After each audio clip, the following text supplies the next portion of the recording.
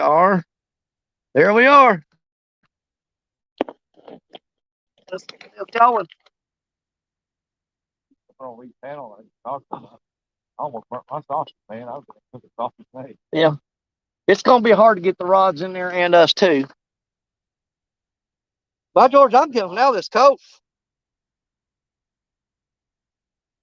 I'm sweating like a pig. All right, we're back on the big Mississippi River. We're back on the big water. David's right there. I have to lean back every now and let y'all get to see him. There he is. And we're throwed out on the main river. Right now, it don't look like the current's gonna beat us up too bad. As long as there's no trash floating on top. Hopefully there's not a lot of grass and stuff floating on the bottom. I think David had one little bite a while ago. We'll see if we can make something out of it. All right. Richard Jarvis just popped in. We're back on the Mississippi, man. Let's see if we can make something happen. We got the big rods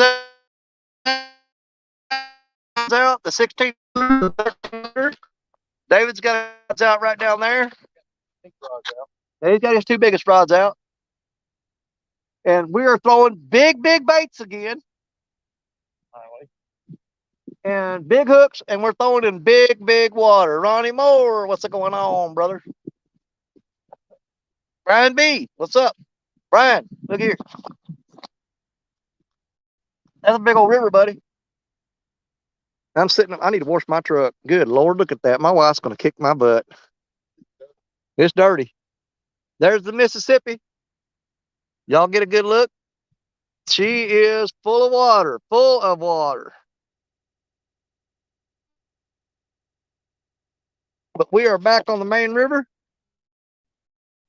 today. We're fishing right over the levee from in town here at New Madrid, Missouri. If we do I got the rods set up along the back here. We got them spread out. We've got 5 rods out right now. I've got the 3 big surf rods out, like I said.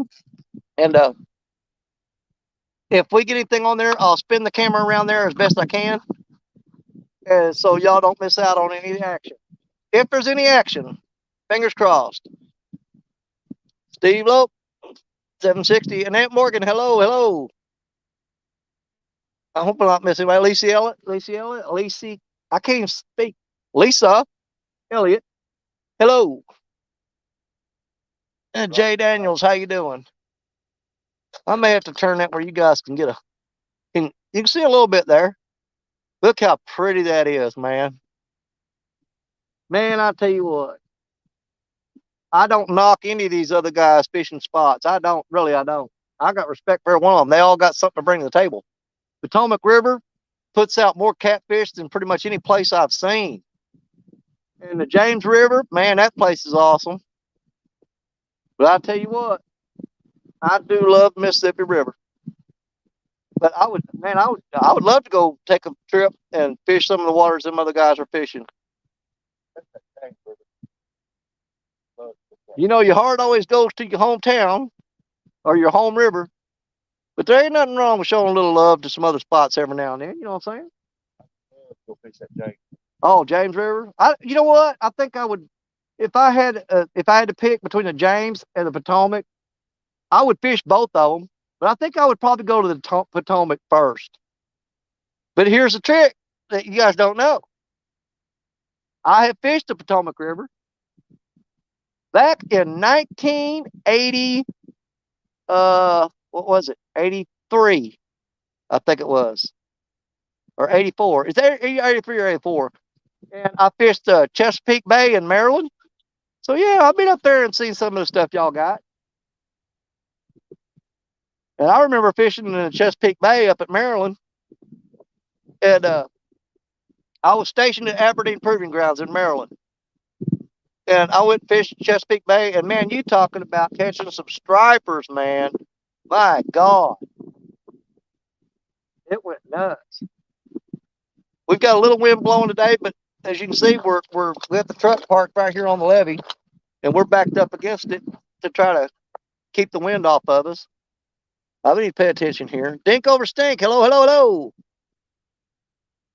I'll try to keep up with y'all. It's really hard to see this phone and watch these rods. Joy Daniels, hello. Of course, I see more anymore. I think we pretty much said everybody. If I missed you, I apologize. It don't mean we don't love you. It just means that we're stupid. And I'm sure that Joy and Scott will be up here in a little while. I'll drop a link. Then I'll do it right this time, I promise. Invite guest, hit that,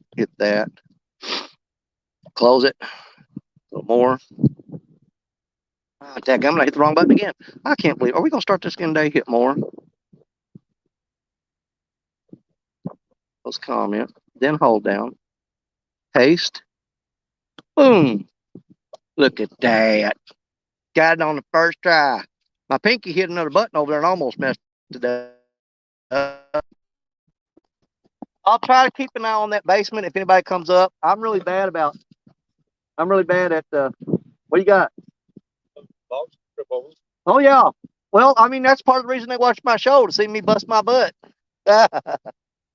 He's gonna move all the logs out of the way because he knows that I'm gonna trip if I take off running the crosshair. Annette Morgan, I think I said hello to you already. I don't know if I did or not, but I am now. Hello, Annette Morgan. We're on the Mississippi River at New Madrid, Missouri. We're just over the levee from the town. Normally we fish way up around that bend right there. You got to drive like 12 miles to get there.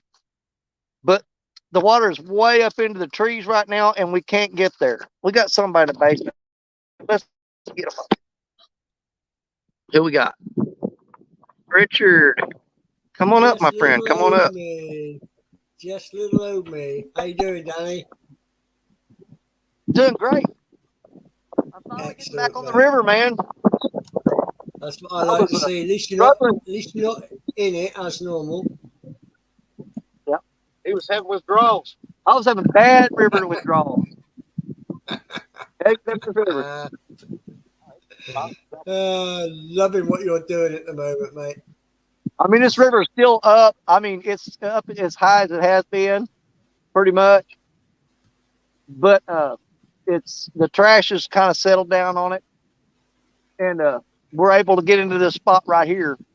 You can actually go over the levee from the town there, and just pull right up in this parking lot. Excellent. I don't normally fish here because of the fact that because the town is. I mean, it's just if you go over the levee behind me, you're there. But yeah, this place catches a lot of pressure from locals fishing here. And so I always like to go way upstream in spots that they don't get to. Down East Tackle. Hello, hello, hello.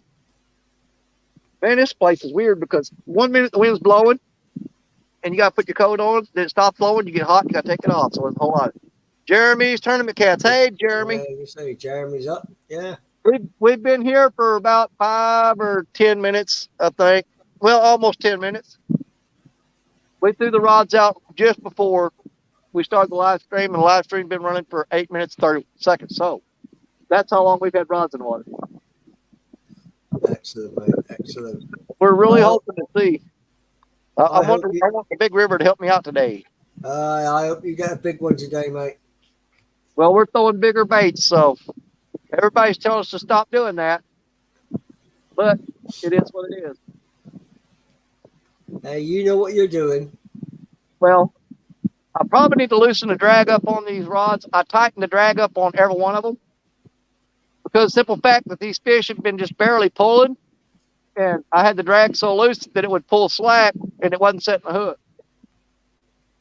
But right now I've got it tightened down all the way, and that's really stupid because if you catch one of these big Mississippi River cats, he's going to pull that rod down and either break that rod holder, break that rod, or break that line. So I am going to hop up in a minute and loosen them drags just a little bit because I don't want to lose them rods either.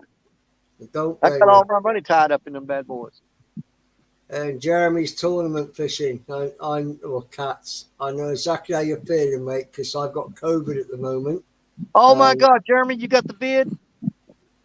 I think somebody might have mentioned that to me. I didn't know. Well, Jeremy, I'll fish on your behalf, brother. And hey, Rustic Outdoors is right there. There he is. He's with me Hey, here. Rustic, how you doing, buddy? Yeah. We got our rods in such a wide spread right now that it's really hard to get us and the rods on the camera. So we'll either have it on one or the other. And if we hook up on a fish, we'll turn the camera toward the action. Okay. Hooks and hammocks, Chris, how you doing, buddy? Let me jump up. I want to loosen the drag on these rods just in case something gets over. Man, sun feels. See the sun come out behind a cloud and now I'm hot. Yeah. I mean, I feel like I'm a turkey in an oven bacon just in 5 seconds. Behind that cloud, though, it gets cool.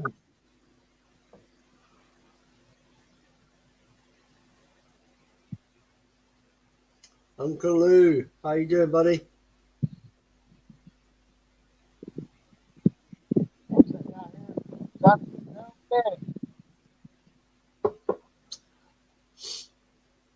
Don't forget to share this all on your social media, guys, please. Terrific channel. Anita Morgan, hello. Hey, Rustic, you all right, mate? Hey, yeah, I'm sitting right here beside Danny. We're trying to get it done. We've had our fill of dinks. Now we want some monsters. Absolutely right. Let me grab my. Oh, my truck's dirty. Well, whilst you're waiting for the fish to bite, have a clean of your truck.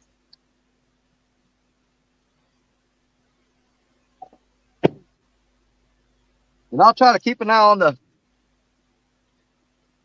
on how much battery I got left on the phone today. Yesterday, I goofed around and let the phone die, and then that turned into a whole big ordeal because I got plenty of battery pack. Man, that sun. How are you? I'm having to look straight up to that 16-foot rod and that 13-foot rod, and I'm staring right at the sun while I'm doing it.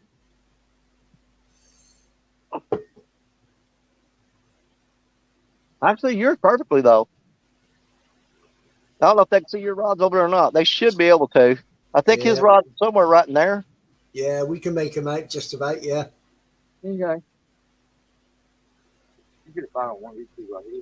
I'll turn that camera. Oh, yeah. Well, all I got to do is grab it. All I got to do is grab it and do that. And get it on there. But, of course, if I hook a fish, I'm going to back up to about where you're standing anyway. And I'll still be in shot. I can bring that rod back up to the truck. Close that bank. I'll be cameraman. We'll get it done. But just to kind of give you a layout of this spot right here. We're sitting on the edge, on the bank. If you go out, it slopes down gradually, and then it drops straight down for about 6 feet, and then it levels off, and then it drops down for about 5 feet, and then it goes out, and it keeps doing that. It like staircases all the way out there. And what we found in the past is you throw these rods out, and the current will drag your line back up, and it'll hit against one of those ledges and hold there, and them catfish will swim along that edge and find that bait. Now, the tricky part is when you hook up is to pull that fish up and then across and then up and across, because they'll dive down and it'll dig your line into the muddy bottom where that ledge is, and it'll slice into that mud, and they'll break you off if you're not careful. You got to get that fish up. Parker Pursuits, hey, Jerry, what's going on, buddy? Can't you just wind him in fast and come up over it all? Or is that not a thing to do? Yeah. Man, that bird, what is wrong with him? I don't know. He's weird. I got a bird that landed right here in front of my feet, just sitting there looking at me like I'm in his spot or something. We got right now our bait. I got a big skipjack head out on the biggest rod, the 16-footer. I've got a piece of skipjack out on the shortest rod, and I've got a cut moon eye that I caught this morning that I chopped in half and put him on the medium rod. I call it my medium rod. It's a 13-footer. And David's running. What are you running? You're running. He's running straight skipjack. We do have some chicken. We may try some chicken here in a little while. But all the bites we were getting yesterday were on skipjack, so we're kind of holding true to that thing. And I do have some live bluegills, a bunch of them. Oh, yeah. But here's the thing. We had this discussion this morning with somebody else. They're talking about catching flatheads, use live bluegills, and I agree. That's what flatheads eat, live bait. I get it. I got it. But almost every flathead I've ever caught has been on cut bait, but it's been really fresh. I mean, you got to kill it, put it on the hook, and get it out there. And almost, I'm going to say 90% of my flatheads have been caught on cut bait, not live bait. Now, I used to run trot lines on the river, and I would bait up with live bluegills. Yeah, you'd have tons of flathead on there. But on the rod and reel, I'm going to say my success for flatheads with live bait has been 10% versus 90% cut bait.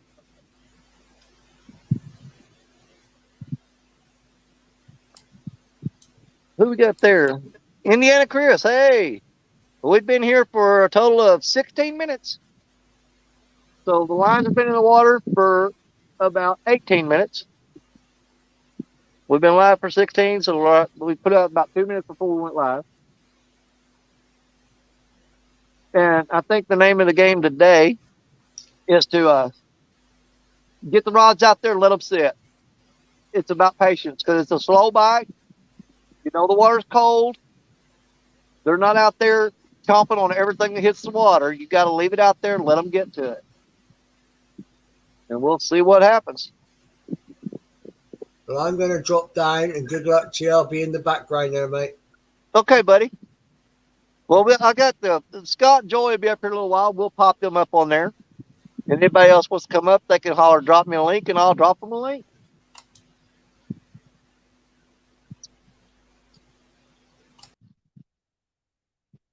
But if we're going to catch any big ones on the river, this is the spot we got to go to do it. It's the only choice we got. So we're kind of stuck here. Always walk, take that somebody steal it out of your truck. Yeah. Well, I don't think you can get in down there. There's too many logs. I'll talk about that with Marcy. Okay, point. You got to park outside the gate.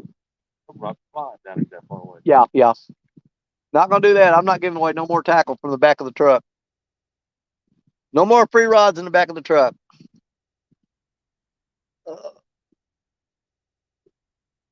Oh, Indiana Chris is Chris Usselton. He changed his channel name. I didn't know that. Well, that's good to know. Indiana Chris. Well, nice to see your new name, man.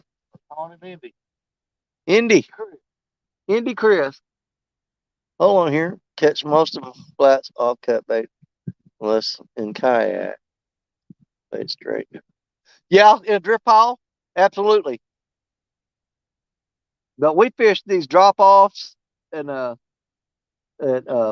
rocky areas, and we generally do better with cut bait on flats.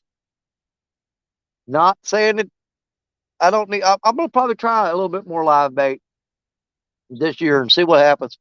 I probably, to be in full disclosure, I haven't put as much effort into throwing live bait as I have cut, so that may be why I catch most of them on cut bait, just because that's what I'm throwing. I do live bait every now and then, very rarely. I just like that cut bait. It seems like you're getting more scent out in the water and everything. And in this fast current area here where we fish at, if you throw a live bluegill on there, depending on how you hook him, and you throw him out there and that current's just ripping, I found that most of them die pretty quick from being banged around in the current. Because we're catching these bluegill off of little ditches and ponds and stuff, and they're not used to that fast water, I guess. I don't know. I'm trying to find the backlash. What's going on? We're on the main river today.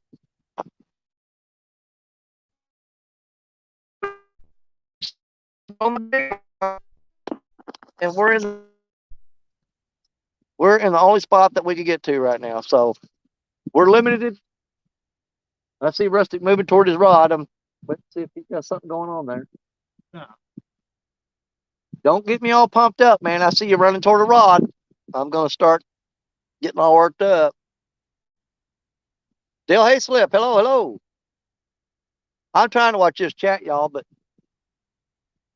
if them big rods go off, they're so high in the sky, I have to look up to see it. So it requires a lot of attention. Take down, take down. Well, I got kind of like a hiccup burp thing going on.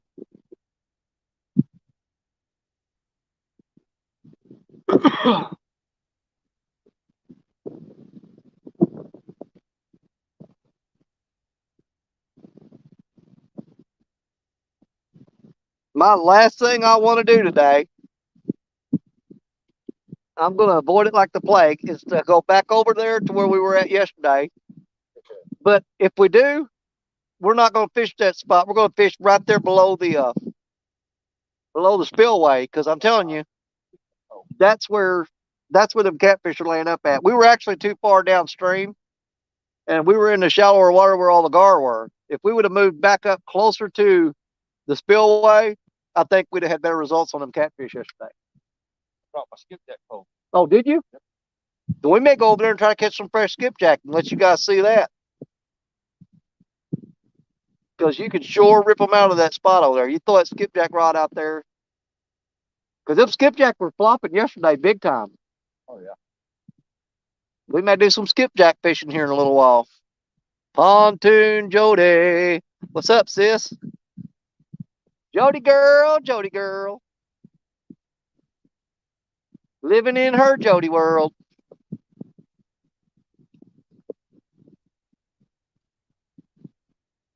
I just want to catch a decent sized blue cat, and I'll be happy.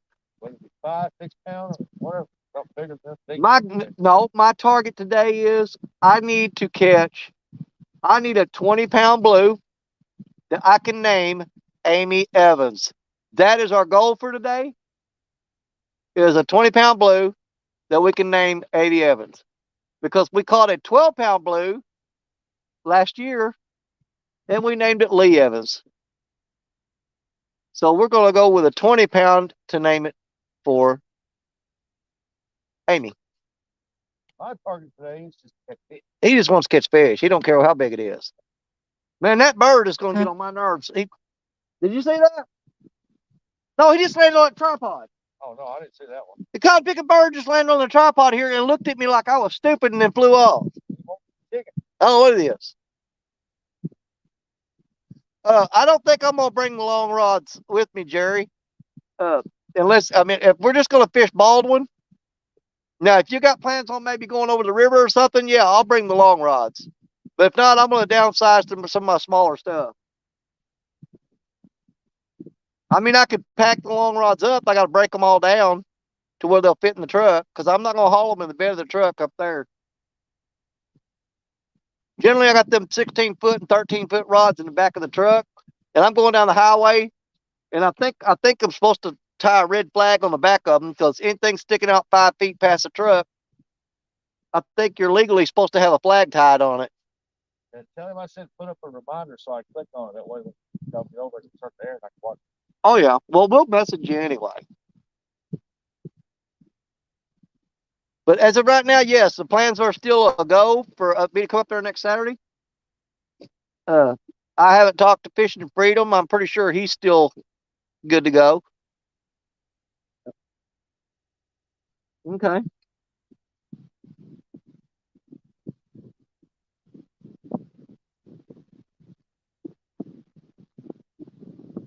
Waiting on a takedown. See, I did the country version of Has a Song. Evan, hello. Baldwin has ledges for bigger fish. Evan, what are you calling a bigger fish on Baldwin? I know it's full of blue caps. But what would be a big fish on Baldwin? You, you take your coat off when the sun's out, and you put it back on when the sun goes behind a cloud. So that's all. Okay, well, if I bring any of the big rods, it's going to be the 16 footer.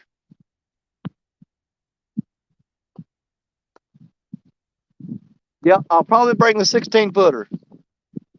I may bring that 10 footer with me, but the rest of them, I think it's going to be the 7 footers that I got that I don't use very often.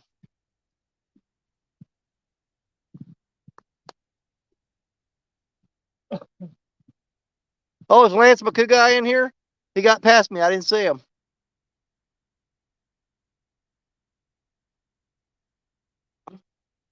You've caught them up to 60 pounds in Baldwin.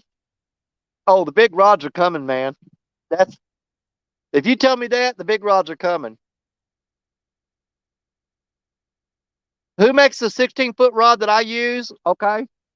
Well, I ain't gonna lie to you. It's a cheaper rod. It's not that expensive. I think I paid like $40 for it. It was on sale at Bass Pro Shop in Memphis, and it's made by Offshore Angler. Okay, it's the company that makes them. And I buy a lot of that offshore angler stuff down in Florida when I'm down there surf fishing. So yeah, my biggest rod I got, the 16 footer, is an Offshore Angler. What is that? A Trophy Plus? Let me see. Huh? Power Plus. Power Plus Trophy Plus.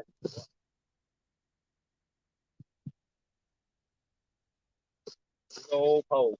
Yeah, that thing's huge. It's an Offshore Angler Power Plus Trophy Class rod, but it's actually made for surf casting on the beach.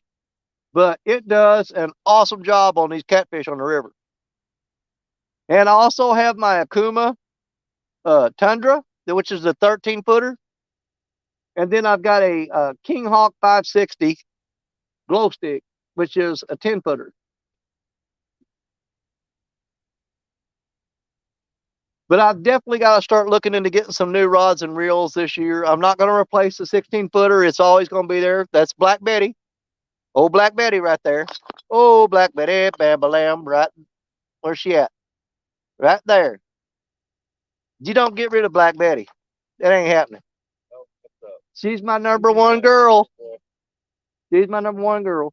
But I am going to start looking into maybe getting a couple more Akumas. Um, when I start getting into the shorter rods and stuff, I'm going to start looking at maybe some Uncle Lou rods. But as far as these big ones, yeah, I like the longer rods for the Mississippi River to get the distance that I'm casting. But I've got a lot of spots that I fish here that, quite honestly, I would rather use an Uncle Lou rod than the big one because it'd be more suited for that area of fishing. Eddie Gross, hello, hello. CBA, I think I said hi to you a while ago. If I didn't, I apologize. I'm saying hi now. You got a 16-foot telescopic pole.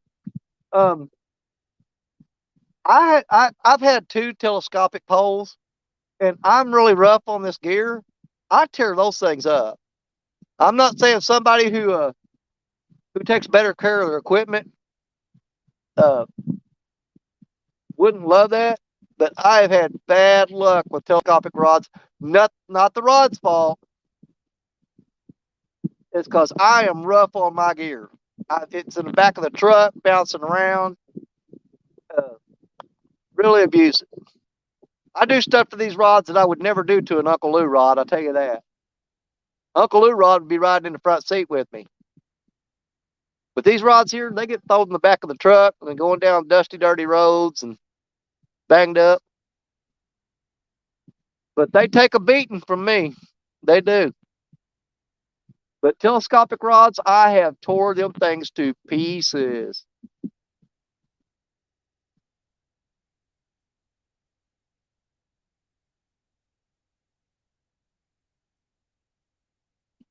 Matter of fact, I think the last telescopic rod I had, and it wasn't a really big fish. It was just over 30 pounds. And man, that thing bit over, and that thing, it gave it at one of the spots where it meets. I don't think I had the rod pulled all the way out and seated, but it had enough pressure and leverage there that it broke that rod.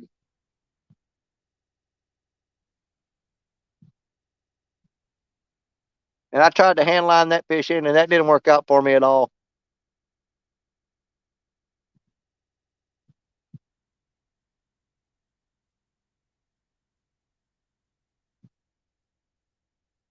This is going to be a slow bite today if we get anything at all. But we're in the only place right now that we've actually got a shot of showing you guys a big fish.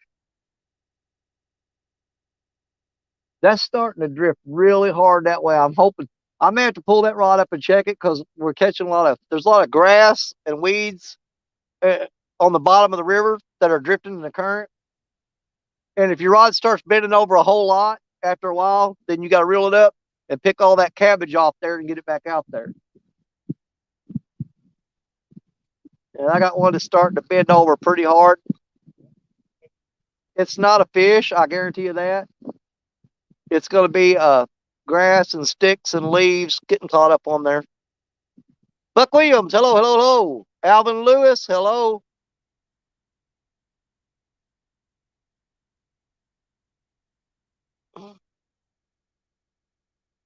Is that a bot? It looks, I can't, it's BYNTFYEIR. I'm thinking that's a bot. I hope it's a bot because I'm fixing to pop them.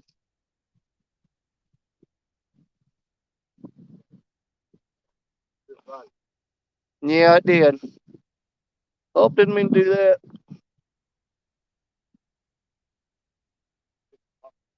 I should have some moderators in here, I hope. You know, I've had to go redo that so many times. I've got about 25 people that are moderators, and every 2 weeks, I have to go back and check and make them moderators again because it takes them off there. Somebody done got the bot. Somebody done got the bot. Got the bot. Got the bot. Fantastic. Appreciate y'all. Appreciate y'all. I sound like Hannah Bear now. Appreciate y'all. I ain't drinking out of that cup. I got a Mountain Dew in a bottle. I'm going to have to pull that big rod, clean it up, and throw it back out there. I think I got cabbage on it. You ever drunk water out of Mississippi River when you got real thirsty? No. No. Never. I took my shirt off and scooped it up, just let it purify through the shirt. That explains a lot. Yep. There ain't no way I'm drinking water out of the Mississippi River. Man, there's people in St. Louis peeing in this water. And Chicago. I ain't doing it.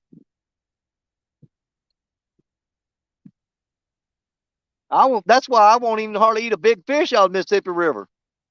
Oh, I don't eat no fish out of the river. Oh, I eat the small ones. Real time catfishing, John and Dana Parker. What's up? What a beautiful day it is today. I hope we catch catfish, but if we don't, I'm still happy anyway. Because I'm sitting on the river, sun shining on my face, and there is no better ever place that you could be today. That didn't even work out for me. He said he didn't never drink out of the Mississippi River. I don't drink out of the Mississippi River. I'm sorry, it's not going to happen. I don't need giardia and dysentery and whatever else you can catch out of there. There's crap in that river that's probably toxic for sure. Oh, I went back today across there. After it's just an open hole in the water. Well, the thing about it is, if you're talking about dirty, and I'm talking about, I figure the Potomac River, at one time, wasn't the Potomac, wasn't it so polluted that you absolutely weren't allowed to eat the fish off of the Potomac? And I think they kind of eased up on that. Lead. Yeah. Hot lead. Yeah. Absolutely. Y'all can't see up my nose, can you? Because it's itching, which concerns me a little bit. I sit here long enough. I'm not cold enough to get stupid yet, but I'll lose my mind here in a little bit. Y'all know how it happens. I sit around too long, and it's stupid time. See, the sun's out. Got to take my coat off. It's hot again. Seriously, that is ridiculous. That is ridiculous. It's going to go behind that cloud, and I might put it right back on. Oh, I'm doing the same thing with my glasses. Uh-huh. Hold on, hold on. Come on, take down. I want to see a fish today. I want to see a fish today. You want that pole bend.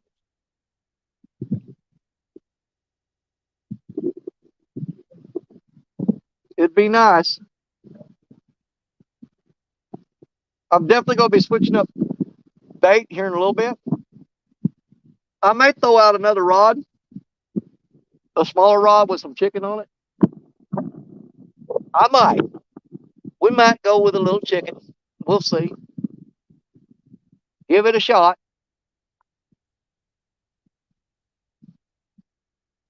See, look, that rod was bent. Now it's not. Yep, right now. Okay, what happens there is you get those leaves and grass that'll pile up on the line and it'll pull tight, and then that sinker it'll be locked in somewhere. It'll get enough pressure on there that it'll dislodge that sinker and it'll float down. And it's looking for another spot to lock down. Once it does, that rod will bend down again. Because it'll actually pull that sinker out of a spot where it's found it to lock in. And I've come over here with people that let's say aren't as experienced about fishing on the river, and that the current will cause that rod to bend down when trash hits it, and they'll start freaking out, screaming, "I got one! I got one!" No, you don't. Because when it's pulled down like that, you know, even a flathead. If you ever watched, Jody knows what I'm talking about. Hey, Becca, what's up? Jody can tell you. I've seen flatheads bite, and they'll just take that rod and go like that right there, and pull it down real, real slow. But then they'll start doing that. Okay. Now, if you got trash on the rod, it's going to go down like that, and it's just going to sit there, and it's going to sit there and just pull like that, hanging. And look at me preaching to the choir like you guys don't know all this stuff. Y'all know what I'm talking about. Oh, yeah. That ain't the bedroom voice, I promise you. We're going to start with some radio announcing in here today. And today we've got 3 rods sitting out on the bank. And they're not catching anything right now, but we will hope and hope and hope and hope that changes very soon.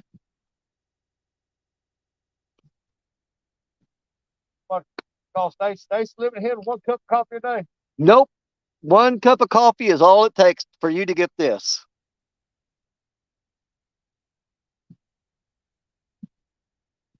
Could you imagine me on drugs? That'd be, oh my God, unbearable. Mountain Dew coffee, that's what keeps me running. Every now and then I take a Tylenol because I give myself a headache. Daggone, man. That's pretty bad to give yourself a headache. I think I'm going to pull out another rod and bait it up with chicken and throw it off in that right there. Hey, dang, look at that white foam. Just that one spot. That's what I'm saying. That's where the fish will hold at. If you see a spot where, if you look on this river, this is how you find the fishing spots. There'll be like some white foamy stuff floating on the water.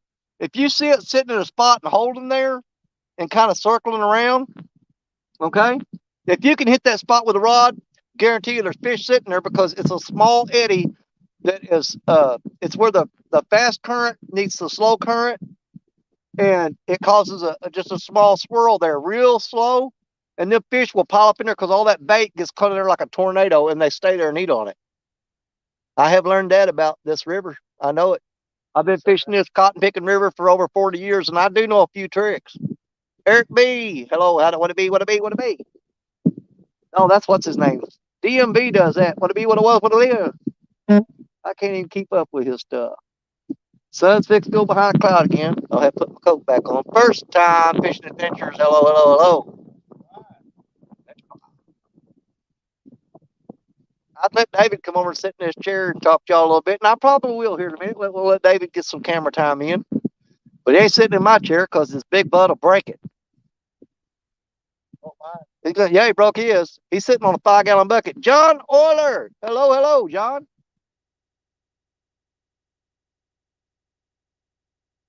John's a big brother. You know what? I bet you know how much fun my life would have been if John would have been my big brother. Man, I'd love for John to have been my big brother.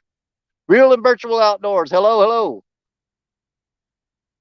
I'm just looking over here now and then. So if I missed any of y'all, it's not because I don't like you. It's because I can't see. And I wasn't paying attention. First time fishing adventures. Yeah. I don't ignore anybody. I just miss them every now and then. We've got 29 people in the house watching us not catch a fish right now. Man, it's beautiful out here.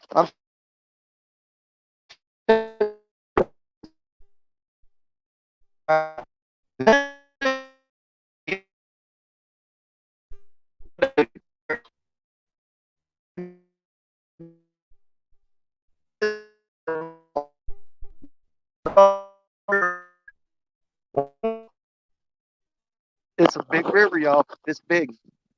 And you can't tell me to have that much water.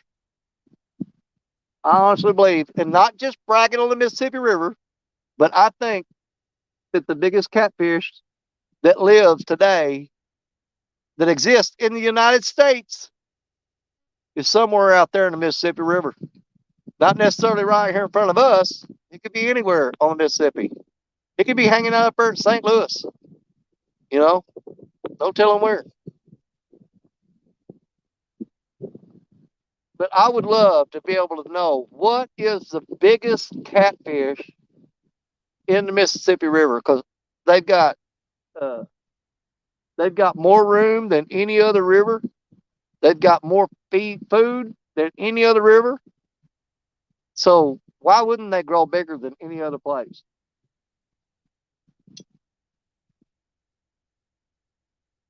And I'd have to look it up. At one time, there's a little spot up here called Point Pleasant. Point Pleasant, where's it at? It's south. It's downstream, right? Yeah. Okay, Point Pleasant is downstream. That guy down there, he caught I think it was a 130-pound blue cat, and he held that record for a long time. I think it's either 132 or 135 is the record in Missouri now. But there's a guy that I know. He don't live far from here, and he caught that state record right there close to his house.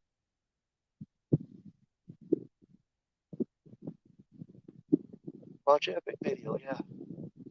And for all y'all don't know, Ava's doing a show Sunday night at 8 o'clock. Is that Central? 8 o'clock Central. And he's going to have all the guys from the Mississippi River are going to be on that show, and we're going to talk about the Mississippi River. So y'all make sure y'all tune in and check that out Sunday night. I was wanting to try to, I'm going to be on the show, Epic and Fishing and Freedom, Rustic, Avid. There's going to be a lot of the guys from Mississippi River. Steve Adams, all your Mississippi boys are going to be on that show. And I was wanting to be on the river, and when I come up on panel and be fishing, but I will have to see, because it's fixing to get real cold here this week. The temperature is going to drop drastically. We're looking for big snow come Wednesday. And so we may not be sitting on the river that night, but we will be there with bells on. Ring-a-ling-a-ling. Guarantee it. We got 34 people in the house watching this right now. I'm trying to sound like big stand or two stands now. We've got 34 people in the house right now watching this, not catching fish. But we're doing everything we can to change that, y'all. Chunky Cats is in the house. Oh, dude, we need some Chunky! chunky poles. I need some chunky luck. I need some chunky luck. Not none of that skunky luck. I need some chunky luck. You know, I noticed that the other day, though, Chunky. I don't know if you heard me say it, but I noticed that when Chunky's not catching fish, Danny's not catching fish. So every time you go fishing, dude, I am out there cheering for you more than anybody. I promise you. I am your biggest supporter when you're throwing rods in the water, because if Chunky ain't catching, Danny ain't catching. I don't know how if we got psychically bonded there or not. If we did, I apologize, because it's going to wreck your brain. Yeah, I've got cabbage getting on that pole again because it's starting to pull down. I need to get some chicken in the water, I guess, just to say we gave it a chance. But we've got skipjack. I got a moon eye that I caught in the cast net, and I got him cut in half. That's all we got in the water right now, isn't it? Skipjack and that moon eye. I've got some live bluegills.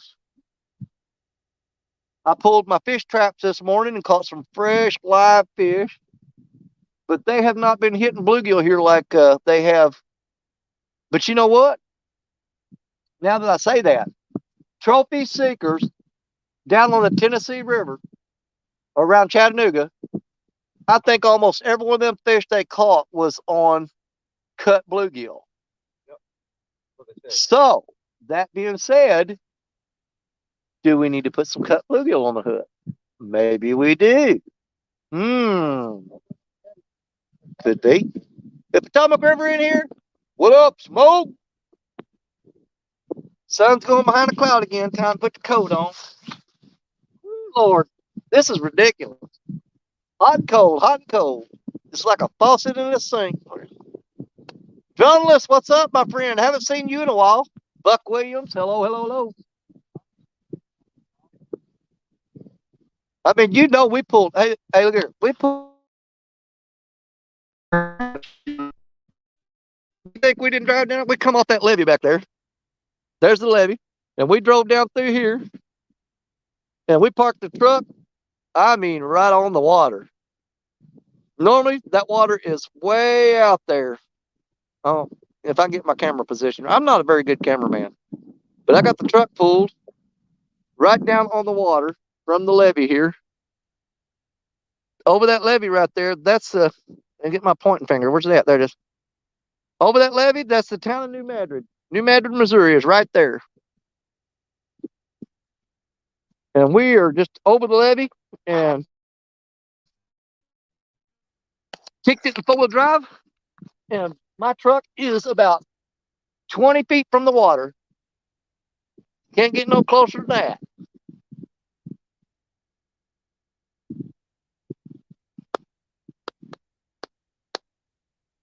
Man, I hope we catch a fish for y'all today. It'd be nice. And here's the kicker. Okay. We're fishing this main river. We're dead serious. We're in the Mississippi River right now. So the odds are down that we're going to catch anything today because of the way the water is and as cold as it is. But we have the highest chance of catching something really nice. Where we're at. Tina Ladybug. Hello, hello, hello. But I think I'm going to switch. I'm going to put out a couple more rods. We want to throw out as much bait as we can and as many different kinds of bait as we can. And if we find that they're hitting on something special, we'll give them some special bait. The only thing I don't have in the water right now, I said, is the bluegill and the chicken. I don't have that out. But we may need to do that. Because I've got a whole bucket full of bluegill, and they are alive and kicking. I pulled the traps this morning, and man, it was full. I had to throw back half of them because there were so many of them in there. It was more than I needed. So I picked out some pretty decent ones and threw the rest of them back in there and threw the trap back out. Because normally I would take them to the house and put them in my aerated tank and keep them. But my tank has got quite a few in there right now. I just wanted to run the trap.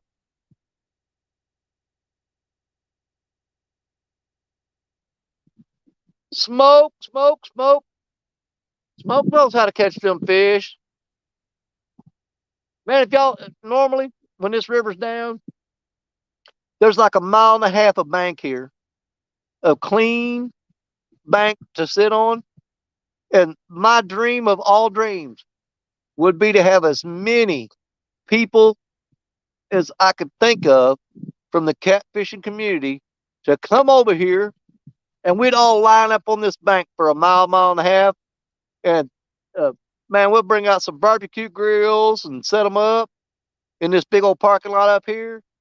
And we'd barbecue, and people sit out there and fish, and we just have a big meet on the Mississippi River. I'd love for all y'all to be able to come over here and hang out. But I want to do it during the warm time. In the warm time, when you guys can actually enjoy yourself and the fish are biting good.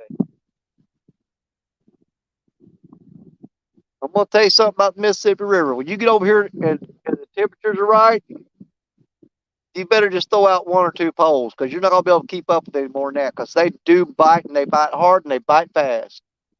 Nothing but pulling on the lines. That's what I seen. Hold on here. Let me back up. Mike Chavez. Hey, hello, hello.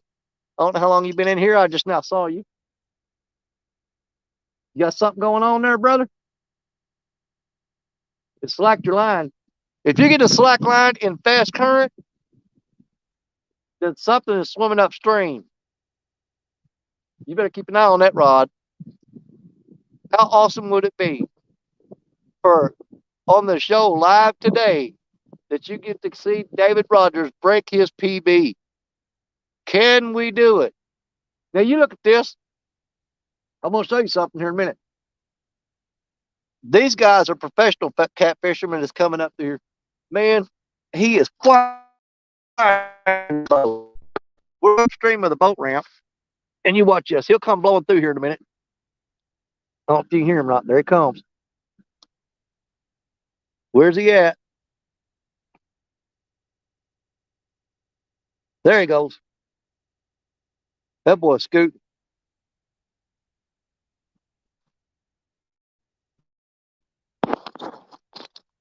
Now you'll see a lot of these boats on the river, and they're doing one or two things. They're either going up there and they're bumping like Mike Greenwell does, but 80% of them have got trot lines and limb lines set out on the river, and they go up there and they run them lines 2 or 3 times a day. He's heading right for that island, so that means he's got trot lines set out up there. That's where he's going. Man, them guys pull up at that boat dock after running them trot lines, and I'll tell you what, it's ridiculous. They'll have the bottom of the boat. They'll be 20, 30, 40, and I've even seen 50-pound catfish, and they'll have dozens of them. I mean, literally dozens of fish. The bottom of the boat will be covered with fish, and they're catching them off the trot lines and limb lines, and I have no idea what they're doing with them. But to me, that's crazy, you know, to catch that many fish with a trot line. Because I used to run trot lines, but we did it for fun. And we stopped doing it because we had to noticing that if you didn't get to the fish pretty early, they'll sit there and spin on it. And man, they'll have their jaw all tore up and ripped to pieces. And it just got to where it wasn't cool no more. You know what I mean? But there's a bunch of guys over here that they go out and they'll trot line this river and jug line it, and which I like jug lining. It's fun. Just for you take the kids out on a boat. That's a fun way to catch fish, throw them back. But they're loading all these fish up in the boat and taking them to the boat ramp and hauling them out of here. So I don't know what they're doing. I don't believe they're taking them to a pay lake, because the fish are laying in the bottom of the boat. They're not in a live well. Most of them are either dead or dying when they get to the boat ramp. And I would hate to think that they're not at least using those fish. If they're wasting them like that, how awful would that be? That they're just loading all them fish in the boat and taking them up to their friends and saying, hey, look what I caught. And just to show them fish, and killing those fish for no cotton picking reason other than just to show people they caught them. That's sickening. Y'all want to look at some river a little bit here? Get a little river action going on there.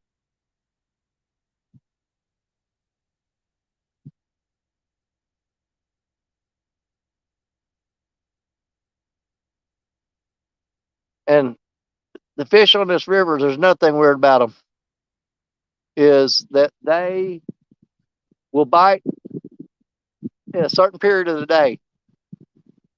You don't know when it's going to be though, because they change it every day. Them fish have got a rotating work schedule that they stick to. Okay, the fish get down and they go, all right, everybody, we're biting at 10 o'clock tomorrow morning. Be there and be ready. The next day they say, all right, we're not biting until 3:30 in the afternoon. There's the schedule, fellas. Stick to it.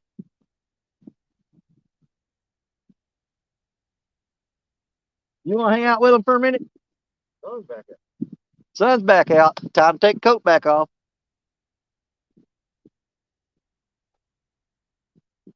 I'm going to move my chair, let Rustic move his bucket over here, and he can hang out with y'all for a minute. Because I'm sure y'all get tired of me. While he's doing that, I'm going to bait up 2 more rods and throw them out. I'm going to put out one that's got cut bluegill on it. I'm going to kill one of these bluegill and cut it up. Hey, Michelle, how you doing, girl? Good to see you. I'm going to put out 2 more rods. I'm going to do one with bluegill, and I'm going to do one with chicken. So, David, move over here and hang out with them. And I'm going to rig up a couple more lines real quick. The question is, which ones do I want to do? That's the question. You got a bunch of them.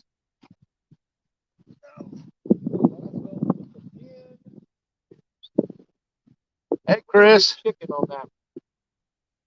Hey, down. What's up, Kenna? Hey, there's Dink. Let's do some chicken. There's Donald's right there. I ain't seen him in a while. Oh, it's all mine. Look at there. Wow, man. John Order.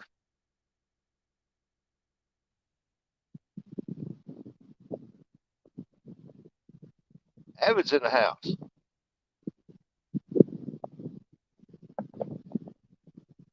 Tell you what, Danny ain't kidding, man. When them hey, there's Steve Locke right there. Whenever that cloud goes behind it, in front of that sun, boy, that temperature drops bad. When the sun comes out, it warms up real quick. Mr. Ronnie Moore.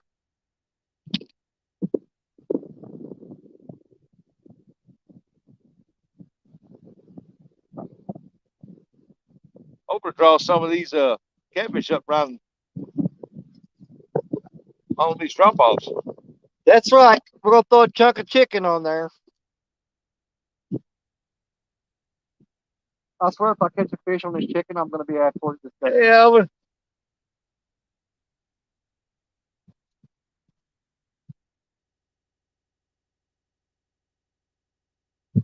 That river's a lot cleaner than it has this past few days. Man, it was bad logs floating out through here. I mean, for about a week. But now it's calmed down a lot, and logs are all done went down south. Steve Adams might be getting all them logs in the river right now where he's at.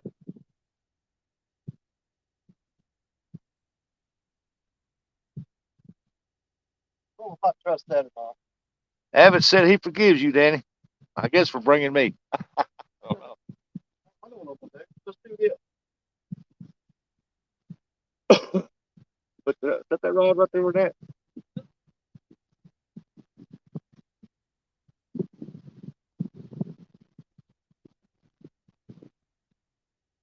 You moving that pole?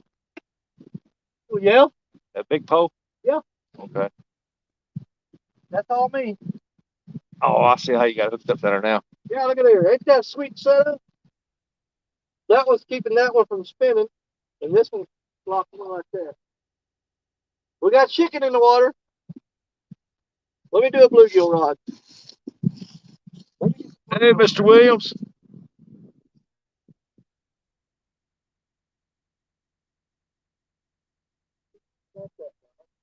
As you can tell, I'm not bundled up like it was yesterday.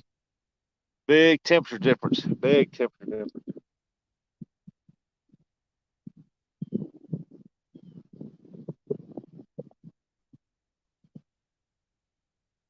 That rod messed up last night, so I'm not. I guess we're gonna go with this one.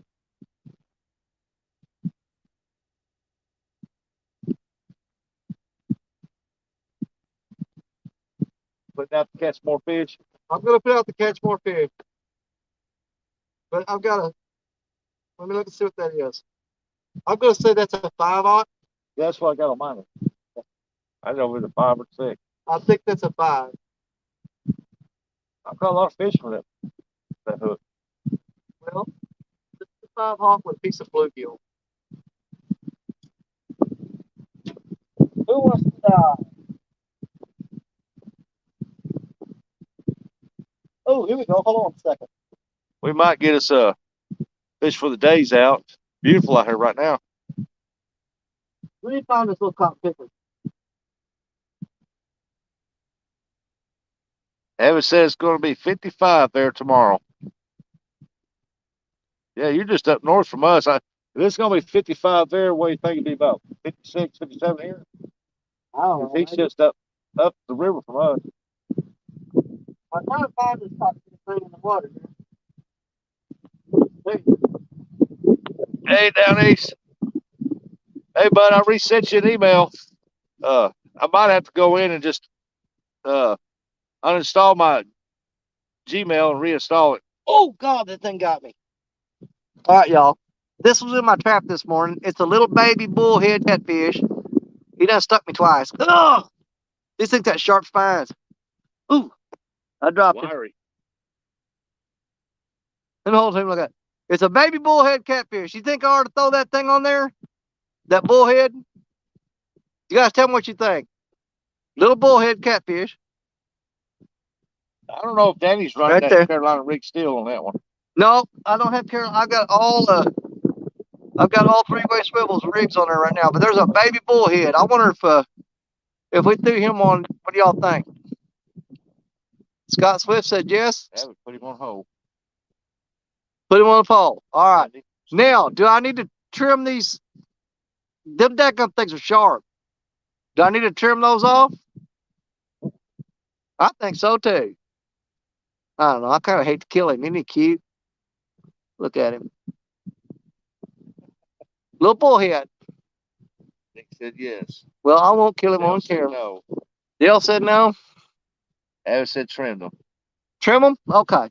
All right, we're going to throw a bullhead out.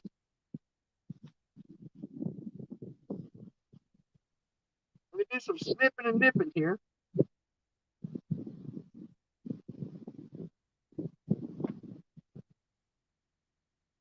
Yeah, I sent you an email. Hey, Don. I sent you an email to downeasttackle@gmail.com. So hopefully you get it. I had to send it twice to John Parker, and he didn't get the first time, so I resent it the second time, and he got it. Oh, I got to clean up that big rod. Look at that. Oh, man, I've got it bent over. That thing is laid down. It's got cabbage on it, I guarantee it. I guarantee you that's got cabbage. Oh, got so much river salad on it, got to haul it lead to get some salad dressing to put on there. Hey, ask him if we need to put this little baby bullhead on there whole or cut him up. You think you should put that whole thing on there or cut him up? I'd put the whole thing on there. That gets good enough. I don't know. I think you get more sin out of it. Cut him up. I net. Think you should cut that dude up? That bullhead. All right, Lance, I will. I'll message you when I get home. Or I'll message you here in a minute. Scott said put him on hold. Ronnie said put him on hold. Chris said put him on hold.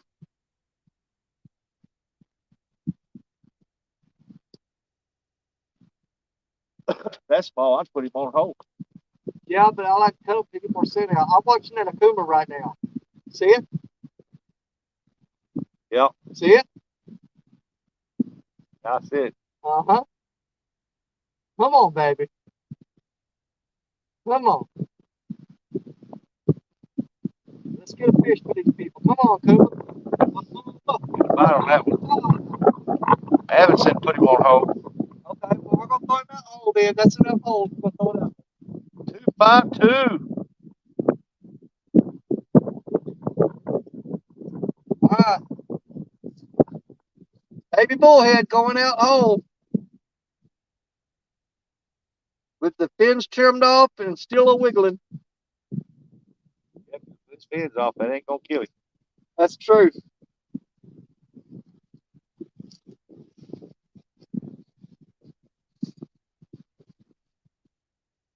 See what it got here to cast. Got that over the shoulder cast going on. Oh, it got some distance on that.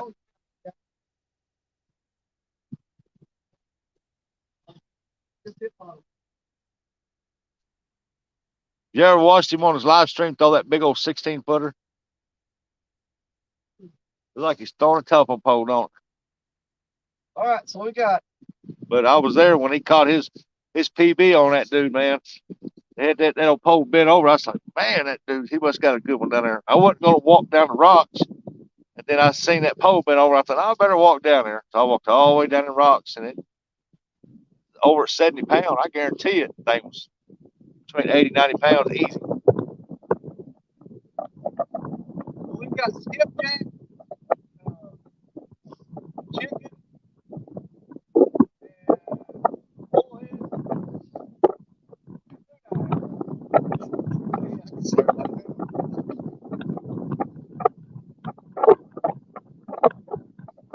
Hey, Kitty Whiskers. Fishing with Steve Mosley. Mr. Mosley, how you doing? Big man. I think I said big man. Chat's moving pretty good. Yeah, it is.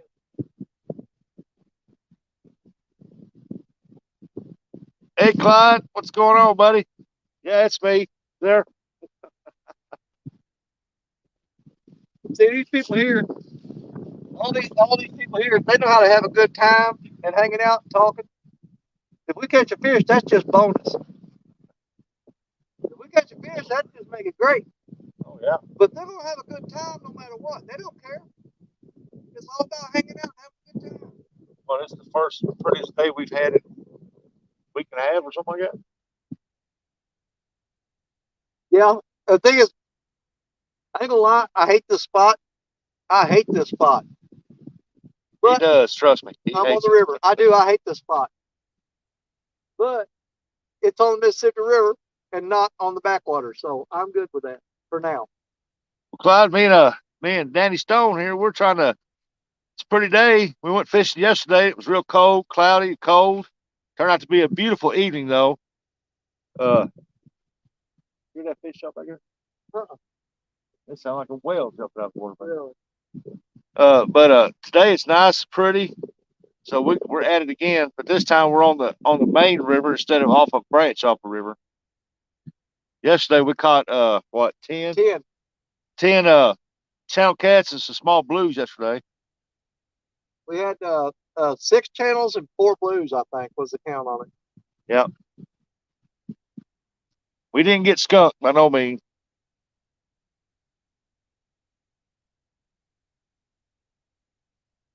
Well, that there ain't moved since he hit that one time. I know it. Made that sinker move. I know it. That's the only thing bad about when it's high like that. It rivers move faster. And when they hit it, that sinker move down 15 feet. Yeah, it will. Move right away from them.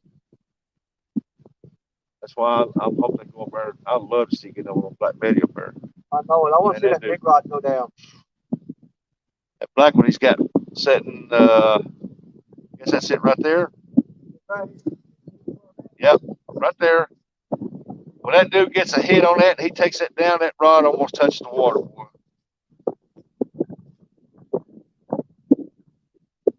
Hey, Joy.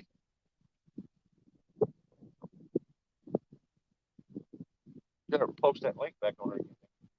Yep. Let me drop the link real quick. Oh, see over. Post that link in. Oh. We will drop the link. How many people got in here? We got 25.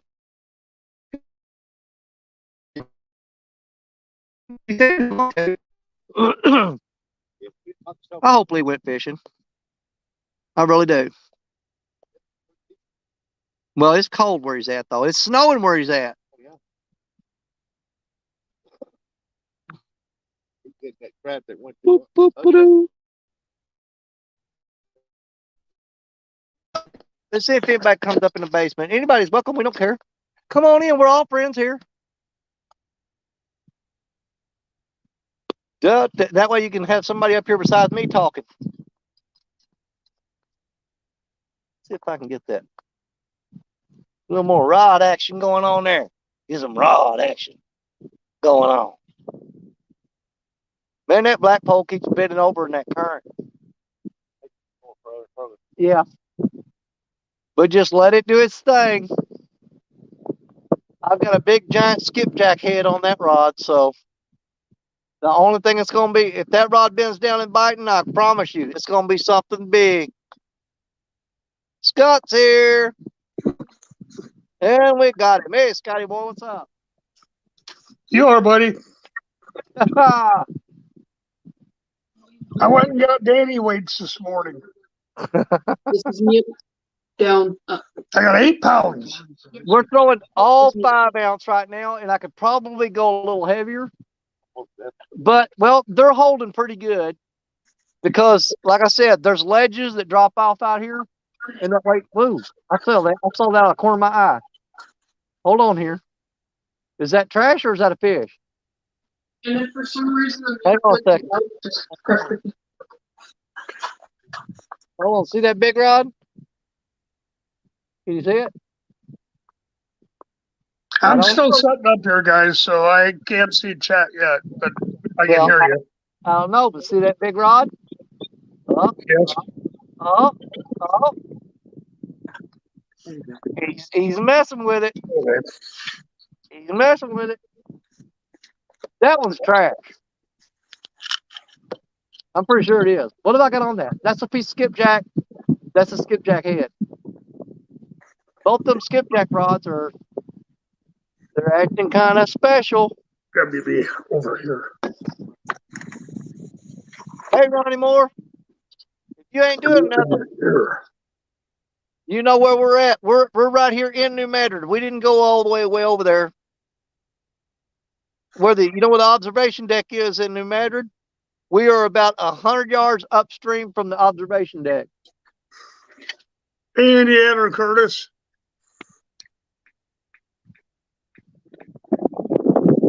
Don R, how you doing, buddy? Don's in here? Yeah, Don R and Indiana Curtis just stepped in.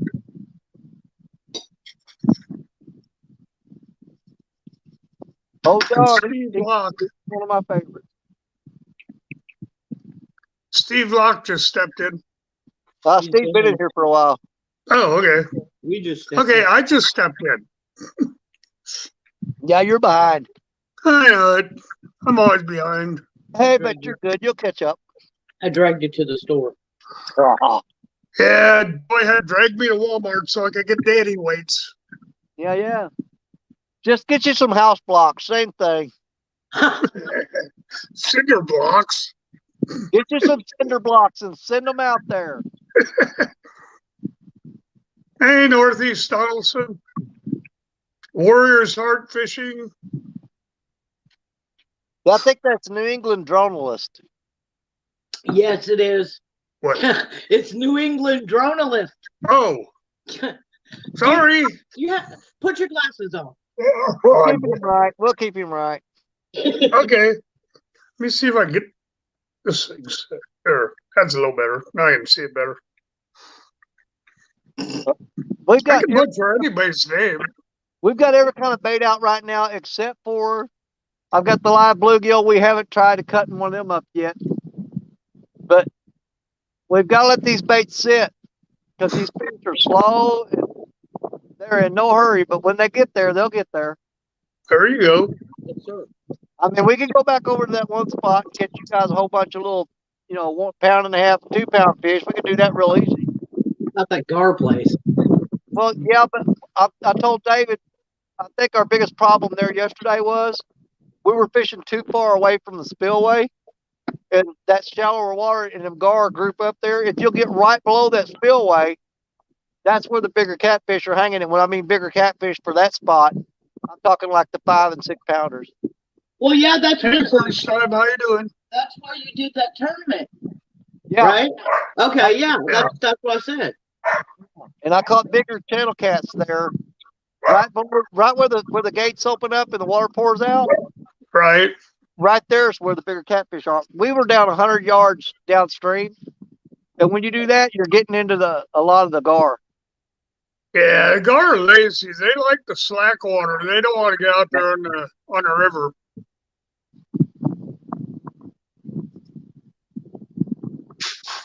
But we're going into this today with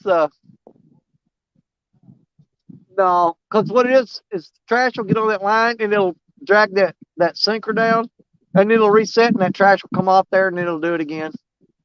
I got you. It's The water go down at all overnight, Danny? Warrior's Heart. Hey, brother, what's up?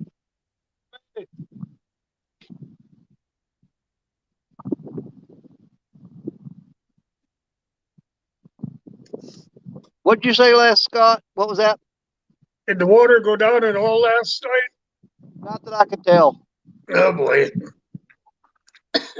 No, it's just that all the trash that was floating down is pretty much cleared out. So we're able to get. We're right here in town in New Madrid. I got you. It's a clear bank with no trees. It's not my favorite spot to fish at all, by no means. I actually hate fishing here, but it's the only spot that I got where we can get access to the river. So Oh, there you go. this is where we're at. Those spots are just way too muddy or Well, they're up in No the water's still up in the trees.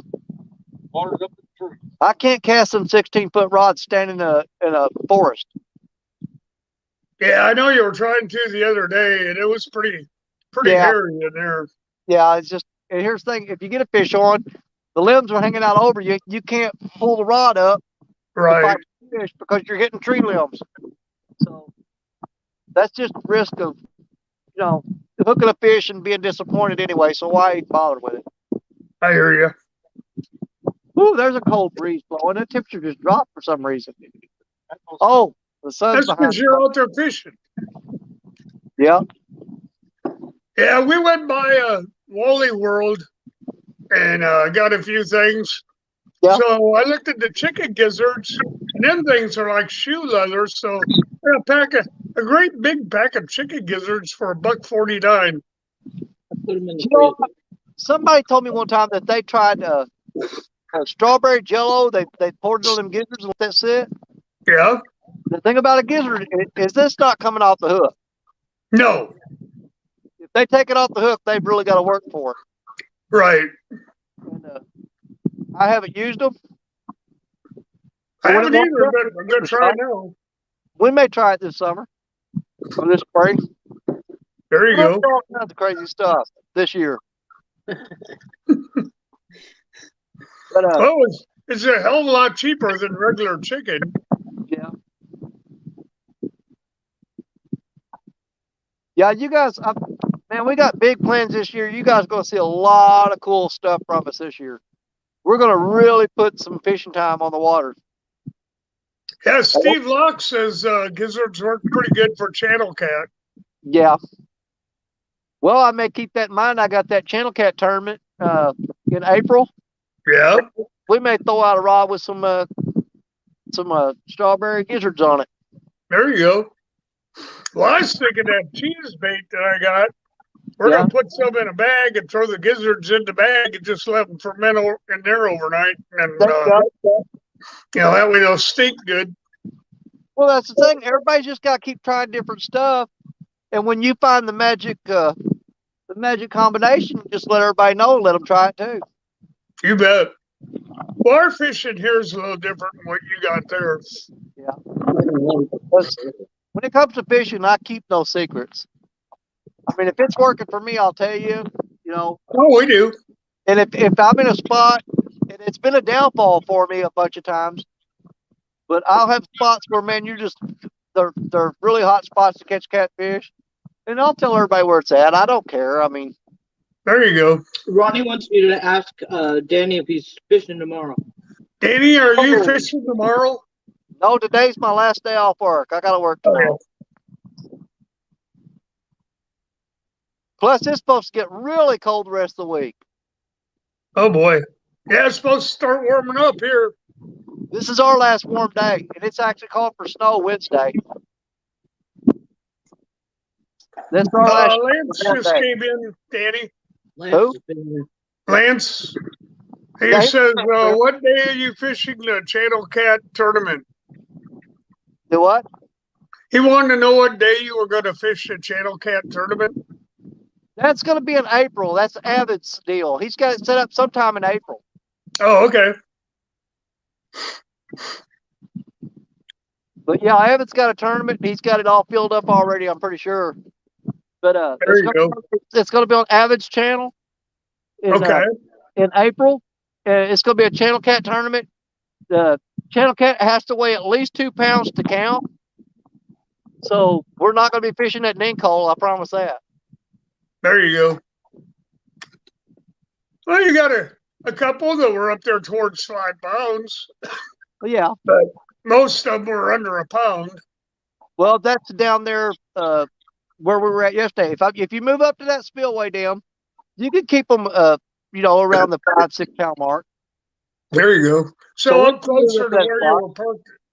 So up closer to where you were parked at, huh, Daddy? Yeah, exactly. Instead of Okay. walking across that field and going around that bend, Right. the thing is, there's a lot of huge channel cat on the main river. Yeah. You got to use stuff like worms. They bite more on worms and cut shad.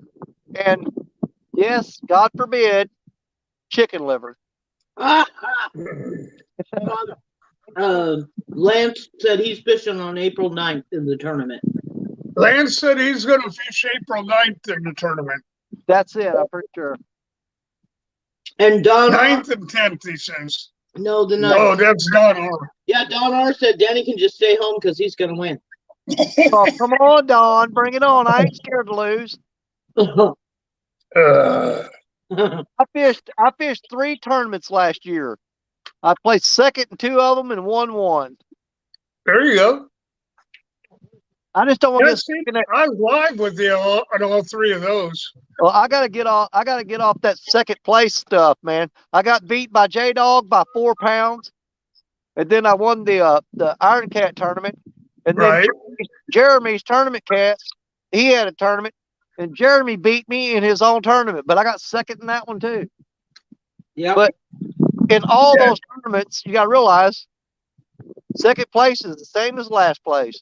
Yep, that's first place loser. Yep. But there's a first in there somewhere. Yeah. You're doing all right, though, Danny. I mean, you're hitting right there. Yep. Sunfish King, how's it going? Hey, Sunfish. Hey, Lance McCouguy, David Rogers, Rustic Outdoors, said he just messaged you. He wanted to let you know he just messaged you. I don't know what it's about. I've got nothing to do with it.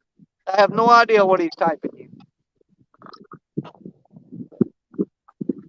It's a secret coded message, and I don't want to know what it is. Ooh. Well, Dave said he was having problems with his Gmail. Yeah, you don't know how to use it. Oh.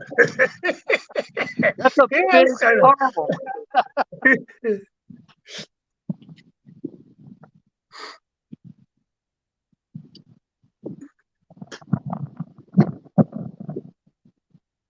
Lance got the message. What's that? Lance got the message. On what? Lance got the message Oh. that he sent it. Oh. Danny, tell Dave that Lance got the message. He can hear you. Yeah, he heard me. Oh, okay. Are you having problems hearing today or what? Well, I can't hear, can't see, can't You say read. you're blind and you can't hear today. What is wrong with you? Get that one pair of glasses and a Q-tip. Yeah, exactly.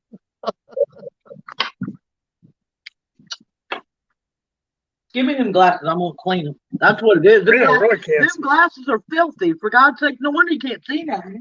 Brad Gale is talking to you, Danny. Hey, caught him.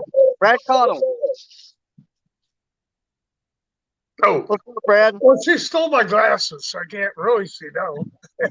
Well, they're filthy. Good Lord. Oh, Brad, don't worry. I've got a couple of spots for channel cat that I ain't, that you ain't seen yet. We ain't been there because I don't do a lot of channel cat fishing, but I do know where to go to get some. I'm usually after blues and flatheads. I like them great big fish. Yeah, we had a guy out here at the lake. They're starting to fill it back up finally. He caught a 2-pound channel cat yesterday. Yep. Do what now? You make thumbnails. I'm not any good at it. The best person I know for making thumbnails is John Parker. John Parker. He makes good thumbnails. And I'm trying to think. I think John Orr can do them too. No, who was it? Creole. Creole can do good thumbnails. What's a thumbnail? It's a picture that advertises what you're doing. I told Oh. you what it was. No, you did. Hey, You don't listen. Hi, Linda. Linda Cox is here. Did you Hello, see what Linda. Linda We've got 30 people in the house. Yeah, that's right, Linda. Man, we need to hook up on a fish. We got 30 people watching. These are some of the most adverse and toughest conditions we could fish in, y'all. So the probability of catching anything with what we're doing right now is extremely low, but it is not zero. So I'd go fishing if I had a 1% chance of hooking up. Because that's just how we are. You'll get something, Danny. Yeah, I'll Danny get was fishing in a hurricane. You know what I'm going to get? I'm either going to get cold or I'm going to get wet. Or both. Oh, you're going noodling? If I have to. Not today. It is way colder than it was the last time I did that. Way colder. Hey, Danny Dan ain't going in the water Thompson, how you today. doing? I'll tell you right now, I don't care if I've got a world record fish and he's 2 feet off the bank. I'm not going in. Yeah, send Dave. I'm not. Dave will do it. I doubt it. Just shove him in. Then he's already. If you shove him in, he's already wet. He's got a pocket knife in his pocket. I shove it in. Out of spite, he's going to cut that line Oh. Oh, right before he climbs out of the water. where's the sense of adventure? It goes away real quick when you hit that water. Oh, I bet. I'm done with adventure. Nope, no, thank you very much. Man, I don't think sometimes you guys realize just how big this water is. This is huge water here. Yep. It is beautiful. It's a pretty area right there. Yeah, because this is what's cool about it. Right straight across over there. Where's my finger? Over there. That's Kentucky, but if you go around that bend over that way, that's Tennessee. So we're right in the middle of some prime fishing area. Not this spot right here. This spot here reeks.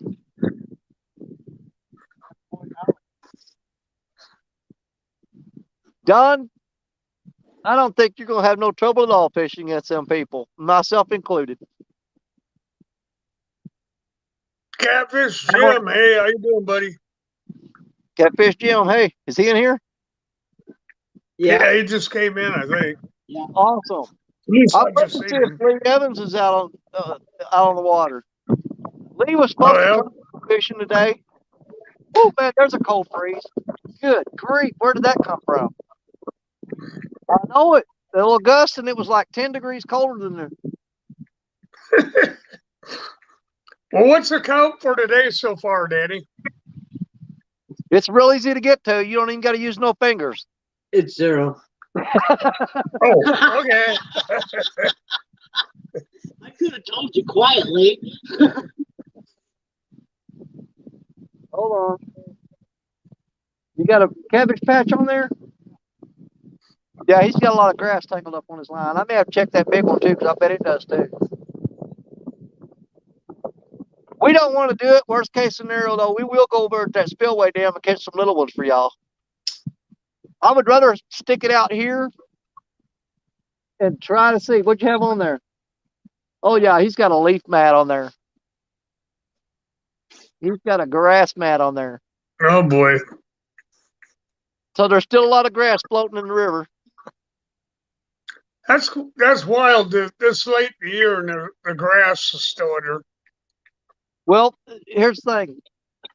What you got to watch for is your rod will bend down and hold there, and then it'll come back up. That means there's a lot of trash on your line and it's pulled the weight loose from wherever it's holding. Right. But it's not that big a deal for the grass to get on the line, but if it gets down there, packed down there, and starts covering up your bait, that's when it's a problem. Yeah. So if you sit for very long and you've seen that rod bend over from the trash, you got to reel it up and clean it off because your bait's probably covered up with junk. Yeah.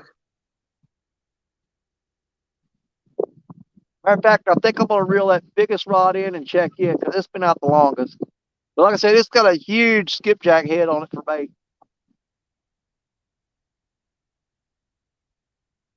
But so far, they've not been interested in anything. Not skipjack, not mooneye, not chicken, not bullhead. The only thing we got left to go is cut bluegill. Oh boy. So we've tried. Yeah, the only thing you'll catch on that salad is some damn grass carp.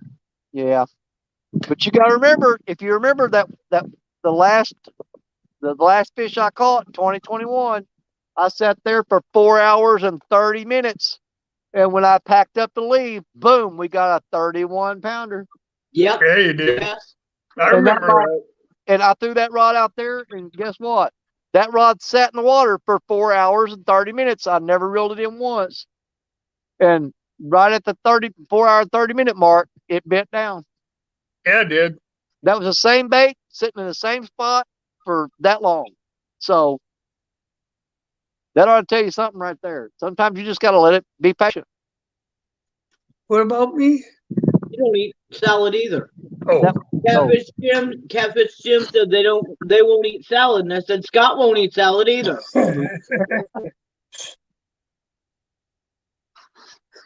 I do once in a blue moon.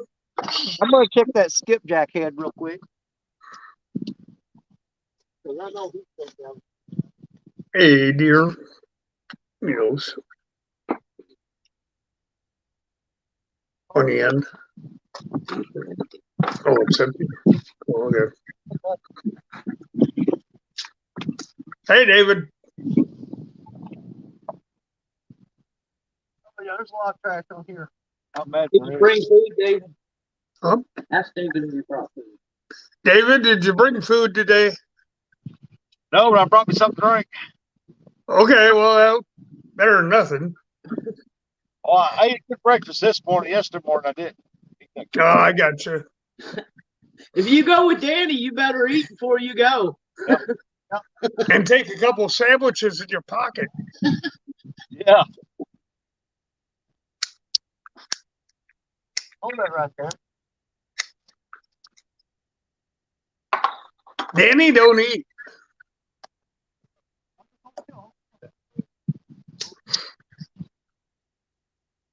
Hey, off the Rose. How you doing, buddy? Hey, Rez.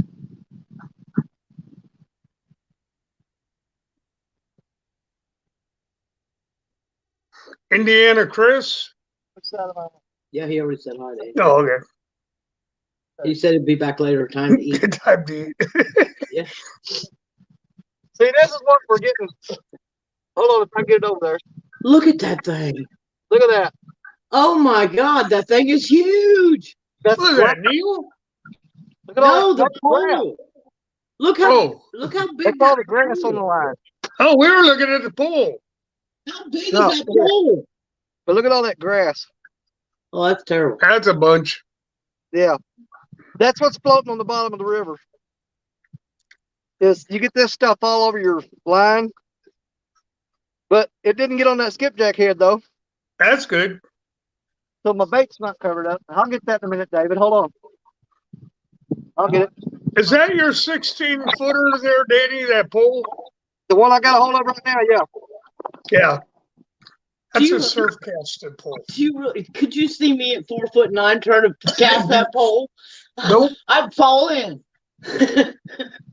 But yeah, you got a ton of grass on here. I have to set that rod way out there and then walk all the way to the end of it. And get the Hell, you grass. could use that pole for a cane pole. You gotta pick the grass off. Jeez. Now we'll get back out there.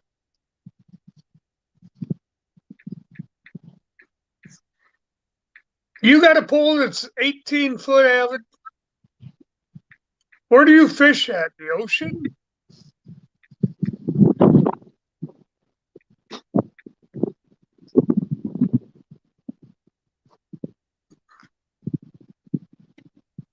I didn't know that was far. Holy cow. That would be like casting a telephone pole for me. That's crazy. And you don't have to cast it very hard.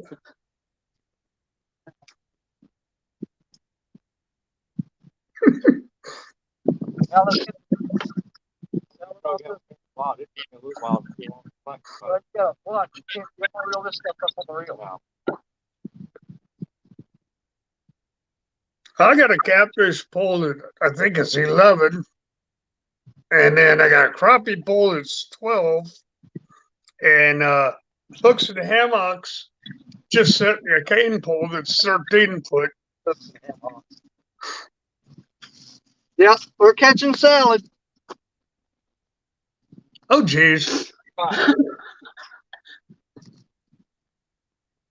Yeah, look at all of the end of the rod there.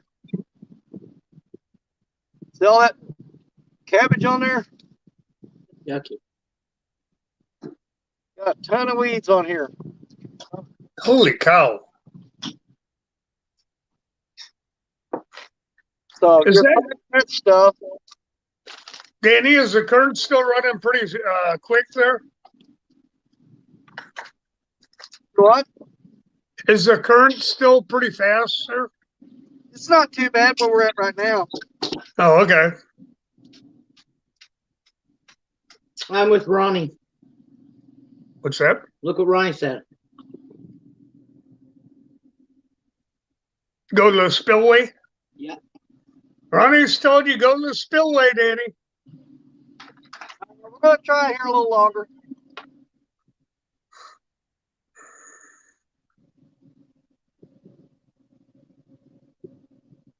Man, that part sounds rough. Yeah, I hear you. Real and virtual outdoors. Avid cast his pole on Friday, and the bait lands on Saturday. Jeez.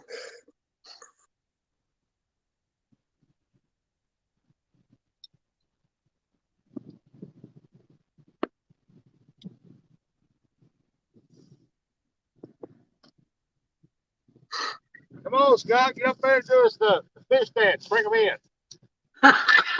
He wants you to do a fish dance, babe. No. Oh, come on. You got no problem shaking your butt. Do it. Do it. Dave's doing it for me. There you go. Get him, Dave. Come on. There you babe. go. Do the Hey, fish doing dance. Dave's got moves. He's doing it. I think he just scared off every fish for 100 miles. They didn't see anything ran. They just say, get me on that hook, get me out of here. He says he's going to file an FCC flight plan to cast that pole. Honestly, we Man, can, I guess, Evan. see, I know without a doubt, honestly, we can pack up right now and go over to that spot and catch a bunch of catfish for y'all. There you go. But they're not going to be big ones. I mean, I'm wanting to stick it out here and see, Haz, what's up, brother? Hey, Haz, how you doing, buddy? He said he's just in time for some dancing, Scott. No. Look at the waves coming up off of that. Hold on. Oh, Look at yeah. that. Danny, let's see your continental drift. Absolutely. Man, that barge stirred up some trash. Yeah, Danny, let's see your continental drift. I ain't doing it. I got a bad back and I got a bad back, a bad hip, pins and rods and screws in my leg. I don't do all that crazy Oh, stuff. boy. All right. We'll give you a break this time. You're gonna give me a break every time, buddy. 'Cause I'm not giving you No, a I'm just choice. going to give you a hard time. I just I'm give not you a hard giving time you a with your 8-pound sinker. With your bowling ball. I'm not one I don't succumb to peer pressure. Oh, okay. I'm too old for that. I'm too old for peer pressure. Okay. Good. Jeremy, Tournament Cats. How you doing, buddy? Start that up. Hey, Danny, That- the guy you beat in that tournament, he just came in. Do what? Jeremy. Jeremy, my butt. Jeremy He tore was my just butt up. talking bad about you, Jeremy, a minute ago. No, he was not. Shut up, Scott. He knows better. Hey, that tournament there, I'm gonna tell you what, if I had it to do over again, I'd do it again. But that was not only did I get a beat down, but I had to sit out there in the soaking, pouring rain, wind blowing, Yeah. and still got a beating. Took a beating in the cold rain. But I would do it all over again, no questions asked. Oh, hey, did he get the bag? What bag? Did he get that canvas bag there? Danny, did you get your fanny pack yet? I haven't got anything in yet. Okay, it was supposed to be on its way. Okay. I got 0. Yeah, we're still waiting on your stickers. Well, those were mailed off Monday, I think, last Monday or Tuesday. Well, today is Monday. I mean, it shouldn't take a week to go It's a holiday. across state. It's a holiday. Well, she sent y'all's off. She sent Mike's fishing home. She sent his off that day. Yeah. And she sent off the fishing musician up in Canada. She Yeah. sent his off that day. So she sent all three of those off the same day. Yeah. Huh. Well, that's fine. Oh, okay. Well, think about what you're talking about. You're talking about Missouri mail and Texas mail. Oh. They deliver our mail on a pony half the time. Yeah, No, it's an eagle. hey, the check's in the mail. There you go. No, but she got them all sent off and no problems. So it's just Oh, that's good. but no, I haven't gotten any of the stuff in from the tournament yet. Okay.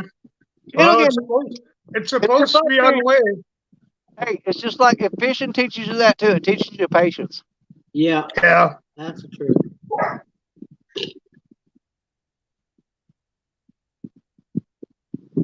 A lot of it. Yeah. I don't know. I'm sitting here and I'm trying not to talk myself into going over there and channel catfish. I'd rather stay on the river. I hear you. But the thing that really kind of that put a damper on me is reeling in them 2 rods and seeing all that grass on there. Yep. That's going to make it extra hard to catch anything here today. Yeah. There's still a lot of grass on the bottom. It's just grass that's floating along the bottom, and it finds your hook and wraps all up on it every chance it gets. Yeah.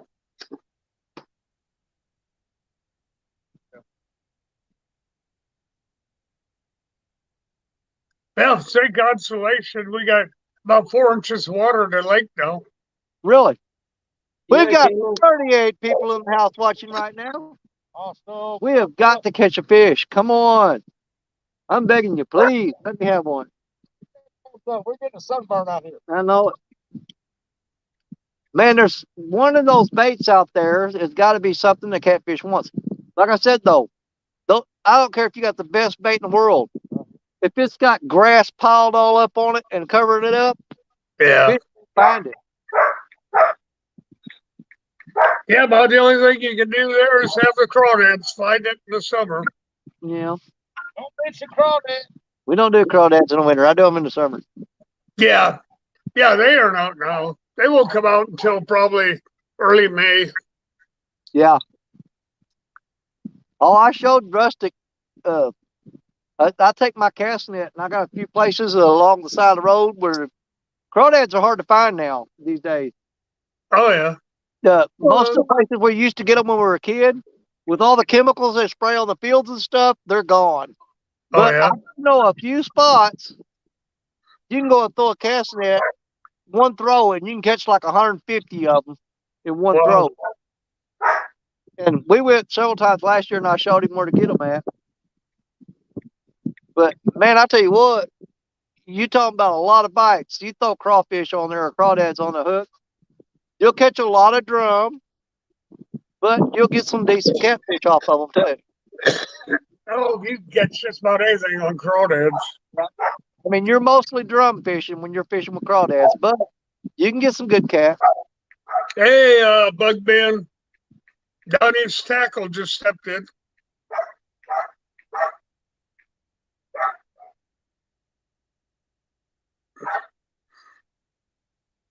I don't know if we keep catching all this grass. I don't know. I'm trying not to talk myself into it, but we may be moving. It's not far from here. It's just on the other side of the levee here. We could be at that other spot in about 5 minutes. And 3 minutes of that is packing up gear and getting there.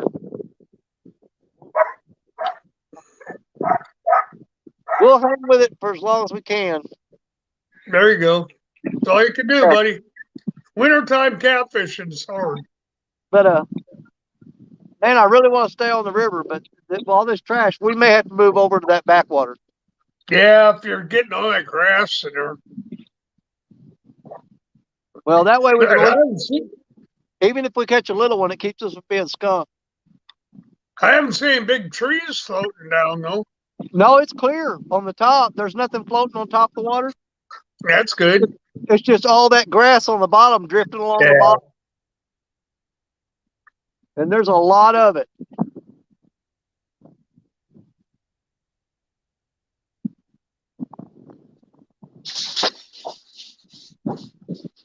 Bugman had a question.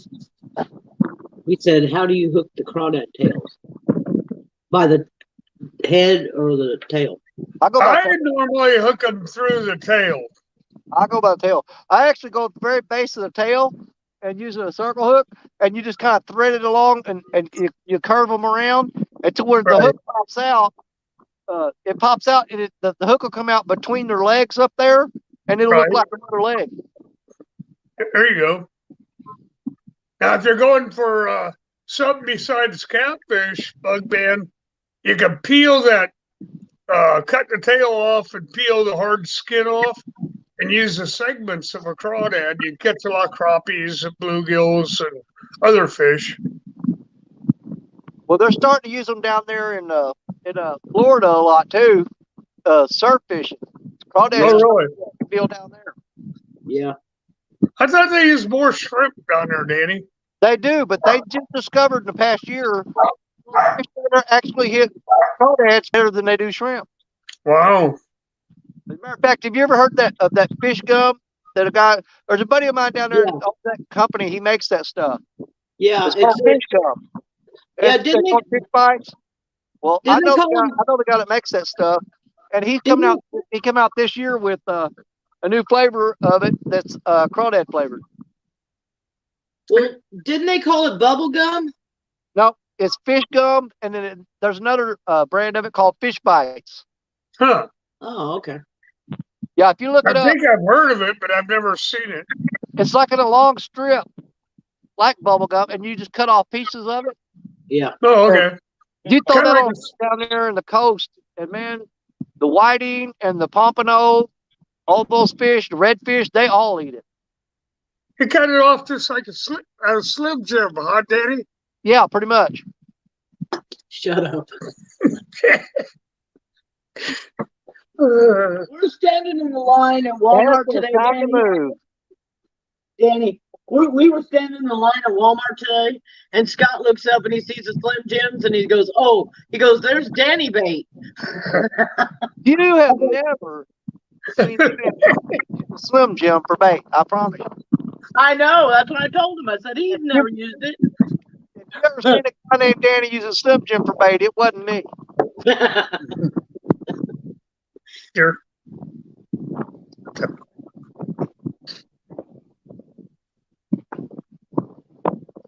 I don't know. What do y'all think?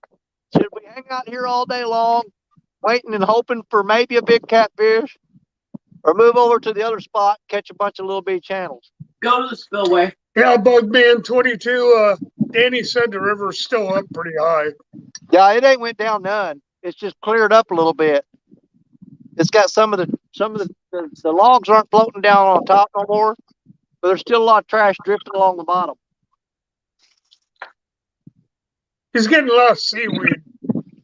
Yeah, pretty much that's what it looks like. We got a lot of people wanting us to move to the spillway. I hate that we've only been here for, it's going on 2 hours, dude. Yeah. Let it go, Danny. Let it go. But like I said, it took 4 hours to catch a fish the other day. Who did that day in Noodle one too? Yeah. Yeah, it took 4 hours that day. Yep. And just as you're getting ready to pack up, that's what he hit. But That's a nice fish. I guarantee you we could go over there to that spillway dam and we'll catch a fish in 5 minutes. Well, Man, I'm just tired of catching them little bitty fish. I want a big one. I hear you. But if there's little ones in there, Danny, there's going to be some big ones floating around in there someplace. I don't know. Them big ones stay out here in this main channel. Because Well- actually, I don't know if I can get over here. See, if you look up the river, I don't know if I got this lined up or not. But if you look up the river, it curves back under. That's that spillway ditch. That spillway ditch Yeah, is right that's back. where, isn't that where you caught that one that you had to go in the water after, Dan? No. That's way over there to our. That's way over there. Back over that way. Way over there. Oh, okay. That's where the sandbar is. Yeah, you got. Oh, okay. You got to drive 12 miles along the levee to get to that spot. Oh, okay. Yeah, if you'll pull up Google Earth sometime, and you go down there to the bottom of the boot hill of Missouri, the very southeast part of Missouri, and you follow the river, it makes like a horseshoe shape. Right. We're right at the top of that horseshoe where we're at right now. Oh, okay. But you can look at it on Google Earth, the horseshoe on there of the river. Right. It makes a big horseshoe shape.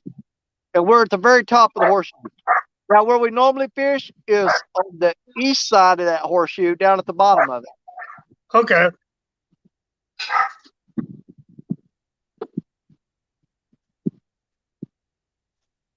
Francis, don't be afraid to catch a big one.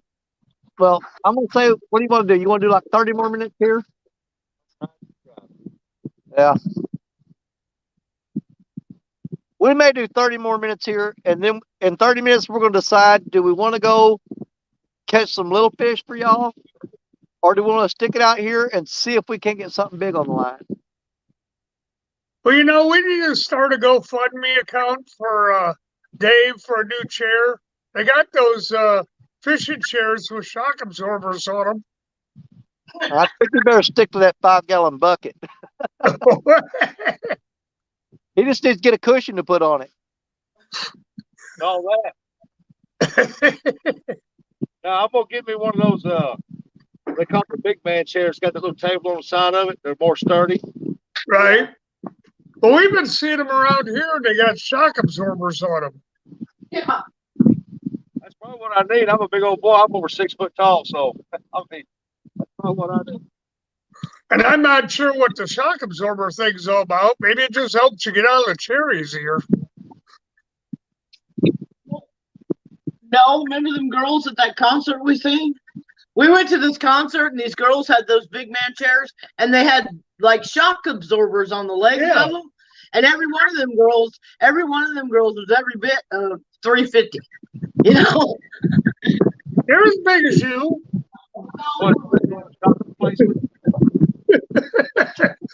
Yeah, I don't know if the shock absorber just helps you get out of the chair better, or if they're more comfortable, or what. But they're right on the back legs. It probably helps when they're leaning back or something. Yeah. That could be. I Listen- know they look like they're comfortable. Yeah, we've been live for 1 hour and 55 minutes. So Yes, sir. I'm gonna say at the 1 or 2 hour and 20-minute mark, we're gonna stay live because it's not gonna take that long. We'll just grab this stuff, throw it in the truck, and we'll stay live. And what the crap is that? I don't know what that is. What kind of plane is that? That thing looks weird. Oh, anyways, we're gonna set a time frame of at the 2 hour and 20-minute mark. We're gonna throw this stuff in the back of the truck. We'll stay live. We're gonna go over the levee, make it around the corner, and we'll set up there on the dink hole. All right. If we don't catch something before then, Okay. All right. so that means we've got 24 minutes to go on this spot. Okay. We'll give us 24 more minutes. What you got? Big old seaplane flying out there? I don't know what that was. I think it was a prop plane, but it looked weird. Huh. I mean, he was flying like right over the river there. Yeah. Hey, I had one day. I was fishing, and one of those planes with the pontoons on it. Uh-huh. He came in right in front of my rods. He skimmed the top of the water and then lifted right back off again.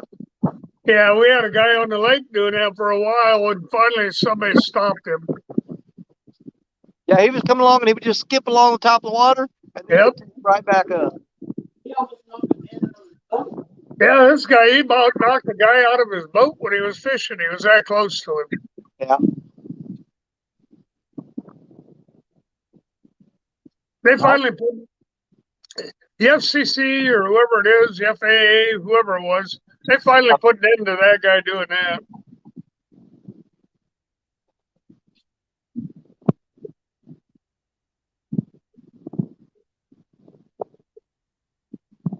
I got to figure out what rods I want to use. Yeah, we got UFOs all over out there. Yeah, it's deeper right there at the spillway and there's a little more current. I think if we hit that spot, we'll be better off. That's what the captain's I'll may even throw the cast net while we're there and get some fresh shad. Oh, there you go. Yeah, well, hey, we go to that spot. David's got his skipjack rig with him, and we may be able to get some footage of him trying to catch a few skipjack there. Is that one of them Ibutsus or whatever they call them? Do what? Sabukis? Is that Sabiki. Sabuki setup? Sabiki. Yeah, that one. A sabuki is a Japanese dancer. Oh, well, that might help you catch a fish. Yeah. Sabuki is a Japanese dancer. A sabiki is a fishing rig. And how do you know about this Japanese dancer, Danny? You know what? A lot of people just don't realize it. You know, I went to college. Oh, did you? Oh, so I taught you about the Japanese dancers in college. Yeah, I learned about the world, everything, and plus, you know, I'm ex-military, so I did a little travel. Yeah. Yeah, I forgot. You went Yeah. around the world too. Yeah, I'm an Army boy. There you go.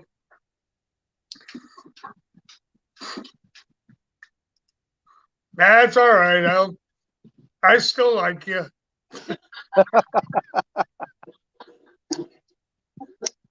Hey, whenever the crap hit the fan, we all got them together, brother. You bet.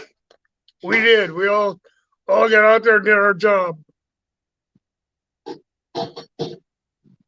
Peacetime is if you want to see some fights in a bar, you mix Army, Navy, Marines, and Air Force in a bar together drinking. When there Yeah, ain't nothing going on.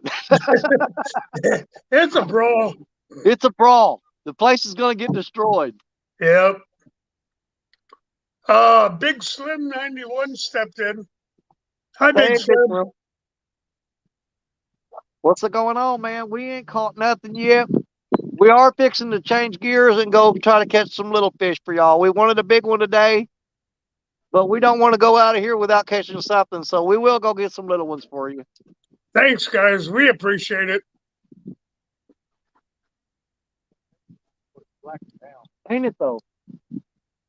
He's dropping slack big time. Let me see what's going on there.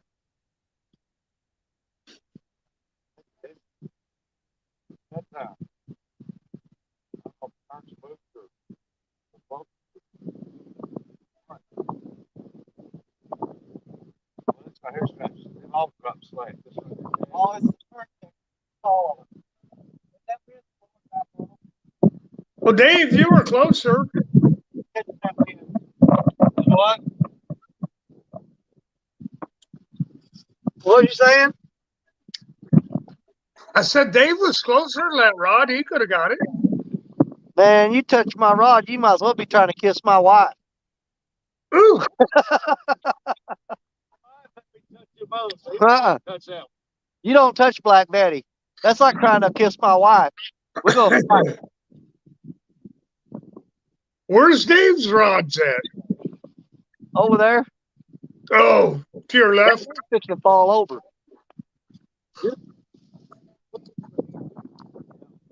No, it ain't going nowhere. It's good. Yeah, right now it's starting to look like you guys are probably gonna get to watch us pick up and move, and we'll, like I said, we'll stay live, and it won't take but a few minutes, and we'll get over there to that other spot, and we'll go catch some baby channel cats for you. All right. Hi, Alicia. How you doing? We're putting the clock on them. They got 19 minutes to hook up here. If they don't, we're moving. But like I said, it won't take long. We'll be over there and set up and fishing in no time. No, we'll wait for you. As Well, long you're as we going don't have any phone problems like we Yeah, we're did going. yesterday. No. It's only you just go up on the levee and you go around the corner. It's not Okay, far. that's fine. Yeah, I can actually see down here. That's the little the chute that where the water comes off and dumps in the river. It's Right. right. It's right there. Okay. That's the creek we're fishing on. Whenever we go over there. Yeah, it comes out of a spillway dam and dumps in the water right there. Okay. I mean, you could get to it from here walking right through the woods. But if you've ever tried to walk through a woods with a 16-foot fishing pole, trust me, Yeah. it's not easy. No, it's not any fun. Yeah, because you'll run into trees and get tangled up. It's hard to maneuver that thing. It's like trying to walk with a 20-foot 2x4 on your shoulder and walk through a China shop. I hear you. Alicia, you start feeling better. Absolutely, Alicia. Take care of yourself, girl. You got to get better because we love watching you fish. But don't push yourself. Yeah, she's got the virus thing. Yeah, you concentrate on you and get better so we can get back out there and watch some of them Alicia fish. Yep, you bet. Yeah, don't get out there too early once you get better. Otherwise, you'll end up right back in bed again. But see, it's really cold here is when that sun gets behind that cloud. As soon as it pops out, it's going to warm right up. Yeah. But every time that goes behind a cloud, it feels like the temperature drops.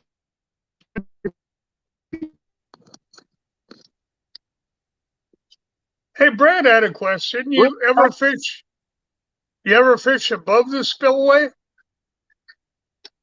Oh no. I've actually got I'm trying to think what video it is that I've got out there above that spillway. It is Yeah. trashy and all the logs jam up there. But I've got a video out. I'm trying to think which one it is. It's carp, canoe, cast net, and something is the name of the video. Yeah. And yeah, I cussed a little bit in that video because not nothing really bad, but it was like a holy crap, but I didn't say crap. I threw the cast net out above that spillway and I pulled in just great big giant carp in that cast net. And I mean, there was a bunch of them there. They were jumping out of the water. It was Oh, insane. well. But there's so many of them up in there, and it's not really good fishing. Oh. Not unless you want to catch carp, huh? Well, those carp there, they don't eat stuff like regular carp. These are the big head and the silver carp. They're plankton feeders. That's just Oh. a basic carp. The grass carp. You can't. Well, it's not a grass carp. Grass carp's a different species too. Oh, is it? A big head carp and a silver carp are invasive carp that they're plankton feeders. Yeah, we could catch them snagging. You can throw out there and snag them just like you do a spoonbill or something. Oh, boy. I have caught them on trot lines before. They've eat pieces of shad, but it was just I think it was just a freak of nature that happened Yeah. because they just swim with their mouths open and do that, and they just gather up all the plankton and stuff. I got you. I'll do an episode of snagging carp, which I mean I've got 2 episodes of snagging those carp on my channel where I go out and snag those carp and you can see what they look like. Yeah. But yeah, I've already got two episodes loaded up on there, 2 videos. But I'm gonna do a video again this year where we'll go out, we'll snag carp, and I'll show y'all those. There And you go. the reason I don't do many of those is because the fact that I'm going to give you now, if you catch those carp, you have to kill them and throw them up on the bank. Right. If you get caught putting them back in the water, you can actually get a fine for it because they're an invasive species and they don't want them here. Yeah. So, you I know, know a lot of states are like that, bud. well, I just don't think there's going to be a big demand for people watching me pulling carp up and chopping them in the head with a machete, you know?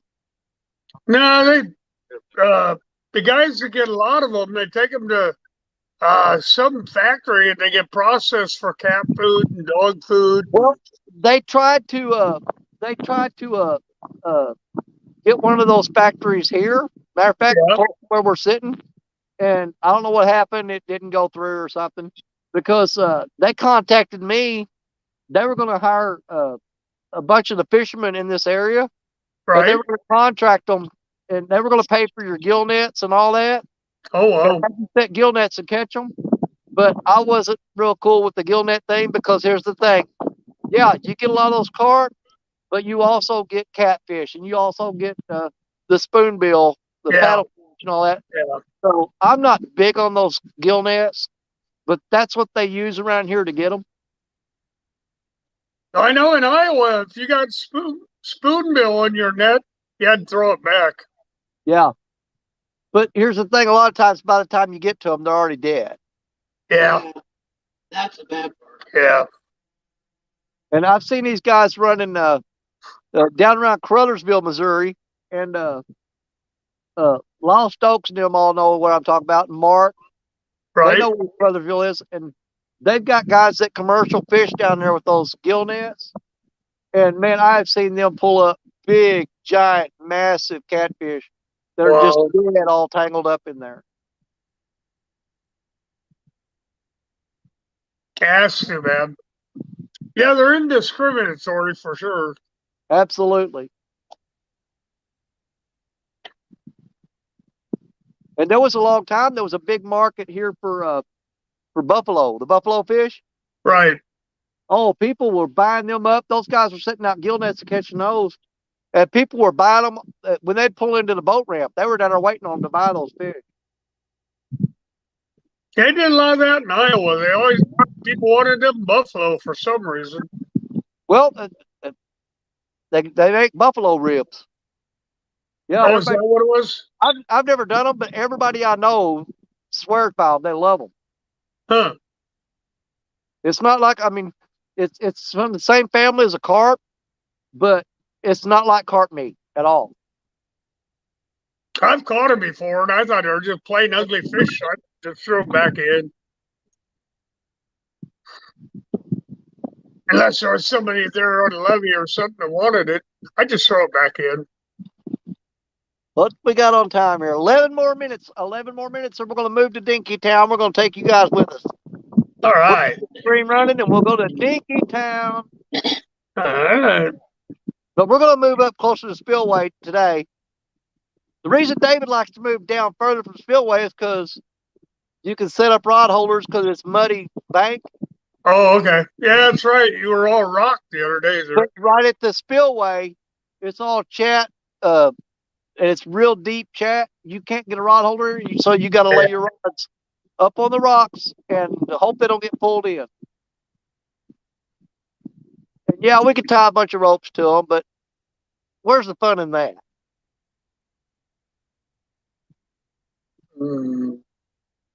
See, that's what I love about that big 16-foot rod right there.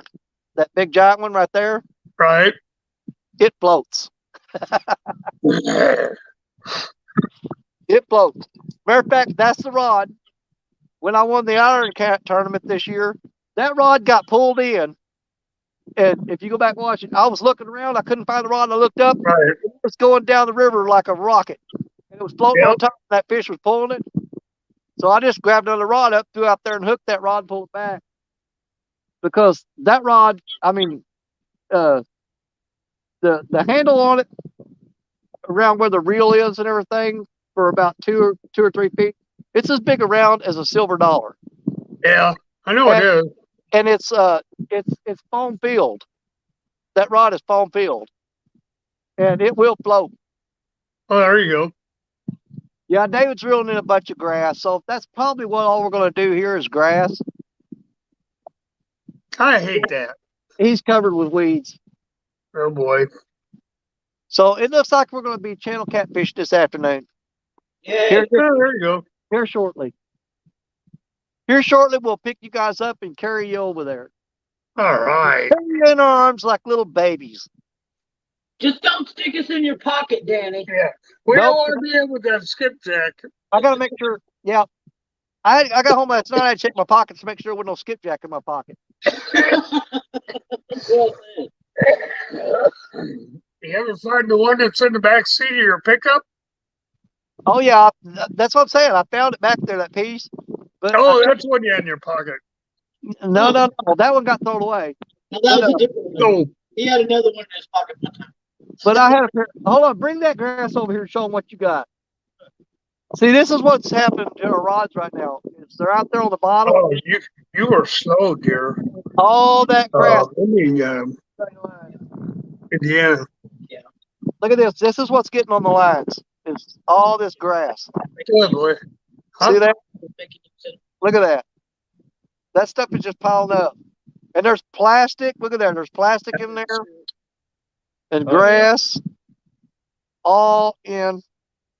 It's just covering up your bait. That's why you're not, even if the fish are out there and they're trying to eat anything, your baits get covered up with all these leaves and grass and plastic pieces. And it's just Hey, really David, is he going to bait your hook for you too? No, I'm not baiting. You still got bait on there. That's it. The bait don't go nowhere. The grass covers it up and hides it. There you go. That covers it up. We got about 7 more minutes. We'll go ahead and leave these rods out. Good job, Indiana. Let's load this stuff up and we'll get ready to move. But like I said, we're going to keep the stream going while we're moving because it's not going to take us long. We just got to go up the levee and round the corner and we're there. Okay. So let me It'll take them 20 minutes to get all that seaweed off their blinds. Hi, Mike T. Hey, buddy. He's hiding. He's hiding. Yeah, he's just watching the games. Yeah, at least he's here.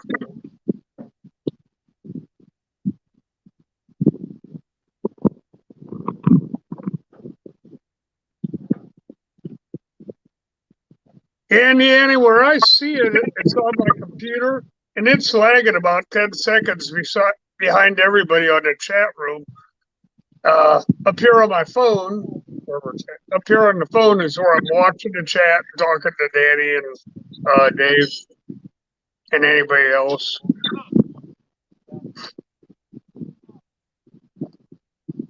I'll start pulling these smaller rods.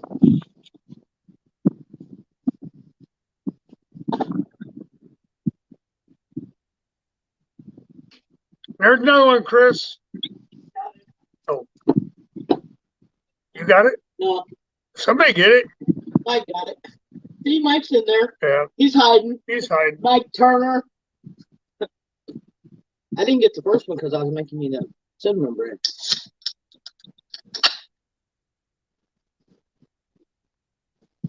But see, I can't get it off the computer. Just leave it alone.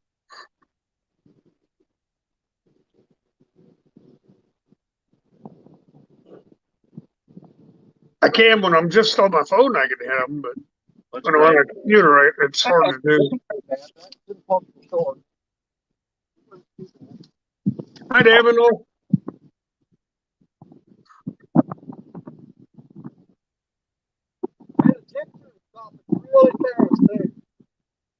Mr. Turner.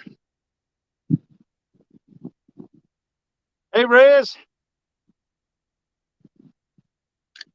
Naminal just came in. David, Dan's coming there. Yeah. Naminal Creations. Yeah, hey, Dan.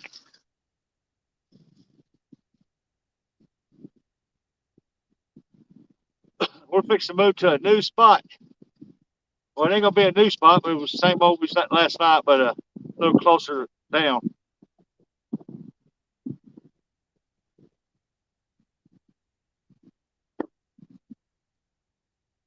Well, I hope you get a 30-pounder there, Dave, and show Danny that that's a good spot.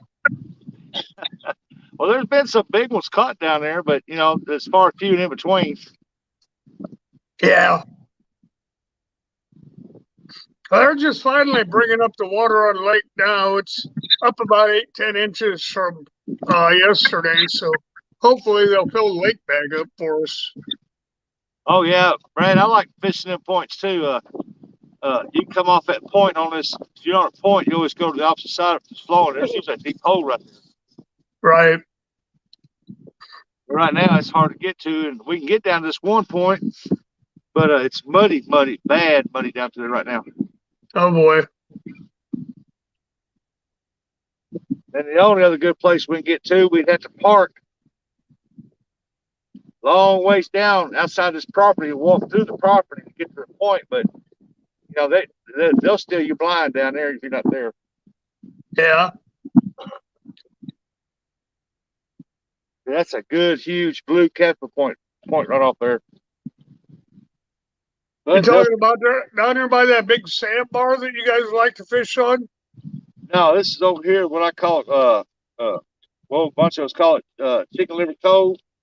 It's just a little cove goes in there. They push a barge in, bring it, load grain, unload Oh fertilizer. yeah. You can That's fish. where that big deep hole is it, David? Yeah, you can fish. The point, the river goes like this, and the cove sets up in there. Right. Fish over in the cove side, throw out the current, let the cove side with chicken liver. You catch some giant channel cats, and but you go around the point on the riverside, throw out, Right. let it come back, and man, you catch them. There's a deep hole right there where that barge is constantly pulling up in there, backing out, washing that out. Uh-huh. And there's some giant blues, and I've seen some come out of there 60, 70 pounds. Wow. When I had my bait That's shop amazing. come up there and I'd get pictures took with them and stuff. That's a big one. Yeah, he said, "Come here, I'm going to show you something back of my truck."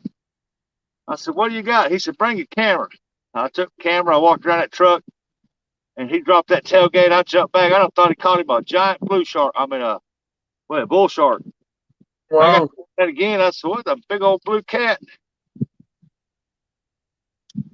I mean, it looked just like a big, it was sitting all the way across the tailgate of his truck. It was so big. Wow. He said, "We're going to hang this up, Wade." I said, "Well, let me go get my forklift."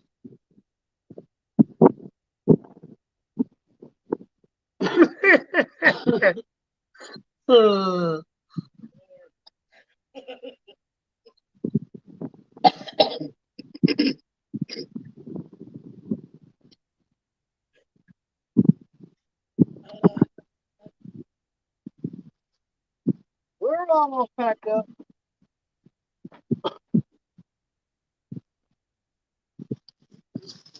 on. You pull home.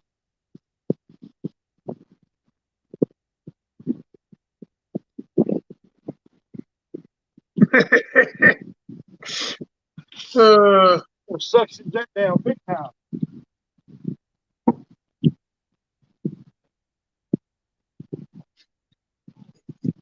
Some of them don't grasp on that one at all. Hey, Alvin Lewis, how you doing, buddy? Yeah. Grass wasn't too bad on that one that time. You're pretty. I would say Danny with the IDANI, and he hates that. Oh, the animals. Yeah.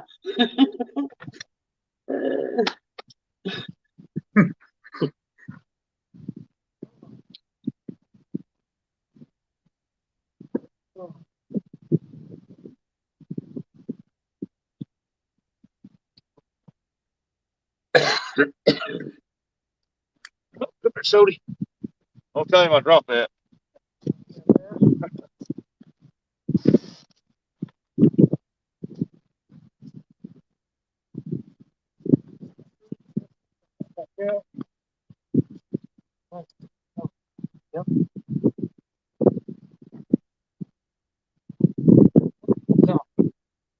That's everything. All we gotta do is pick these people up and we're ready to move.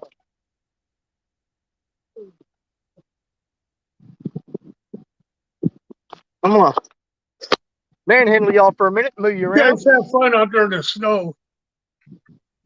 and we're gonna take a ride. It ain't far.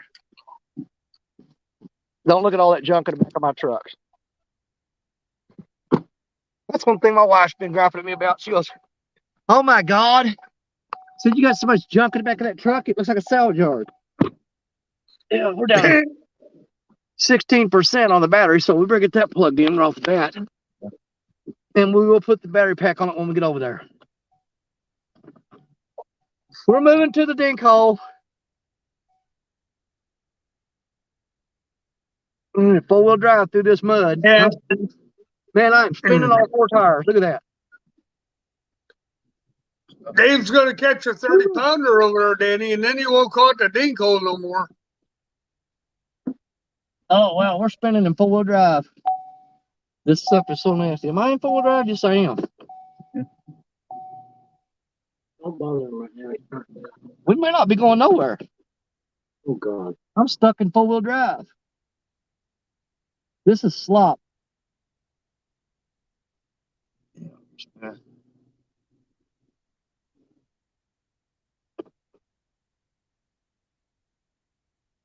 Come on, baby, get out of there. Now. He's moving. Get on top of it now. I gotta go from the store. Come on, truck. Man, I'm slinging mud. Come on, truck. Woo! Right on top of the ground, too. Oh my God, that's nasty. I want to tell people about doing all that mud and stuff. I said, you want to go mud and come down to this part down here with gumbo. Yeah, we almost didn't get out of there in four-wheel drive. We were spinning all four tires, slinging mud everywhere. You got to have all the big water hose. You get all the mud you want right there. All right, let's get out of four-wheel drive now. There we go. Now we're booking. We get on top of the levee. We're going to go around this curve right here, and we'll be at the dink hole. Give me that dink hole. We're heading to the dink hole. I hope you get a 30. I hope David gets a 30-pound fish in that dink hole, Danny. Hey, don't be threatening me with a good time. Hey, if I catch a 10-pounder, that just ups my PB. There you go. All these guys out here with all these big ones, 70s, 60s, and 50s, thinking, well, I don't get what you break my PB. I said, well, I still got a long ways to go. I'm happy every time I catch one. Man, look at all that mud on the hood of my truck. My wife is going to have a fit. Well, I'd take it in the car wash, Danny. Make sure you get that mud out from underneath, or you'll end up with it'll feel like you're got a wheel out of balance. Yeah. Oh, I've had that before. I just got into some slick gumbo mud, and man, it's all over this truck. Oh boy. I'll go to work tomorrow, pull out the washer and wash it. Yeah, we'll pressure wash it tomorrow. It'll be all right.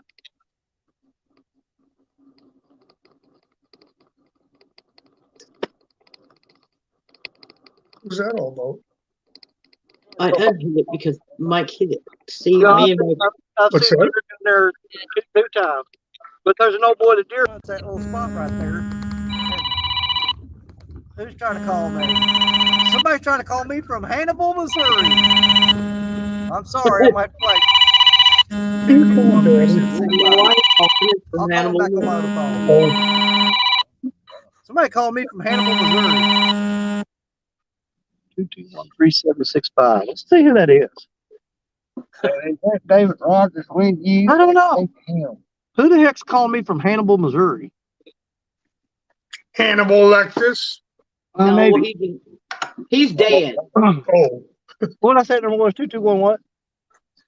Hannibal. No, And 65 Hannibal- don't help me. I need the other two digits.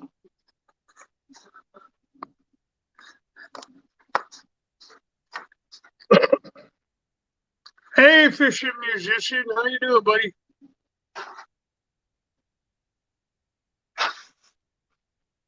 Oh, it's some guy wanting to know if I'll catch him some catfish.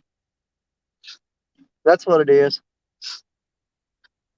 He said, hey, if you're going fishing again, if you catch anything under 10 pounds, I want it. I'm like, Man, somebody's sitting in their spot right where we're going to go. Is that one guy? That's John, ain't it? Not John. That's not John. That's that other guy. Yeah, that's that short guy. He's down there at the bottom. Okay, we're gonna go upstream of him. So Yeah, see him sitting there. yeah, I see him. All right, we're pulling down into the dink hole. I told y'all it wouldn't take long to get here. That's that guy that was down here with you when you were fishing live the other day. He's the one that was holding Yep. my coat. And, Yeah, calling it dead. he's back down here. Let's go see if he's caught anything. And while we're at it, we'll show him how to do it right. He's sitting right down there. Now I'm gonna hit right here. Yeah. And go there. If you want to get between me and him, that's fine. Your car insurance is due, LOL. Or if you want to go right up in here. Well, that rock not about Oh, your low. car Yeah. insurance is due. Okay. Let's go harass him. I will have to put the I'm at 16%. I'm gonna have to put the berry pack on this. You didn't put anything in there. All right. I'm gonna get Oh, you guys yeah. set up first. Hey, I'm gonna get you guys set up first and then we'll start getting rods out. It's But kind of we're at the big hole. Look, there's the spillway dam. See it? Right there? yeah. Okay, now that water is shooting out I'm gonna finger right out right there. And there's a little bit of current right here, but it dies off real quick. And then right there is where we want to get. So let me get you guys set up here real quick. I'll put the tripod up and let you guys watch the water while we get the rods lined up. Right. Won't take but a minute. Okay. Well, that's better than watching paint dry. You guys can watch the water. David, grab me that power pack out of the back seat on the driver's side. And let me go ahead and get them charging because they're at 16%, 15% now. And we'll put you guys on the power pack and get you going. You getting any today, man? Musician said hello, honey. I said hi. Oh, okay. Thank Yeah, I you. did too. You got a couple buffalo? Well, all right. Okay. Dead worms. Get some buffalo on dead worms. Well, I guess that's better than live worm. All right, you guys are plugged in and powering up. All right. All right. Now, y'all can sit here and talk amongst yourselves. I'll try to get this camera where you got a decent view anyway. If I can. Somewhat decent. Yeah. Well, we'll be with y'all just shortly. It's going to take us just a minute to get these rods baited up and get some lines in the water, okay? Okay. And we don't got any wind blowing here, so it's a little bit warmer. It's going to be a little more comfortable. And we'll start catching some of these babies for you. Babies. Where are you going to set up there? Yeah, I hope Dave gets one on that pulls it in the water.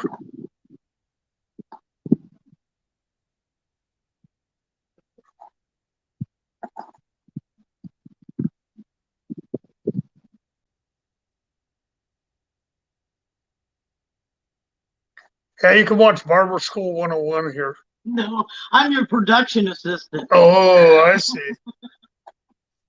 Anybody else out there fishing today?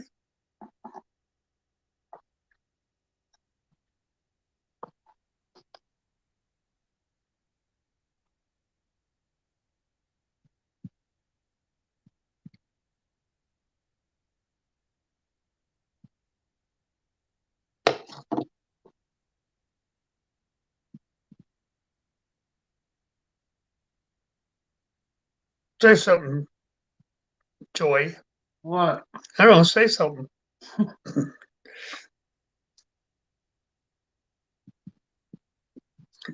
Oh, she does all kinds of funky things with it, Ronnie.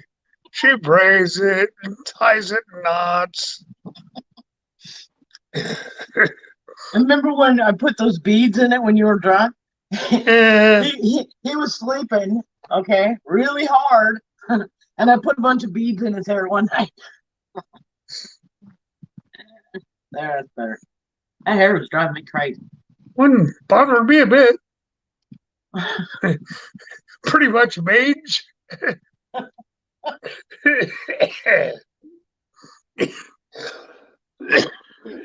Ah, you There, see that? That's better. You can't go on camera and have all jacked up hair. You look like a crazy person. guys. Well, sometimes I am. Sometimes. Most of the time. Hey, Chris, how you doing, buddy?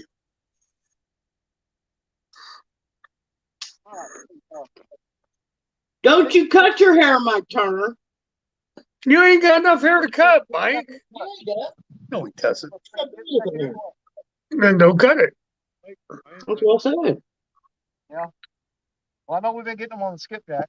Could trim the beard a little bit, but Huh? Mike could trim his beard a little bit. Yeah, I need to trim mine. I think it's been snagging them. Like I said, I never free worm. Are you giving up? Oh no, I got no faith. I got to give them.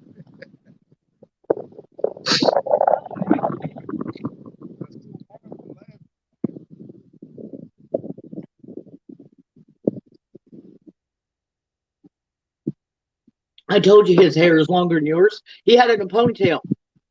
Oh. Okay.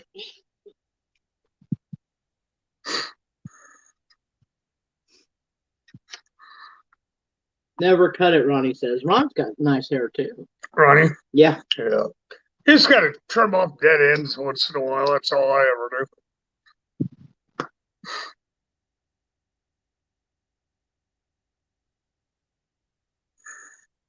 Holy cow, Ronnie. Mm-hmm. He does. He has long hair.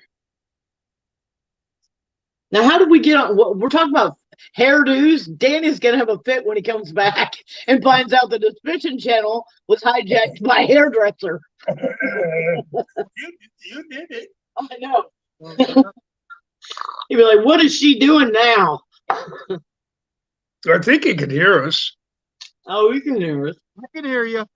He's ignoring. Yeah, I had to braid Scott's hair, Danny. Are you serious? Got your rod holders in the ground? Well, you're gonna be all right then. well, you know, Mike, if you ever get out there fishing and they aren't biting, you know, just cut a little bit of your hair off and tie it up on a hook and make yourself a nymph. Or whatever you want to call those things, caddisfly. Anyway, yeah, you don't call it that. What are you talking about? You cut a little bit of hair off I know how. and Yeah, tie it on a hook, yeah, and then you got fly. right. But you don't call it what you called it. A nymph. No, you don't call it that. Now, good Lord. We caught 10 here last night. We get that one guy about 3 or 4 before I left, remember? Yeah. You talking about John Tucker? Yeah, right. Yeah, John got hooked up with some good fish that night.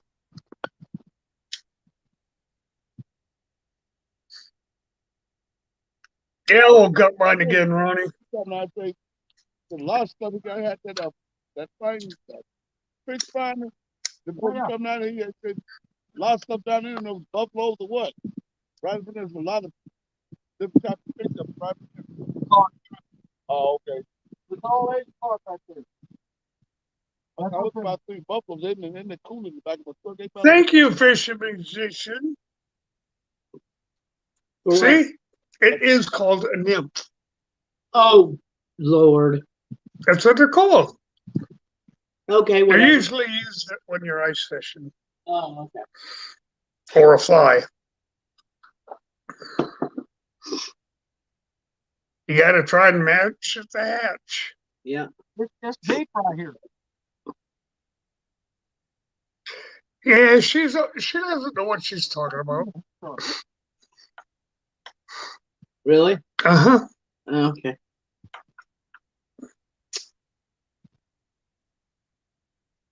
Is it my kind of party? Oh, he did. He trimmed his. All right. What?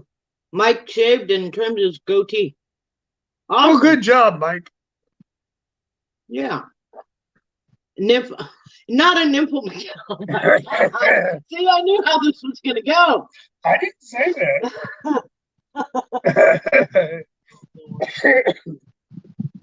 You're the one that started that. You're the one that said it. Well, that's what they're called. I didn't know that. Offering freaky haircut to the hippies. Oh. Hey, Down East, how you doing, buddy? Yeah, we turned Danny's fishing show into Danny's barber shop.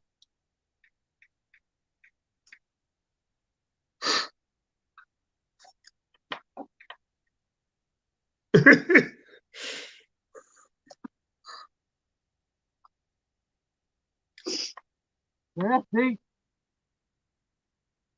You know what? That is deep. That's what I was kind of thinking. Right here. I don't know how well y'all can see everything out there. It could have been ago. Now it got really dark on your line. Oh, It's really pretty. Or on the computer, it got really dark, but on my phone, it's bright. Yeah, it is. It's real pretty there.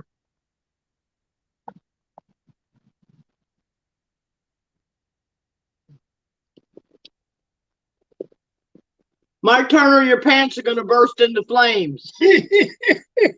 Liar, liar, pants on fire.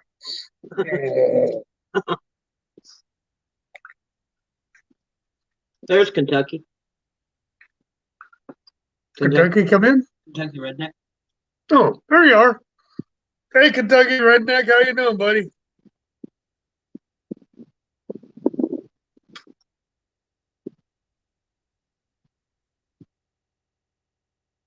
Yeah, they ended up with 10 last night, Kentucky.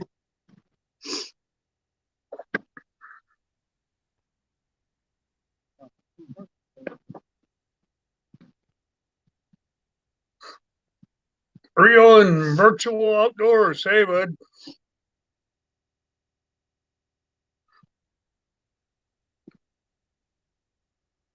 never had that rock set up there.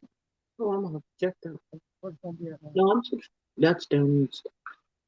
Hey, Greenwell Fishing, how you doing, buddy? Well, we got rods in the water, and we are fishing. Yeah, we're just watching Danny and Rustic set up.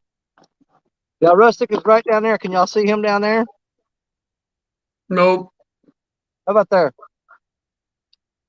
Yeah, Alright. but now you can't see you. He's too. Oh, there he is, way over there. Yeah. Well, we're not gonna have that. We're gonna have it set up there on these rods. If he catches something, we'll get in on it. Yeah. Oh, there you go. There you go. There you go. Yeah. Let me go grab a chair. Mike Greenwell just came in. We are actively Yeah, I fishing. see him. Say hello to him. Mr. Greenwell just came in, Danny.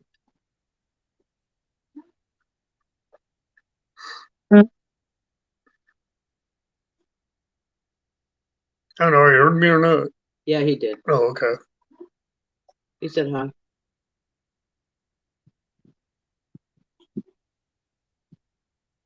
How many people got? 30 watching now. Yeah.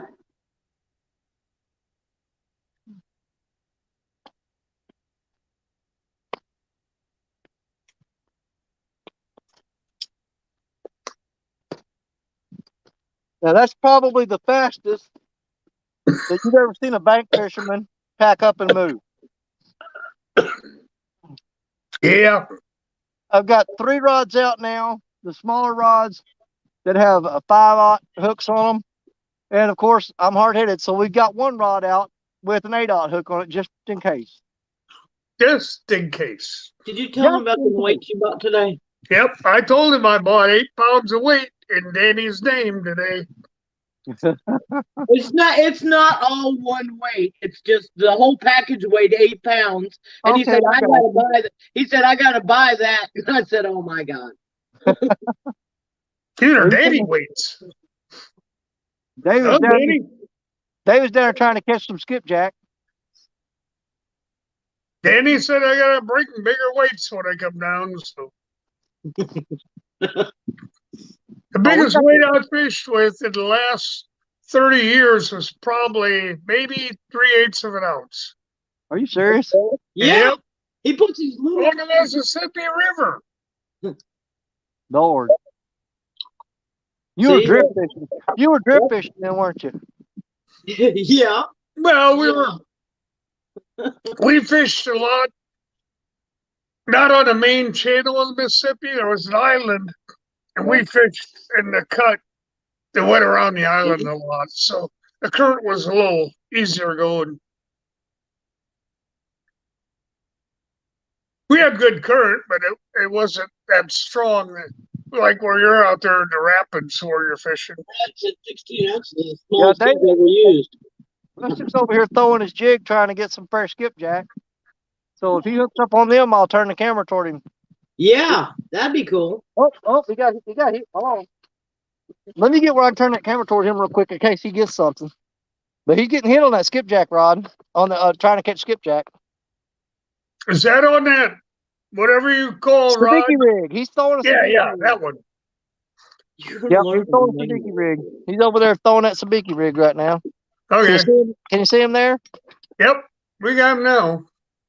I'll let you watch him fish for skipjack for a minute. All right. He's already had 2 or 3 hits on it. Let's see if he can pull up a fresh skipjack. Now that's just a jig. That's no minnow or anything on it, right? Nope, just jigs. Okay. He's got 3 or 4 jigs tied up in a row there. Don't worry, Dave. If your rod bends over, I'll holler at you. Oh, that was a splash and splash down. Okay, off the res. We'll talk to you soon.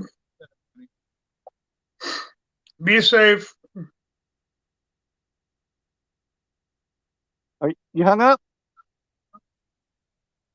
You get off of it? But hey, now there's that there's the water level deal sticking out there right out from that one too. That's right. That's underwater, right? Yeah, it's underwater. That's a steel girder you're hooking into. I don't think you're gonna pull it out of there. Nope, probably not.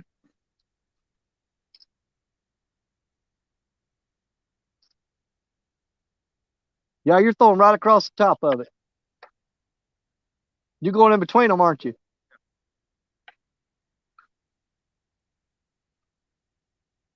I hope he catches a 30-pounder on that little rod.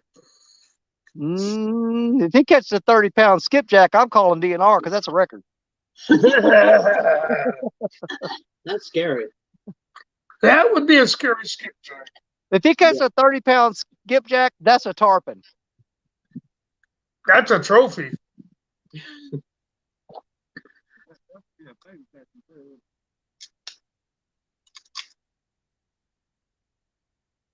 Come on, Dave, catch a fish. How desperate is they got to where they're watching us try to catch bait now? But we've got rods out for catfish right now. The rods are out. He's got 3 out down there. I've got 4 out down here. And we're fishing in the dink hole. But we're fishing right below that spillway dam, and that's where them bigger catfish lay at. Yeah, I was looking for a 14-ounce hook for you today, but I couldn't. The biggest I found I think, was 9. Okay. But I'm looking for that 14-ounce hook for you. Well, hey, I'll tell you what. Joke if you want, but I use them down there in Florida. Oh yeah. No. Yeah, I would imagine in Florida when you're after those sharks. Yeah. But you know, the last shark I caught was on an 8-aught hook. Wow. See, you could catch big fish on smaller hooks. Yeah. But I'd rather have a bigger hook for them sharks. Because when you got to reach in their mouth and get that hook out, it's a lot better if you can reach in there and grab a big one than it is try to pick on a little one. I use pearl pliers. Yeah. Have you ever had shark steak, Danny? Yes. And here's the thing. That last shark I caught in Florida back in October, I was going to Florida to catch a shark to keep, but I was looking for something about 2.5, 3 foot long maximum. And all I was landing was those 5-footers and stuff. So they were just a little too big. I didn't want to waste any of it, so I turned them loose. Yeah. Well, Scott's never had shark at all. I love And it. I told him it's really good. Yeah, I love it. But I usually grill them, and Mhm. he's getting way down there now, so we're gonna kick back this way. But I usually cook them on the grill. I'll take olive oil and butter and mix different kind of seasonings in there, and grill them on there and brush that on there while they're grilling. And then when you take There them you off the grill, squeeze you a little lemon juice on there. Man, it's good stuff. It is good. It is really real good. I didn't know you could eat them. All I've ever heard of is shark fin soup. Well, yeah. The thing about shark is when you catch a shark, you need to clean it immediately. Because hold on here, we're getting the mic. Hold that plastic back to the laundry. Yeah, I used to catch 4 and 5 pound rainbow on a size 8 or 10 hook. I do that all day long.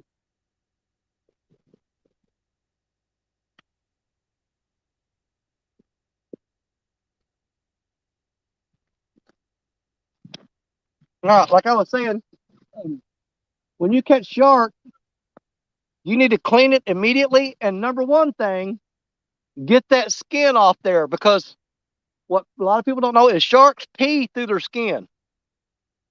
Yeah. And if you leave the skin They on a pee shark, through the their meat skin. will taste like ammonia. Yeah, they Oh. pee through their skin. Yeah. Yeah, they do.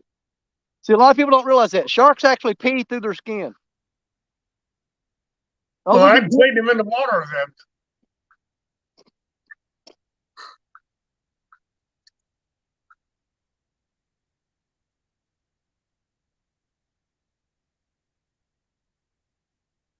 this got a J hook on it, so they were getting bit already. What'd your grandson do there, Kentucky?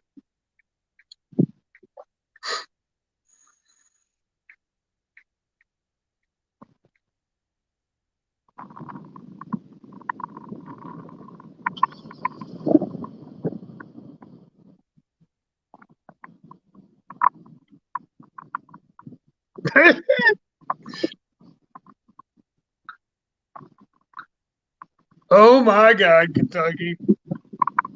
Now, who taught him that, Kentucky?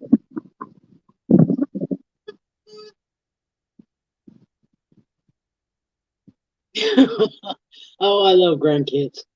I do. Grandkids are the best. Hey, Andy. See, we kind of got something started here. I mean, it's not necessarily bad, but people know that when they see us fishing here, that most likely we're going to catch some channel cats and stuff. And if people be driving along that levee and they see our trucks here, they'll whip in here and start asking for the fish because they know we throw them back. And so everybody shows up here and they'll park in the parking lot and watch us. And every time you reel fish in, they'll come running and wanting the fish. And you know, I've done showed you that I'm all about giving some people some fish if they need it. But But when they start taking everything you catch and they're just putting them in the freezer and stockpiling them, I'll give you fish to have a meal that night. But I'm not There you filling go. I'm not filling your freezer up. There you go. I think then you're getting a little bit too greedy or whatever with it. Yeah. Yeah. But Andy A just stepped in, Danny. Who? Andy. Andy A, hey buddy.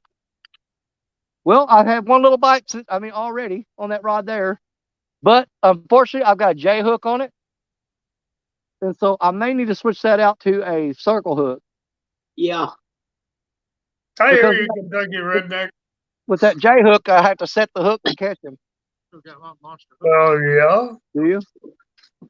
I've got a 5/0, 5/0, a 1/0 J hook, and an 8/0 circle hook. But I've actually had 2 bites so far. Look here, that center rod. Look at it.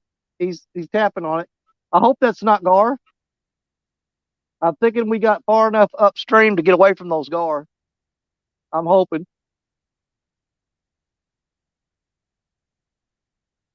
It's a lot warmer here, and that wind's not blasting on us. That helps. But the thing about it, there's not going to be a lot of trash in this water here. There you go. Even Hey, coming out of Snake that, River catfish.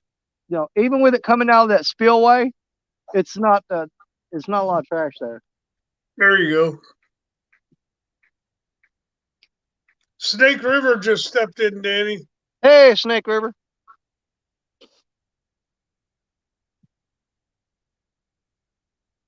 Well, Danny, I just lit a candle. No gar juju. Fantastic. Hmm.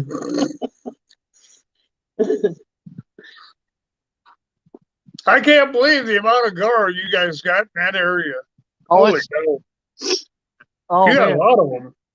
I'll have to pull up the footage on it. I didn't make a video that I posted or anything, but I've got a video where gar are spawning, and literally there are thousands and thousands of them in a hole.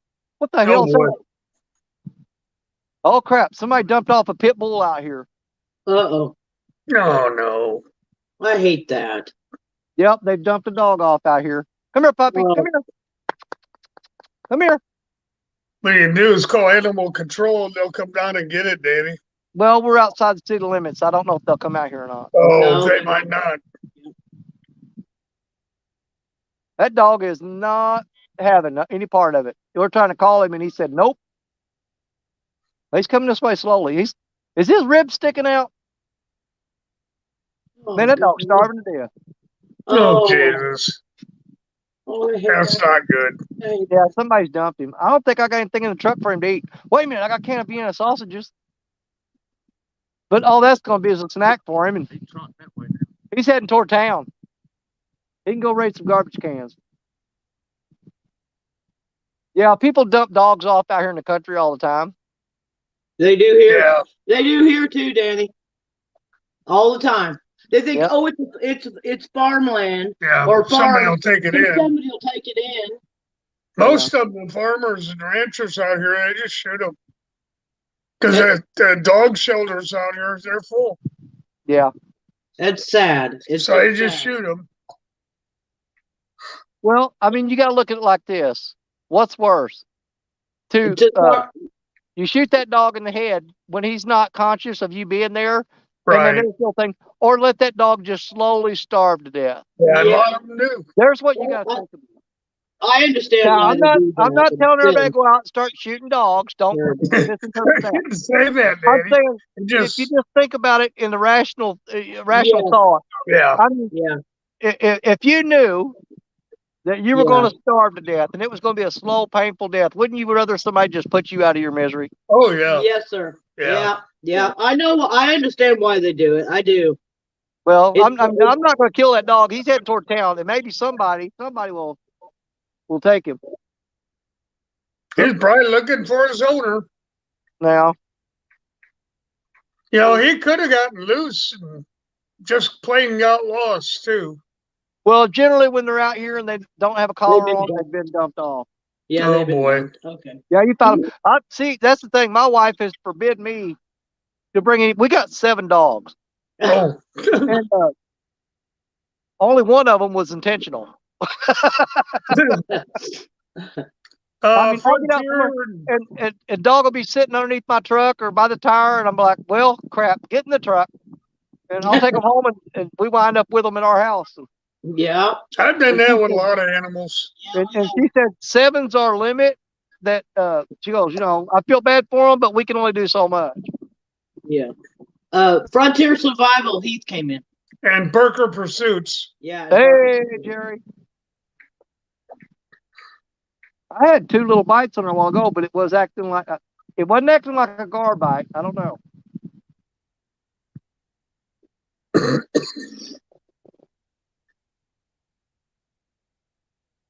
Could have been Neil.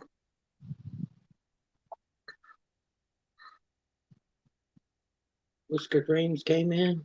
Whisker What's that? Dreams just came in, Danny. All skipjack? Who came in? Whisker Dreams. Hey, Whisker. I don't know. You might want to try your chicken liver here. Oh, you didn't bring it? He wasn't planning on fishing this spot, so he didn't bring his chicken liver. Oh. Yeah, they need some pantyhose or cheesecloth or something. Show them the stuff you bought today. Huh? This stuff. Yeah, you need some of this for that chicken liver. Oh, where are we at? There we Oh, are. yeah, I see it. I see it. Yeah. Oh, yeah. It works. It just helps keep it on the hook better. Oh, yeah. It's cheap. I've got one out with a big hook on it. I got one rod out with an 8/0. The rest of them are smaller. What?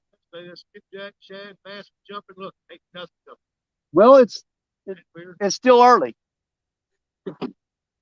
I mean, because Give me a beer, honey. Please. you got about another hour before those stripers and stuff start jumping in here. When those stripers start jumping, that's when the skipjack will be hitting too.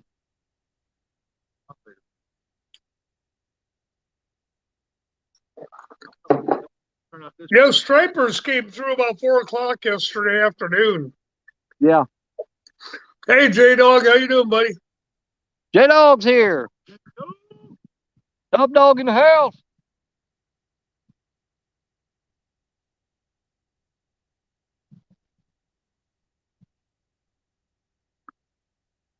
Are you getting hit? I see it. I see it. As you get hooked up, I'll spin the camera over on you.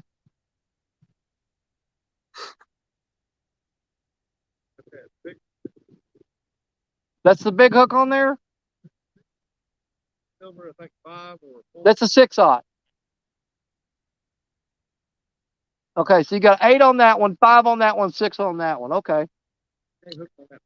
Oh, you got a J hook on the other one. What, a 1/0? With one little piece of meat. That's the rod he caught all his fish on yesterday, too, is that little BJ hook. Yeah, he did. He had one close to 5 pounds. Yeah, it was 4 point something. Yeah, It was close enough to 5. I just almost call it 5. I think it was like 4.89 or 7. Yeah, that's what I was thinking, like 4.87 or 4.89. Yeah, And that's close enough. You can just say, it's about a 5-pounder. yeah. Yeah, it wiggled, so could have thrown the scale off by that 2/10 or whatever it was. Is that dog still over there? Yeah, someplace. I just seen him a Oh, I second. see him. Yeah, I see he's him. there. I see him. Well, I had a pretty good bite on that black rod a while ago. He jerked on it 3 times. So I'm gonna have to check the bait on it because they are peeling it off here. Hey, pulling right there, like a deer. Yeah. 3 times is a guard, Danny. That's what I'm saying. He bumped it 3 times and dropped slack. That's gar. Yeah, that's a guard. Dang it. I thought you got away from them things. No. We didn't get away from them. We got to where they're not as plentiful. Oh, okay. And that's why it's going to take, you're not going to be getting those, like it was yesterday where we were getting a bite on every rod every couple of minutes. It's because we've moved away from the guard So your bites are going to slow down, but you got a higher probability of it being catfish. There you go. I mean, we can sit down and let you watch them rods jerking and pulling and like crazy, and if you find that exciting. But the thing is, 90% of it's gar. Yeah, and you can't get them in. I can catch gar, but I have to specifically be fishing for them. I got you. That's a whole different ball game. You got to use small treble rigs and. Yeah. I catch them on accident. What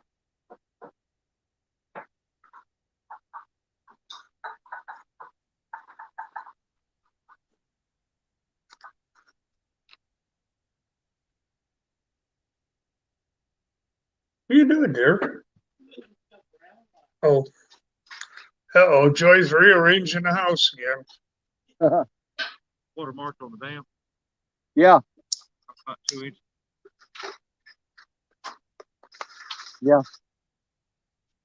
It's dropping slowly. Well, if you Yeah. remember, these rocks were completely underwater the day before, and yesterday, I'd say it's dropped about another 8 or 10 inches. Well, that's good. And the key here is it's dropping slowly, so it's not going to mess the fish bite up. If it drops real fast, it just destroys them. Yeah, it just shuts it right down.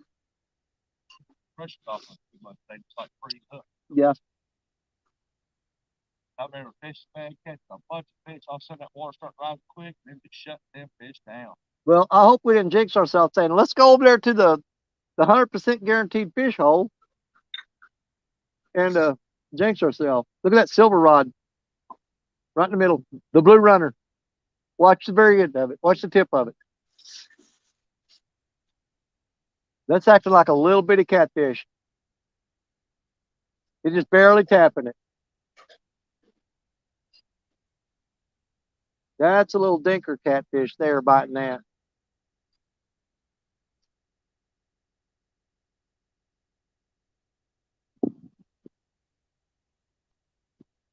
Well, they got to eat too, Daddy. Yeah, but not my bait. They can find their food somewhere else.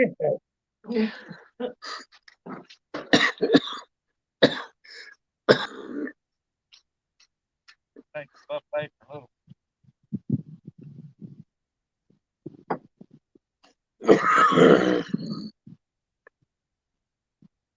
Now you fish this spot right here in the summertime at night, and I mean it's a huge gar problem because when it warms up they get really bad.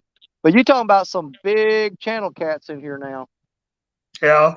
In the summer they move up here and they stay right below that they stay right below that dam there or that block. And as those bait fish get spit through that block, they get stunned and knocked out, and those fish just lay there and just feed on them. Gobble them up.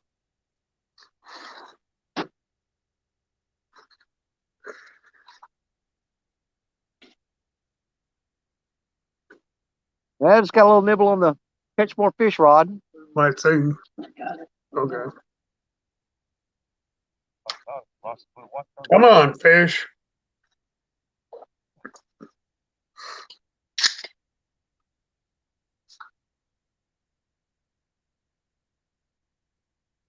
Coca-Cola, baby. Yeah, it's going to be bad if we come to the anti-skunk hole and get skunked. You know what it is? It's not about it. Where's the about it? Yeah, maybe. How'd that other guy end up, Daddy? Huh? How'd that other guy end up? He caught 2 buffalo and left. He was hinting he was wanting some bait. Oh, He said, I'd stay longer, but I don't got no bait. All I got is a box of dead worms. But yeah, if I had some more bait, I'd stay longer. I'm like, yeah, well, I can only give you so much. I gave him bait. No, I'm not going to give them bait every day. When you show up every day without bait, waiting on me to show up, yeah. it gets old real That's what quick. it is. Because see, now you're not just needing some bait. Now you're mooching. Yeah, you're not just needing some bait, and I just happen to be there, and I gave you some bait. Now you're showing up waiting on me to get here so you can get some bait. Yeah. I mean, you can tell when they're pulling that crap. Fish worm yesterday. He run out of worm. Well, I fixed to leave. I said, well, where you going? He said, I'm going to go. He said, I've got no bait. I said, well, here, come get some of his chicken. The skipjack he did. Then he lost the skipjack. He pulls out a big bag shrimp. Yeah. Heck, when Joey and I are out fishing, the guys that are leaving, they're all trying to give us their bait. Yeah. See, when I was my last trip to Florida, I went down there and man, I was really planning on having a big day of fishing, but there was a hurricane brewing offshore, and man, it started blowing wind and bad weather, and I just bought like 6 packs of mullet. I mean, big old packs. What did he do? He left one of his dadgum rod holders down there. Oh, it ain't? No, that's where he was, right there where you're at. That's where he was sitting. I'll see him again. Yeah, just hang on to it. He'll either come back or he won't. Yeah, normally Anyway, what happens. I bought all those packs of mullet, and I packed up and got ready to leave. I didn't even open but 1 pack of them, and there was a family heading down to the beach to fish, and I Yeah. gave them like $40 worth of mullet. Oh Yeah, boy. He left his rod holder here.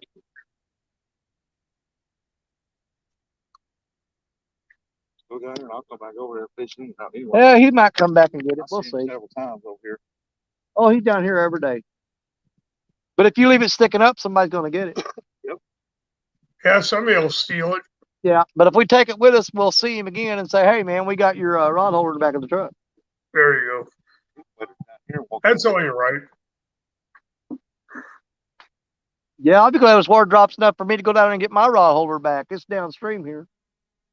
Yeah, it's still underwater though, you said. Yeah. But I guarantee it's still there because I drove that thing 2.5, 3 foot down in the mud. Yeah, it's still there. It ain't going nowhere. No. I'm going to check that. Here comes the wind. We sat here in complete calm and no wind, and now here comes the wind. I'm going to check that black rod because it had a good bite a while ago, and he may have picked that. Because I had a piece of skipjack belly on there, and it's pretty soft. He might have ripped that off there.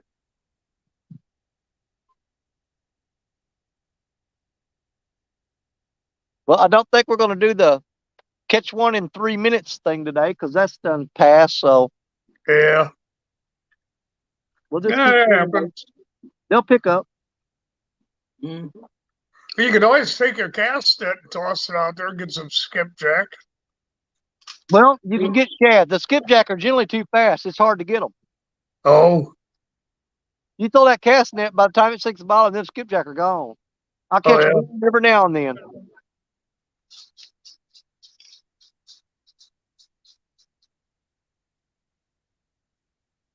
You getting hit?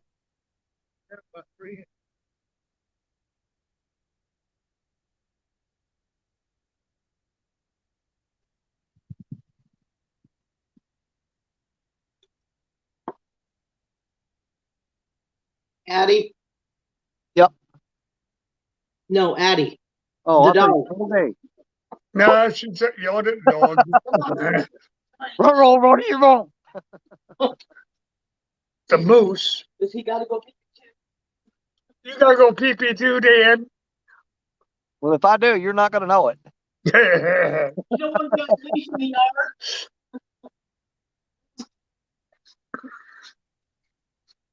uh,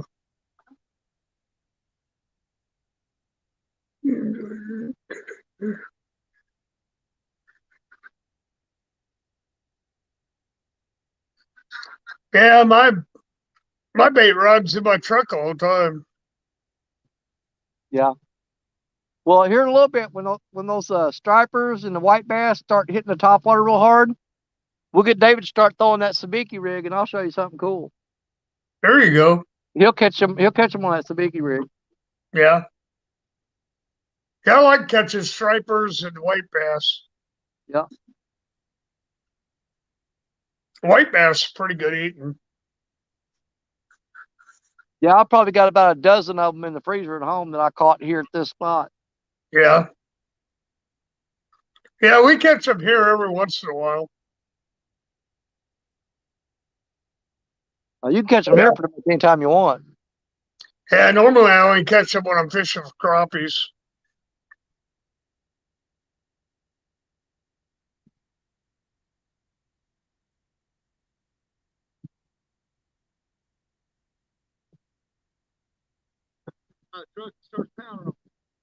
Yeah, I'm getting hit right here too. They may be fixing to start picking up and start biting. Oh yeah, you're getting hit hard. You better get over there. That's a good bite right there. Yeah. Yeah, that one was pulling down pretty good. But see, we're back in this channel cat, so that's the way they're gonna bite. Real soft bite.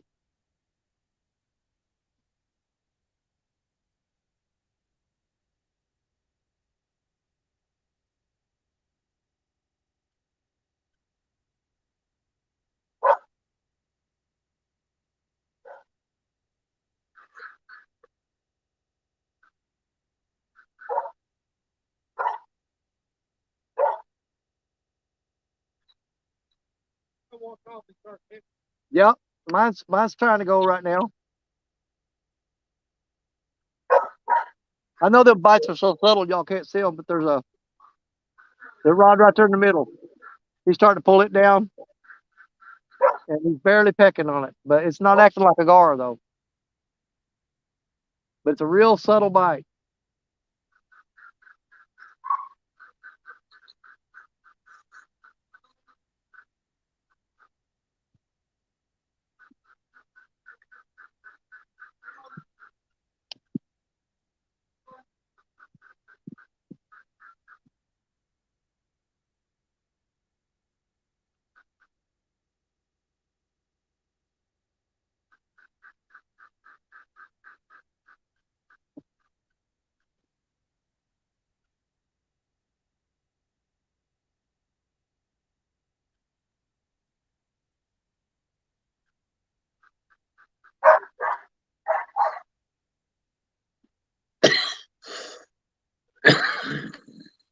What we still got 22 people in here? Good Lord. Yes, sir. 23. Awesome. Well, hopefully we'll catch a little one for you here in a minute. All right. Well, we're waiting. Well,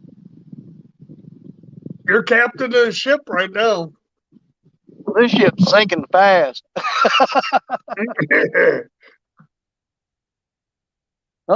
David took off running and kicked his bucket over.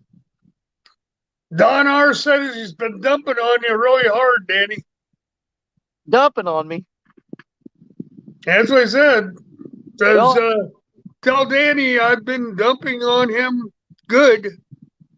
well, I mean, what he's talking about. I don't know where that thing or bad thing.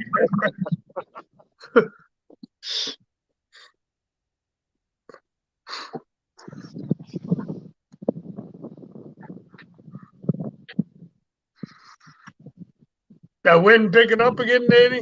Yeah, it's starting to blow a little bit. And then the wind will die down and the sun's shining on your back and you'll get hot. I'm going to check the bait on that first rod because it got hit real hard while going. He might have got the bait off of it. It's acting like he got it. There's actually a log pile that's in the middle of this out there, sunk down. Yeah. And they'll run right for that log pile every time. Oh, yeah. You'll see that line pull down and they'll stay down real hard, but it's pulling upstream. If it's pulling downstream, trash it on your rod. But if it goes upstream and pulls down and stays there, he got that log pile. Oh, boy. We got one. They know how to get off.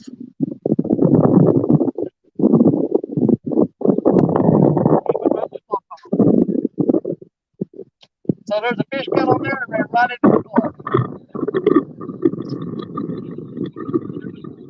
I wanted to check that rig out.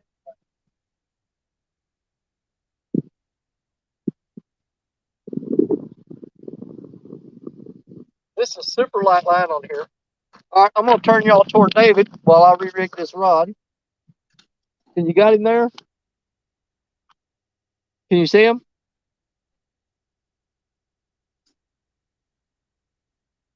Can you see David? Yeah, you can. Yeah, we can see David. All right. I'm gonna rig this rod up. I'll let y'all watch him while I'm doing this.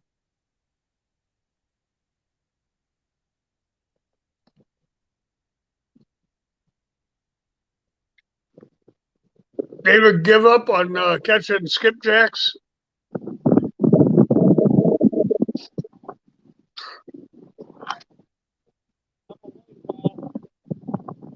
You know, feed the ducks.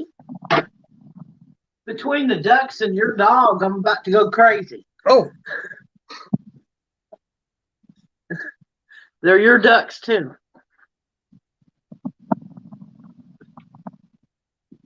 no, I just buy them for you.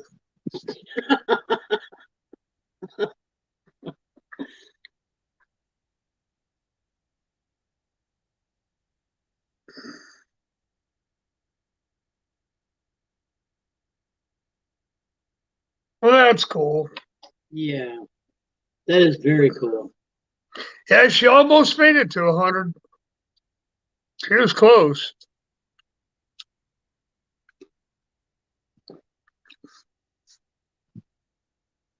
Mike Humphrey is someplace. He might just put out a video. I'm It's not sure. pictures of its puppies. Oh, The first time they're eating puppy food. oh, really? Mm-hmm.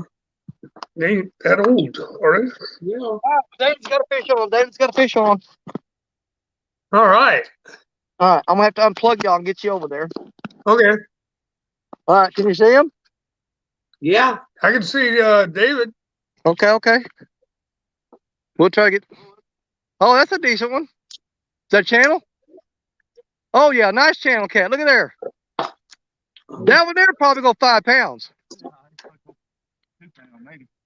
No. That's a. He gonna go at least 3.5, 4. We'll put the scales on him, man. There you go. All right, there you go. We told y'all. We come over here to the That's Dinko. David. Yeah. We were on the That's cool. catfish hole. I'm telling you. You only haven't put it. It's a channel cat. One, We haven't got the weight yet on it. I know it's 174. Yeah. Yeah, I was over there Channel? rigging up a rod, and Yeah. I looked back, and he was hollering fish on.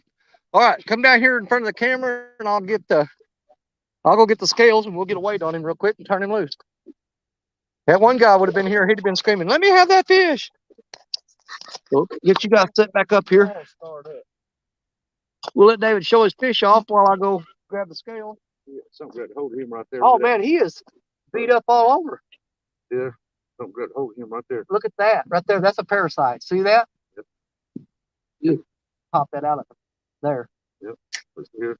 He's got parasites all over. Huh. Yep. All right, let me go. Well, there you go, David. Yeah. There.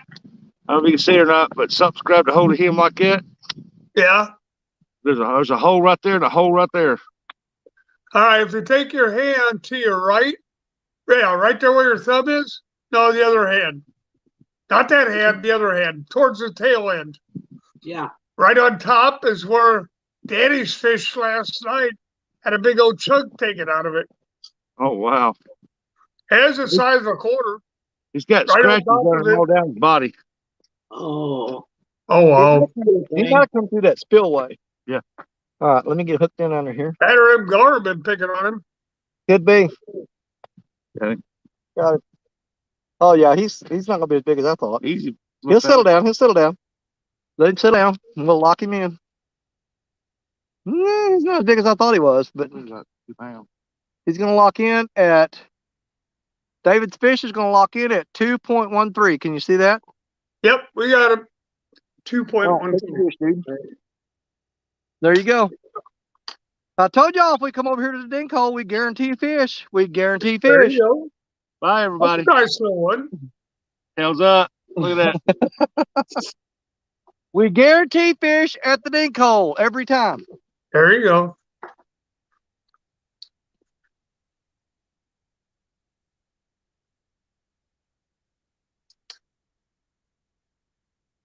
Hey, Danny, tell David we marked the weight down for him.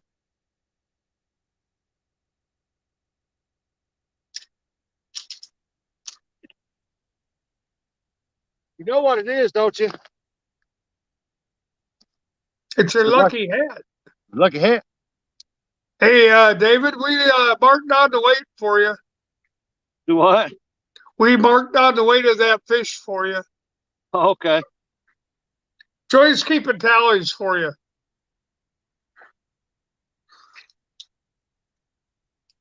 Yeah, my goal is just to hit about 100 catfish this year. There you go. Well, you're on the way. You're up to 6, 7. I think you're up to 7 now.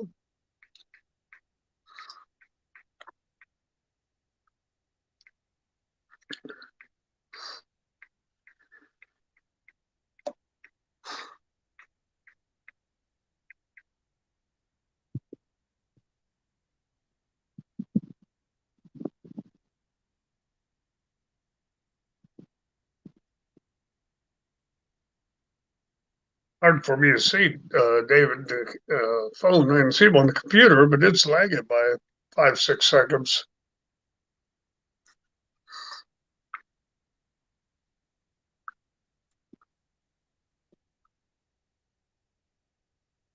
They're in a good spot. Danny caught to take second in that one tournament, right there where he's at now. He caught one that was over 7 pounds. So they're in a good spot. It's just a matter of the fish to start cooperating, getting on the line.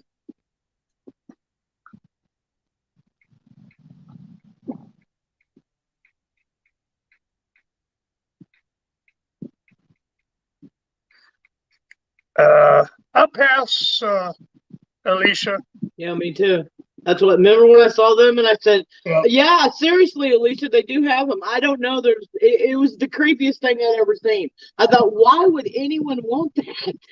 And I was like, the guy's like, "Oh, look, it feels just like catfish skin." I'm thinking, "Ooh, no." Probably made out of spandex. There was the wrinkly stuff. I don't know what it was made out of, but it did feel like I was like, "Oh, that's gross."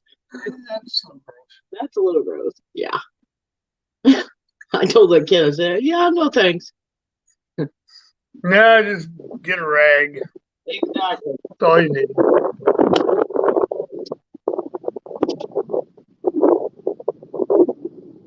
A terry cloth rag works just fine. Well, something better than that. No, just gross. I don't want that.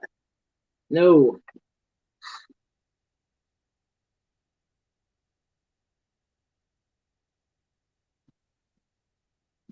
You're liable to see all kind of crazy stuff at CatCon. You'd be surprised some of the stuff they have, Oh, I Alicia. can imagine. You would be surprised some of the stuff they No, have. I've been to different deals like that before. They're all the same. Well, they, CatCon's just a little more fancy. yeah. Well, they had that one guy that was selling those suckers that were different fish flavors, like salmon suckers, and it tasted Oh, like I salmon. didn't see that. Yeah, it tasted like salmon. Oh, it's gross. I was like, oh no, I don't want no salmon didn't see sucker. that. I know. He had them, and I was like, and I looked at the suckers, and he said, yeah, they're each fish has its own flavor. I'm like, why would anyone eat a fish sucker? That's just gross.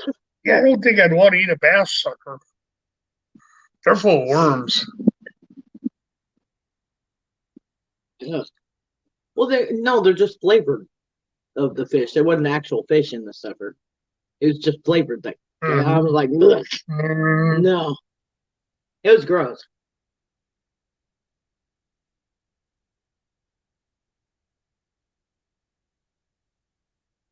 Yeah, it does, doesn't it? Sound like it does sound like a fish, a kind of fish. Oh, this is a salmon sucker. Yeah. Yeah. I like salmon, but not that well. No. Not gonna suck on a chunk of salmon.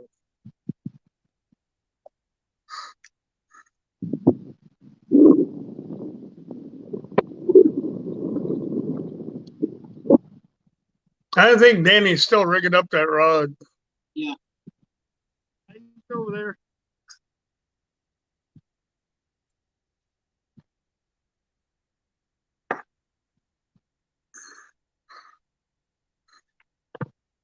I gotta have Danny teach me how to tie that T knot that he was showing me yesterday. That was pretty wild looking. It almost looks like a 3-way swivel.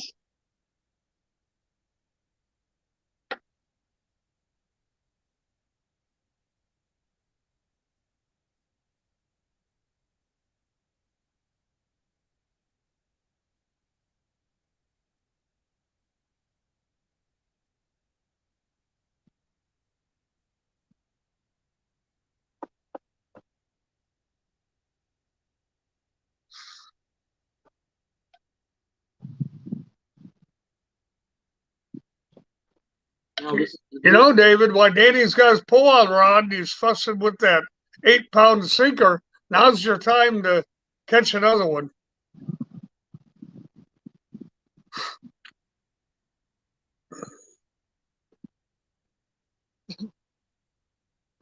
he said, "Yep."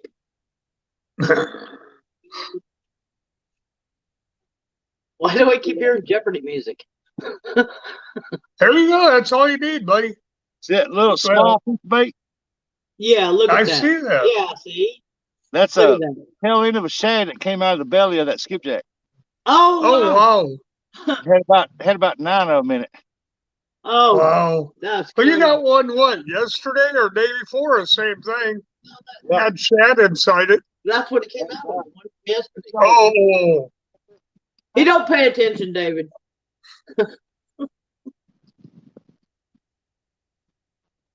David caught a fish, so Dave's going to run down there and throw his pole where Danny is. Or where David is. We're fixing to up the odds 'cause I'm gonna throw out a crap load more rods. Oh, well, there you go. Just do a trout line, Danny. We're gonna go trout line on these bad boys. Oh, jeez. I'm fixing to pile rods all over this bank. Start getting some of them baited up and we'll get them out there. Are you serious?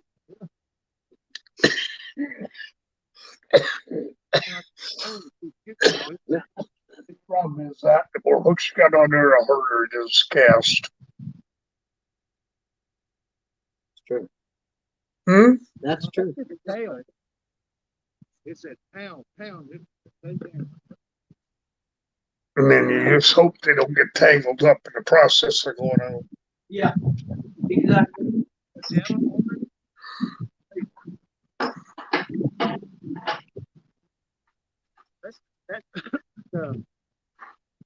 Stop putting like the fuel tickets and collars right here stuff. That stuff's hard to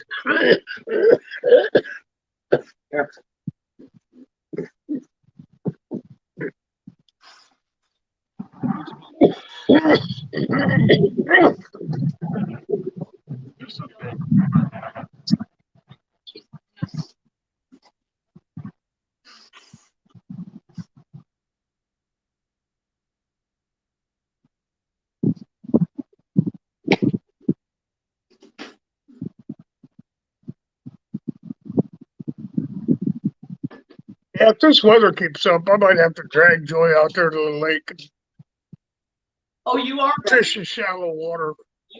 dragging me to it Oh, I am. tomorrow. Oh, I am. Yeah. Oh. And when were you going to tell me this? Well, I'm taking your truck. Oh. Better put your little blue wagon together then.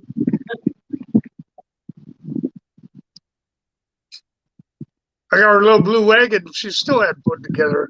You're supposed to put it together. We'll bring it in here. Lord. You're the laziest man That's the, walking. You know that? that's the goal, to bring it in here. I'm on the camera. I can't put the other camera. Just have the coal do it. Pretty heavy.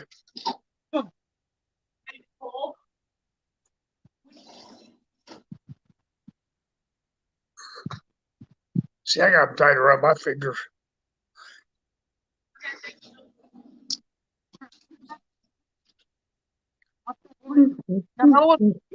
He's got another one on. Oh boy, it looks like a kill. He's got another one on. All right. Little bitty piece of bait. He's using a little bitty piece of bait about the size of a dime. And that's what Uh-huh. now this one here's dinky. That's tiny. That's not even a half a pound, dude. We're not even gonna weigh that fish. Well, it's a Big little fish. juvenile. Look there. Yeah. Something grabs him. So they got holes all in them where the guard been grabbing them. Yep, Big that's little what it is. juvenile. See the spots? Yeah. What Ooh. kind of fish? That's a channel cat. Okay, no, a channel cat, no weight. Yeah, he's just like Um, yeah, I'm gonna say he's probably about a half a pound, maybe. See the Yeah. spot? Well, we'll just post it no weight. Okay. Big, big. I told y'all we're in the well, I David's just tried not I just worried about do what? David's not worried about the weight. He's worried about catching 100 fish. Yeah. So Oh, we're okay. marking his down board too. No, is that what he wants to do? Is he gonna do 100? Yeah. Okay. Well, he's already up to what, 10? No. Oh, yeah. Well, he David got, is too. well, now hold on now. He got 11 the other night, and then he got 8 last night. So there's 19 right there. 19. Yeah. And So then now he's he's got, got- And he got 2 more, so now he's he's up got to 2 more today, 21. so there's 21. Yep, there you go. He's at 21. He's You at ain't 21 right now. Yeah. Now I sit there, I went over and spent all that time rigging this rod up, and I went to throw it out and forgot to hit the release button and just slung that sinker clean across the river. Oops. It broke the hook and the sinker off. But we got 2 more rods ready to go. We'll bait them up, get them out there. Yeah, see, that's what I worry about with that heavy weight, Danny. Yeah. Don't even start. Zip it. We got 2 more rods ready to go.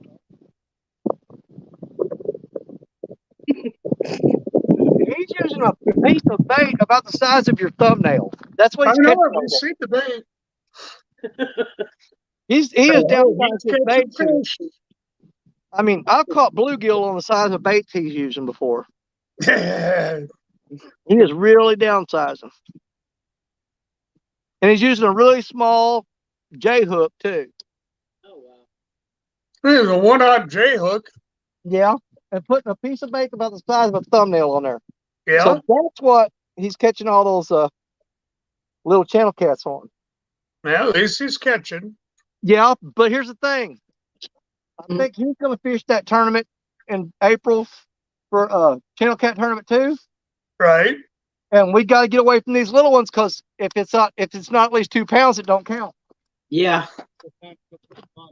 Well, the bigger ones will move back up in here. Yeah, that's it, Nicole. Yeah, do you want it inside right now? No. Okay. No. Nah, I'll put together. All right. I'll put together in a little while. Right here next to the birds. Okay, thank you. I have caught some down there at Oak Club Tooth down Here, it's over here for a second so I go pee. So big. Be fine.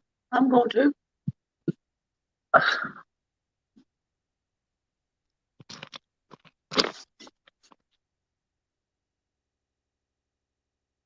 I carried that rod all the way over here. There's no weight on it. I'm just gonna have to bring that tackle box over here because I've got 2 more rods to rig up, and it saves me walking over there and not watching my rods. He's still running in circles, by the way. But you see, where we had him set up is right. He's right there at that spillway where that water's coming out of there, and there's more channel cat there and less gar. Well, let's gar is always better. Yeah, them gar like that slack water downstream, and the channel cats are holding up here right next to the spillway now. Right. He's in the hot spot right now. There's one of the traps for the camera. Oh yeah. Who's that? Huh? Who is that? What? Got a message on my phone. I don't know who that is. It's been on there the whole live stream since I left it.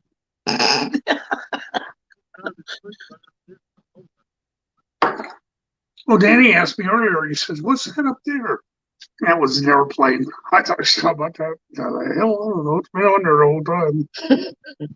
Oh, hey, there's Mike Humphrey. Hi, Mike. How are you? Them puppies are so cute. I can't stand it. I'm telling you, I cannot stand it. If y'all haven't seen Mike Humphrey's puppies, you need to go take a look Yeah, at you them. go jump over. They are so cute. They're adorable.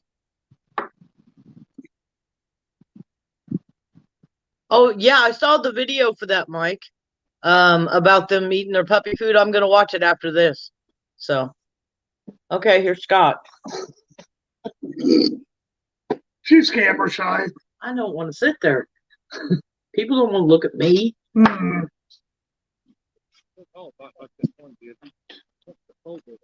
Yeah.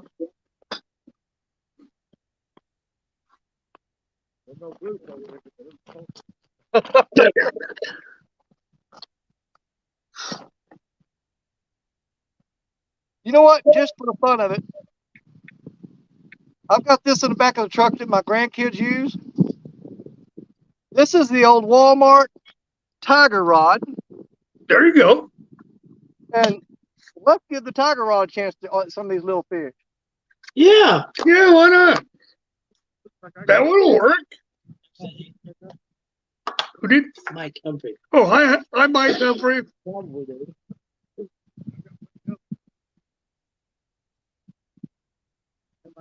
Joey told me I got to take her out fishing tomorrow. So the water came up about 8 inches. Maybe with it coming rising now, we can get out far enough to get off the sandbar to fish. That's what we're hoping for. David's trying to talk me into putting on one of them little tiny J hooks, and I just won't get away from these circle hooks. Hell, Danny, I'm not going to tell you different, but they work. Well, here's the thing. I'm old and I'm tired, and I ain't all that running over there grabbing the rod and setting the hooks up. I just let them get on there myself. Okay. I like circle hooks for the same reason. No, I'm not old, but I like circle hooks for that reason. Yep. Then I don't have to fool with setting them. Oh, jeez. Lazy fisherman. I like circle hooks too, Danny. Yeah, and then I got to get the dang thing out of their mouth. I figured out. I learned how to do. Okay. Good. Then you can take mine out of their mouth. You can put my wagon together too. Like to. Yeah, I got her little boo wagon, so she can haul more gear in it. Yeah, put it together today. We're going to the when you see all those vehicles passing over the levee, they're going to the ferry landing to cross over to Tennessee. Okay. Yeah, they're heading to the ferry landing across the river. That's where they're headed. Well, Danny, if they're already on this side of the river, why do they need to go to the other side of the river to get on a ferry to come back to this side of the river? No. Shortcut. They come up. You save yourself about 120 miles. If they go down this levee, there's a ferry that picks them up. Right. They take them across the river to Tennessee. Yeah. If you go okay. that, you got to go way south or way north, about 120 miles out of your way. Yeah. Where you can just I got cross you. the river and you're there. I got you. Yeah. So that ferry, it does a lot of business, and I mean they haul cars all day long. They're the last working ferry. They still got the sign up down there that says Kentucky Ferry Landing. Yeah. Something like that. So they charge you for that, Danny? You know, I've never crossed it. I don't know. Oh, okay. That's by the vehicle truck. I've only been on one ferry like that in my life, and that was up in Lake Michigan. We went out to Mackinac Island.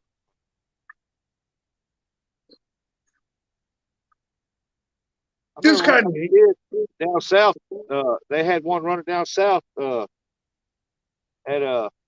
Cottonwood Point. And I remember a kid crossing that with my grandma and grandpa going over to the bottoms of Tennessee. Yeah, I've been on that one. Hey guys, Lisa just stepped back in. She Okay. wanted to know if you're having any luck. Dave got two. 2 channel cats so far.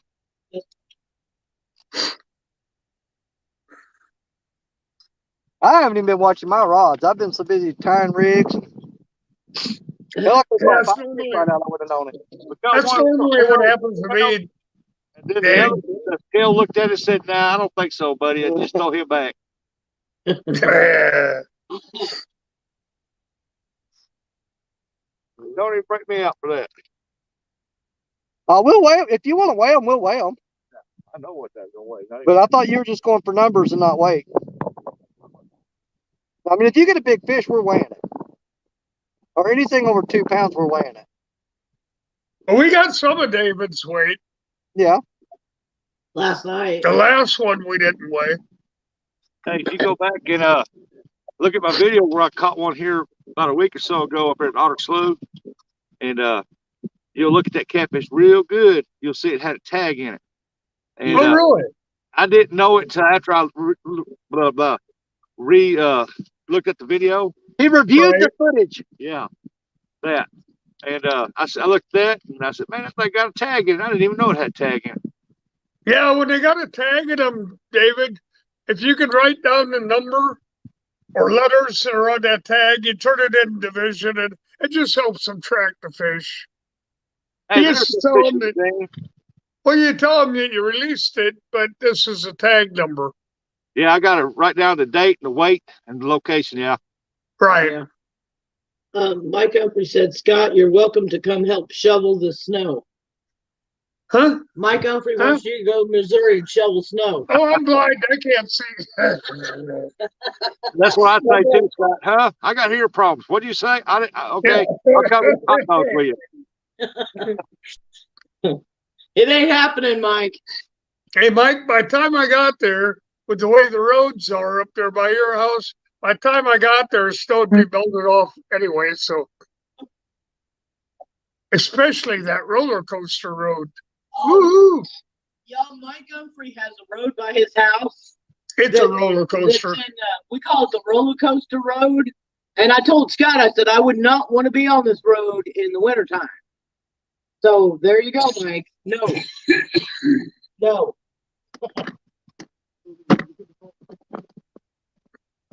All right. I think that's all the rods I'm going to set out. Because I've been spending all my time rigging up rods and not even watching a rod. So, time for me to relax a little bit. Holy cow, 3 foot of snow.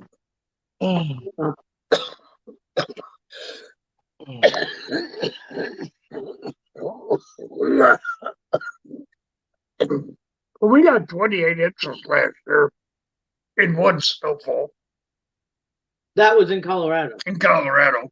We ain't getting that here. Huh. Oh, Joy kept saying, well, does it ever snow here? Well, I told her, it's coming. Don't worry, it's coming.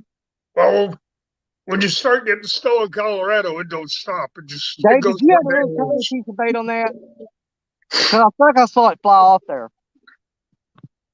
I think you threw your bait off there when you threw that out. See what a nice guy is? I am. I could have let him sit there with that bear hook all that time, and I just told him, man, you threw your bait off when you threw it out there. Oh. Ah, that sucks. Is it gone? Yep. See? Look at there. I saved him a whole lot of waiting time for nothing. There you go. But I saw that bait go flying when he threw it out. Yeah, and then one day she says, or for, I don't know, a month, she says, well, does it ever rain here?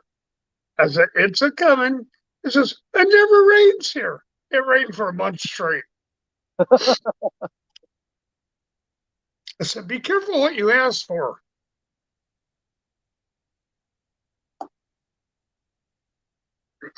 That's what Colorado was, though. If it started snowing, it wasn't going to stop.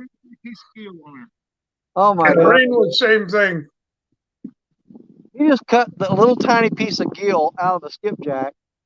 I mean, microscopic bait is what he's using. He's throwing tiny baits out there. Yeah, yeah. Hey, Danny, who's catching fish? Oh, we're not going to play that game. Look here now. I'll warn you. I'll warn you. Because when it warms up and I start getting in them big blues, you guys be wishing y'all hadn't said nothing. No, I've seen it. Oh, we I've shouldn't have seen teased some him of so the fish much. you caught, Daddy. Oh, I David, know you hey, get your I'm gonna big give you one. something. David is a hell of a channel cat fisherman. I don't do channel cat that much. David's good at catching them channels. Yeah, I throw Well, big Chan- donkey baits for big blues and stuff. David can tear them channel cats up. yeah, channels will eat just about anything. Yeah. Big blues and the flatheads, they're a little fussier. Yeah, see, I'm still throwing these big giant baits on these bigger hooks, and he's finessing them with them tiny baits and tiny hooks. And Yep. he's hooking up on them. But all they're doing on mine is just grabbing it, chewing on it, and they can't even get it in their mouth because they're so small. Yeah. See, I'm still hoping that there's a big 10, 12 pounder out there, and that's who I'm hunting for. That's a thing. You know, I'm targeting these big ones, and he's going for numbers. Well, And there's nothing wrong with that. He's wearing out fish. He's giving you guys something to look at. You know what I'm saying? yeah, he's having fun, Daddy. Give him that.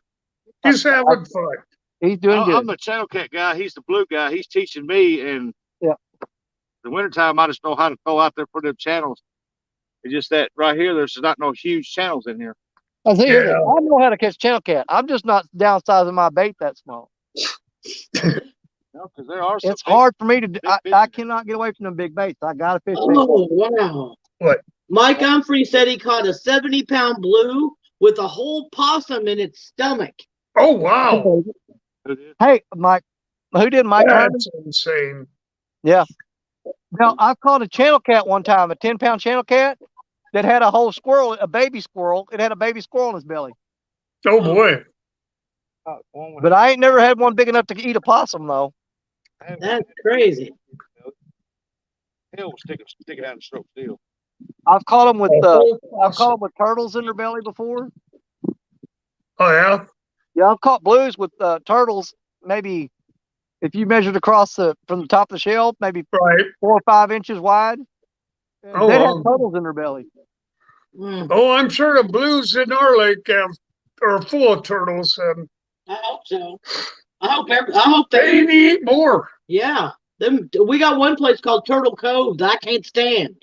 It's insane. You go down there and you just feed bait to turtles all day long. Well, Joy does. Yeah, Well, they biggest- see me coming. The biggest largemouth bass I ever caught was a little over 8 pounds, and he had 3 baby ducks in him. I've heard that. I've heard the northern pike will eat the ducks. Oh yeah. Oh, pike will rip it. Oh, they'll go after them ducks hard. That's crazy. Wow. A whole possum. Take down that big bait. Hey, Mike, did you I beat don't that? Did you beat that catfish? I know how you like them possums. Got a possum last night. I think Mike's probably heard that Jeff's dog treated a possum last night. Well, you think about it though. They say that catfish like oily and greasy. Yeah. But you ain't gonna get much oilier and greasier than a possum. No. Wow. And then you caught 74-pound flathead that swallowed a 4-pound channel cat. Huh. The 4-pound channel cat was on its hook. And when the 74 swallowed the channel cat. That's insane, Mike. He ate that catfish that swallowed that possum. Oh, boy. Possums are nasty. They are Hey, nasty. the thing about it is, it'd be so much fat and grease that you wouldn't even have to put any oil in the pan. Just throw the fish in there and cook it. Yeah, Yeah. there you go. Oh, God. No. It's fried in No. possum fat. Well, you know how they have them turduckins?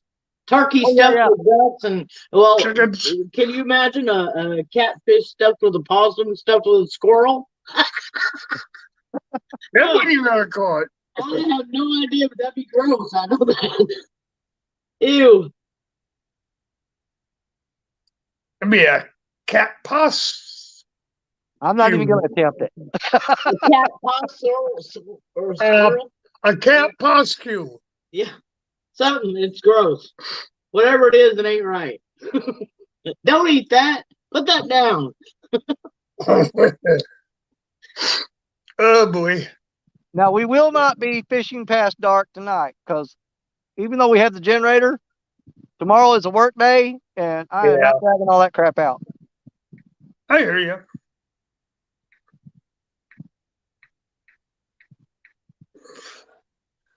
I don't think so, Mike. They stink. Jeez. Nope. Mike knows. I ain't doing it again. No. Fool me once, but you ain't gonna fool me twice. Nope. I've eaten a lot of animals, but possum is one that I ain't gonna eat. You ain't missing nothing. Trust me. I've eaten muskrat before. That was pretty good. Yeah. No, I ain't doing that neither.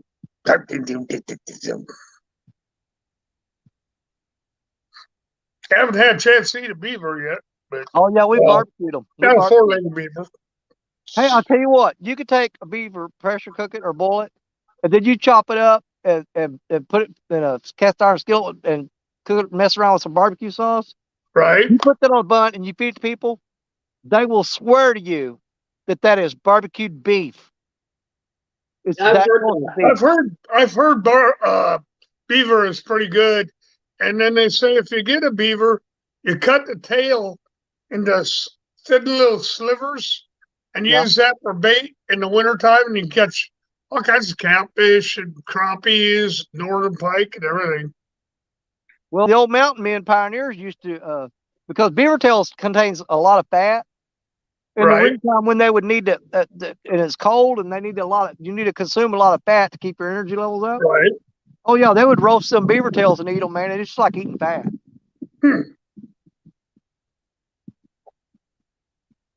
I know Coon Creek Outdoors eats them. He likes them. Yeah. He'll eat the body of the beaver too.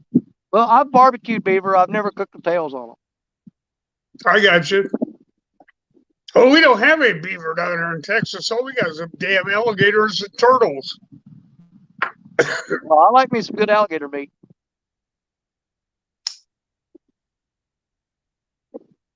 As soon as they let me get tag on one, I'll get one. I'm not going with you. I hope you know that. You're on the boat on your own if you're going to catch you an alligator. I ain't doing that. No, sir. Oh, we got a big boat. I ain't doing it. No. That boat can handle a little 12, 14-foot alligator. Oh yeah. And who? It's 19 foot long. Okay, I'm the one that gets to shoot it. You're the one that got to haul it. Okay. Okay. Yeah. Hey, I've seen people shoot them alligators in the head, and the alligator be spinning, and they would hit it at an angle, and that bullet ricochet off their head. Oh, yeah. Oh yeah. Yeah. That'd be horrible. I'd shoot the alligator and it would ricochet off and hit you in the head. And yourself. You like try explaining that to the police. They're like, man, we have videos of you hitting him in the head with a skillet and threatening to kill him, and so now he's dead. We think he did it on purpose. I know I'd go to jail.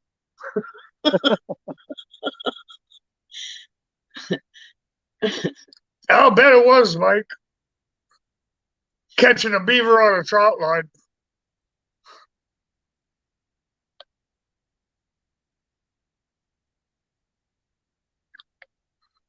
I've snagged one time. I was reeling in. I was sitting on a bridge fishing, and I was reeling in, and I snagged a beaver in the foot between the webbing.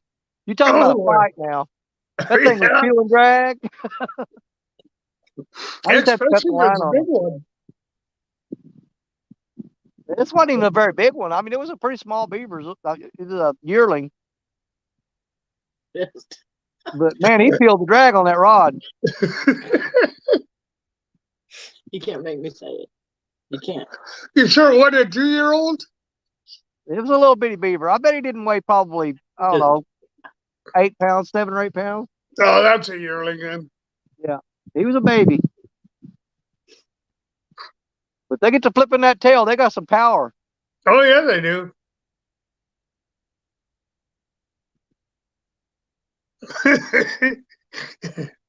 Well, Mike, somebody hook you in the tail, you wouldn't be happy either.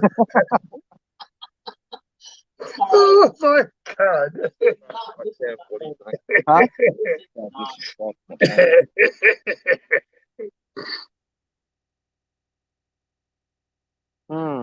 He's got 297 subscribers. You talking about him? That was Mike Humphrey. He hooked a beaver on his trout line. And he hooked it by the tail. I don't and he know what said, language "Look this at me." is. It's Mukbang Makan. Philippine? Oh, some of Tinkerbells. Maybe. Oh. Is that the name of what he's eating, or is that his name of the person? Oh, Min Rama.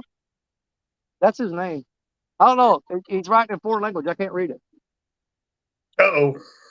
No, David's it's- getting a subscriber that's speaking in foreign language, and you can't even read it. Yeah. Yeah, I get one or two like that once in a while, and I'm like, I don't know who they are. Well, I mean, my question is, can you speak English and read English? No offense that you're subscribed to my channel. And if you can, Yeah. then why don't you write in English and speak English when you're talking to me so I don't have to freak out on it? Hey, Trophy Seeker. Hey, Trophy Seeker. Hey. Now, them guys can catch some catfish now. I'm just Yes, waiting sir. for, man, I'm waiting until spring where I can turn it on and go to the town on these things. I've done decided this wintertime catfishing is not my cup of tea. It's pretty hard, bud. Well, if you look, the last catfish I caught that was worth anything was December 30th. But the last catfish I caught before that was worth anything was that big one when David was with me. And when was that? Was that in November? End October, early November, I think, Danny. Yeah. Back up your truck and run back down. Yeah. But what? Now that was on December 30th. I'm talking about when I caught that big one that broke the scale. It was in November. That was back in See, end so October, early November. that's really the only 2 catfish I've caught that I consider, big catfish. Was that 31 pounder and that other one. Yeah, 31 was a big one. Yeah, he was nice. That was a gift right there because I was done for the year. And Yep. so that's it. We're not catching any more this year. And boom, just dropped it in my lap. That was a good one. What water remember- are you fishing? What water is Trophy Seeker fishing in? Because he says he catches his bigger fish in wintertime. So Well, what water? I think he's fishing the Tennessee River down there close to Chattanooga. I think he's down there close to Chattanooga, Tennessee. So he's in a little bit warmer water then. No, Tennessee. No, it's not that. I mean, it's about a 5-hour drive from here. It's southeast. deep. It's really deep holes down Oh. there. Yeah. I mean, they got really deep holes, caverns I got you. under the water. My daddy used to like to fish down there. I'm starting to wonder if these fish didn't peel off all the bait off my rods while I was busy tying up lines. Probably. That could We're be. not even touching it now. Well, go check it. I need to Well, check that one because I know it was getting a bite already. I may be sitting here fishing on credit. Well, go check it and make sure you ain't.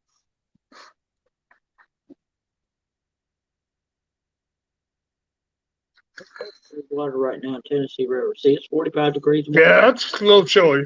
Yeah. Although I've caught channel cat through the ice, Trophy Seekers. Oh, I still got bait on there.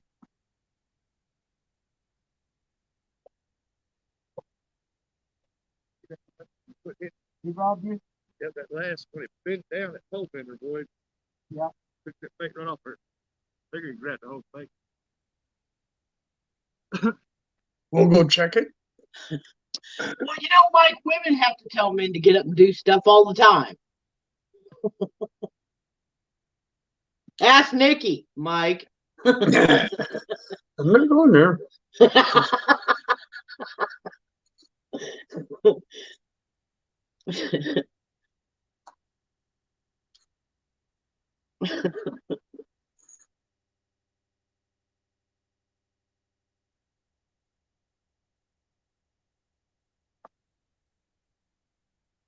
Ronnie knows. What's that? Ronnie knows. It's the truth. Takes a woman to tell a man, go check it. Go look. Go do it. Otherwise, y'all just sit there and talk about it to death. Well, you got to talk about it before you go do it, you know. Yeah. You got to figure out how you're going to do it.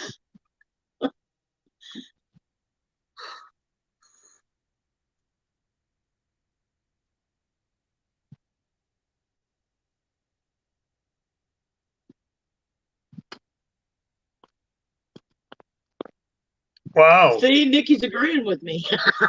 I knew she would. I knew she would. No, she's listening. Oh. But that's funny. I knew she would. It's the truth.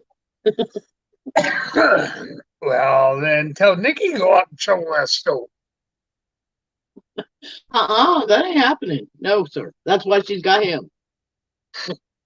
And that's why he's got kids. Yeah, well, no.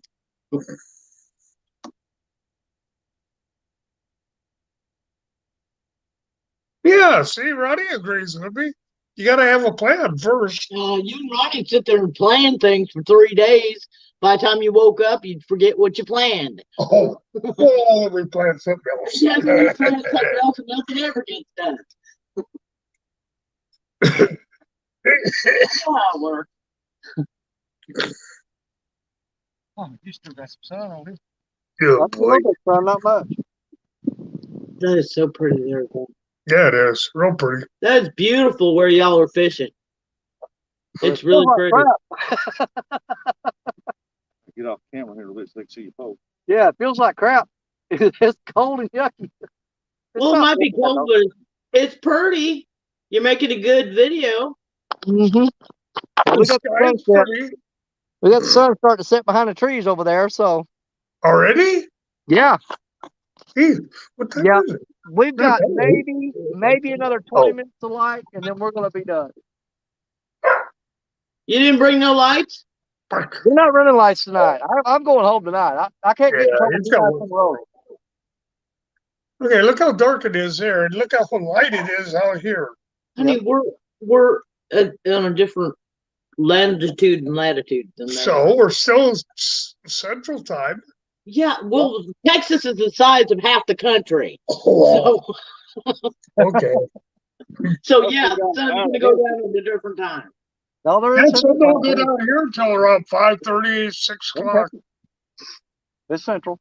It's close to Arkansas, Texas County. Yeah, Hey, Oh, Becca, how you doing? it's 2, Becca. they get about 30. You guys get about 30 to 40 minutes more light than we do. It's not Yeah, much, yeah, we but do. you're in the same time zone though. Right. Yeah, I guess we're closer to the equator than you are. Right. I throw that dude right out in the middle. 50 plus? Yeah, he got 2. Remember the 53 and the 54? Oh, that's right. Yeah. Trophy Seeker got a 53 and a 54 pound. I don't know what they were channels or blues. Those were but- blue cats. Those were blue cats. Oh, okay. They were beautiful. Yeah, when he was fishing the Winter Blues tournament, yeah, he Right. was lighting them up, man. Yeah, I seen those two. They're big fish. If the Winter Blues was going by weight, he would have won it. Yeah. But they were going Yeah. by numbers. They were going by numbers of fish. Oh, oh, Yeah, if it'd been a weight, see, here's the thing. You know how bad that is, though? That you go out and catch 3 50-pound plus fish right. and then get beat by somebody who caught 6 2-pound channel cat. Yeah.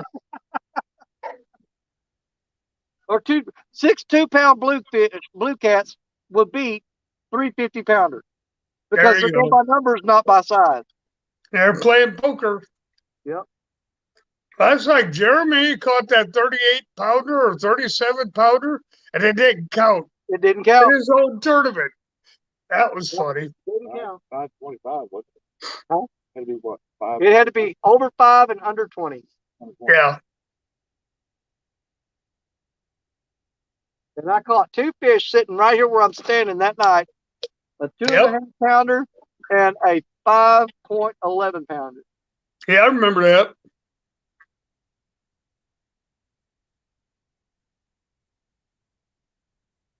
But we haven't even pulled a 5 pounder out of here in the past 3 days. David got close. He got a 4.8. Yeah. 4.73. 4.73, Davey. Oh, was it 4.73? Yeah, Joy's keeping tally for him. That's great. I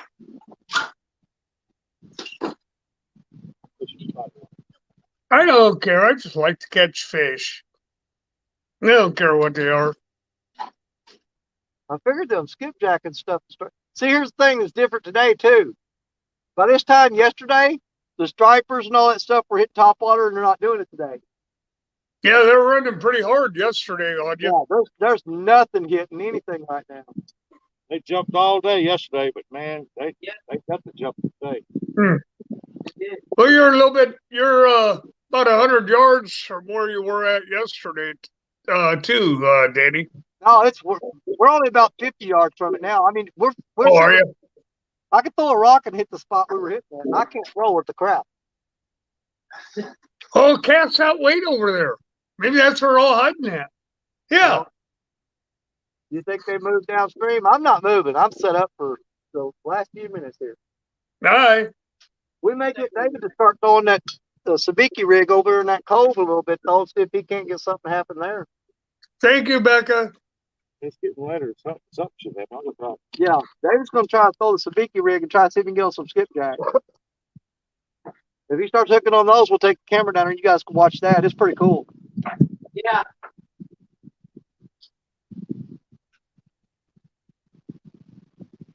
Right now, I got 6 rods out with bigger baits, and there ain't nothing even touching them.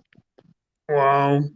And he's still throwing them tiny baits, and they've shut down to where he's not even getting bites now. I got them. I'm looking right at them.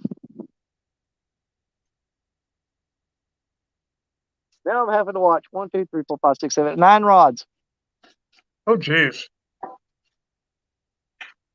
I put 9 rods out, and the one in the middle would be the one that got hit on, and he'd go left and right. And hook them all 9 up. I've had rods that would be happen before. hooked up on one fish.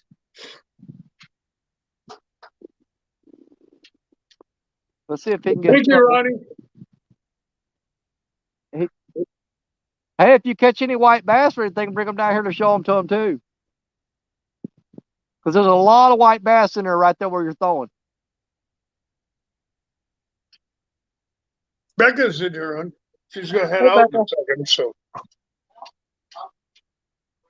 Oh, okay. Is that a bot? I think I see a bot right below Ronnie Moore. Becca got it. I'm still seeing it. Right below Ronnie Moore. There's a bot. Right. Becca got it. It's Becca still got showing. it, Danny. It's still showing on my screen.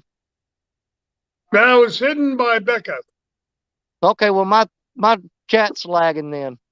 Yeah, mine is too on a computer. That's why I can't catch them before anybody else does.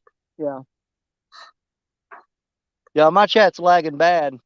Because the last post I see on there is Becca say, okay, gotta head back out.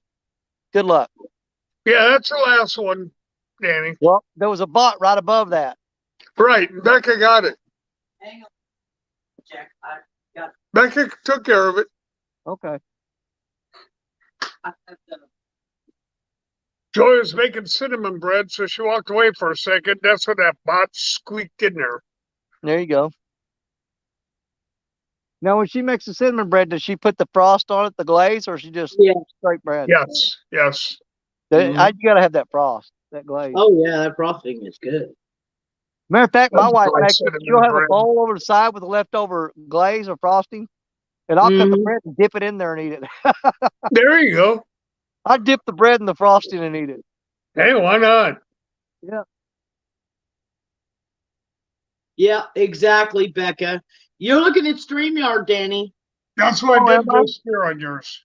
Yeah, Oh, Okay, it's that's what gone. it is. It's That's gone. what it is. It's okay. We got it. Or Becca got it. Oh, I trust you. I'm just saying I couldn't figure out why it was showing up different on mine.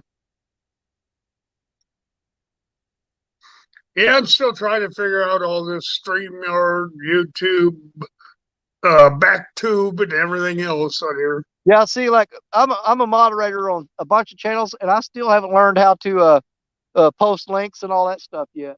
Yeah, I haven't figured out how to post the links, so I'm gonna have to have Becca or somebody help me, or Mike Turner or somebody, because I don't know how to post the links.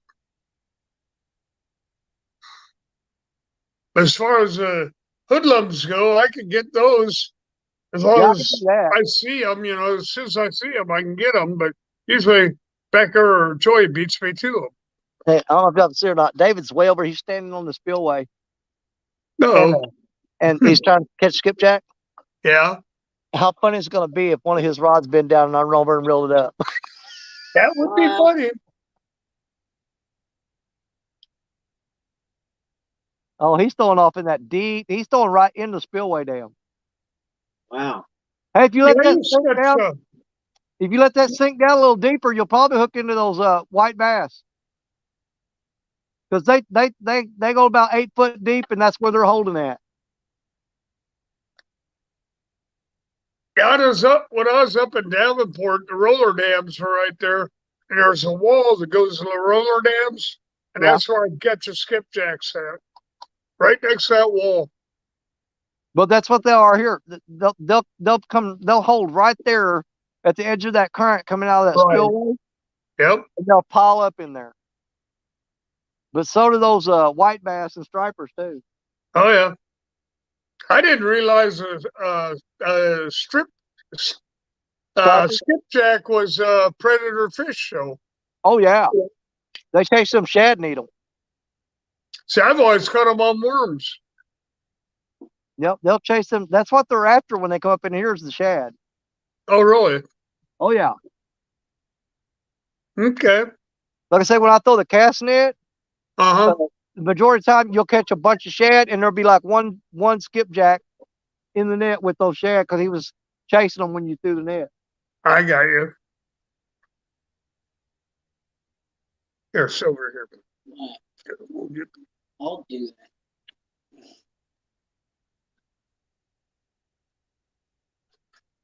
Oh, I dread going back to work tomorrow. Whew. Oh, I bet. And what's bad about it, it's turned really cold all week this week. It's supposed to be really warm here, so Yeah. Danny, when I'm out fishing, I'll think about you for about 2 seconds. Well, that makes me feel about 2 seconds worth of good then.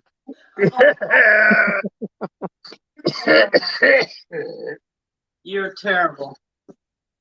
Man, I hope he don't fall off that spillway dam because there's no way I can get him if he does. I hope you don't either. Is there a bad current there? Oh yeah, he'll get sucked down. boy. You won't That's not find good. him. He'll pop up. He'll pop up 100 yards downstream. Oh wow. Not to He'll mention suck, that he'll suck it down right in there. the first place ain't a He good fall in idea. there, you're a goner. It's cold. Yeah, that water's blowing out. It's down the bottom Yeah. of the river, but they got the chute open down low, and so that water churns up from the bottom. Oh, so you get all the whirlpools in there then. Yeah, because it's not like one of those where it flows over the top. They open these gates and it comes, and they crack it at the bottom, and the water shoots out at the bottom. Right. And if you fall in there, it just sucks you straight down. Yeah, that's the way it was around the roller dams there in Davenport. Man, there ain't neither one of us even getting a nibble now. Oh boy. That's all right though. I mean, we work as a team when we come over here, There you go. and we don't get skunked when we come here. There you go. That's a good thing. As long as he's riding in my truck, his fish are my fish. Oh, there you go. That's the way Joy thinks of it. Yep. Joy thinks of it as Because my fish is hers. what's mine is mine and what's his is mine. Yeah, when we're fishing as a team, we fish as a team. And that's why There when you I go. catch them big blues, he gets the credit on that too. There you go. Okay, now what's your next tournament, Danny? I think it's either April 9th or April 11th. I got two tournaments. One of them is on the 9th and one's on the 11th. And what are they?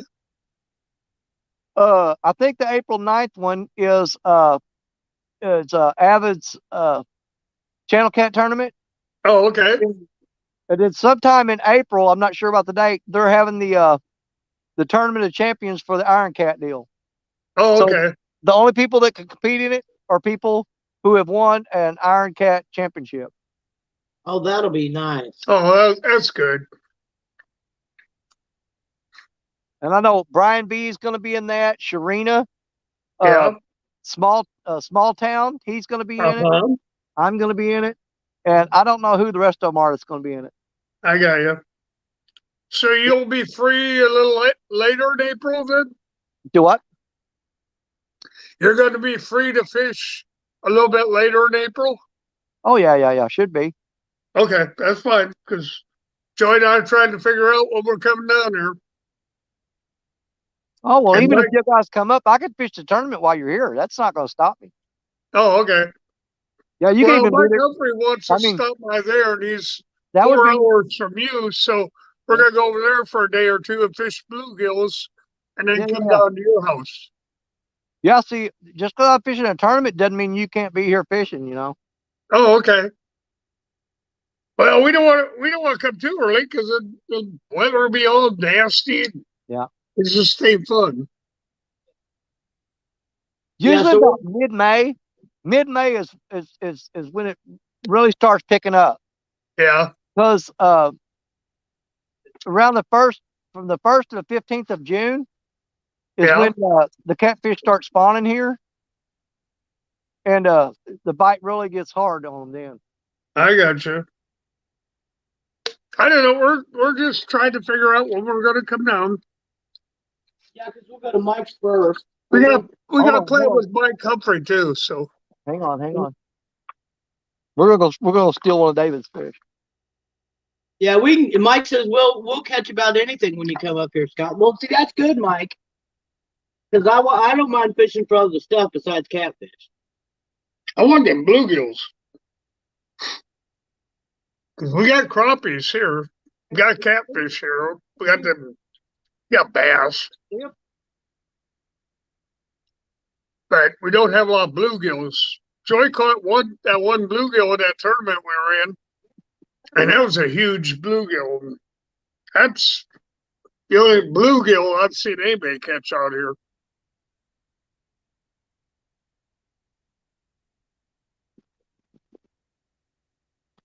I'm trying to sneak down. I know there's no way you guys are gonna be able to see them, but swimming across out there, you see? I don't know if you can see it or not.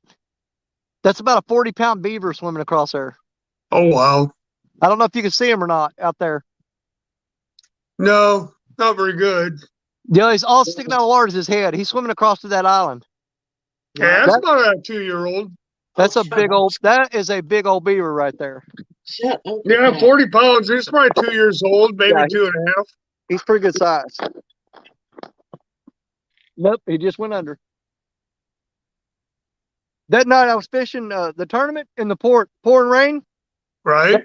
That thing kept swimming right up here by the rocks, right in front of me.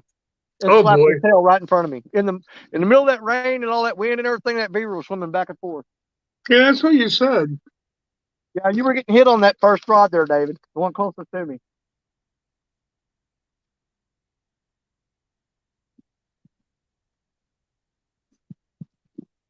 We might have about 10 or 15 minutes of light left. I don't know. It may be a little longer than that. We'll see.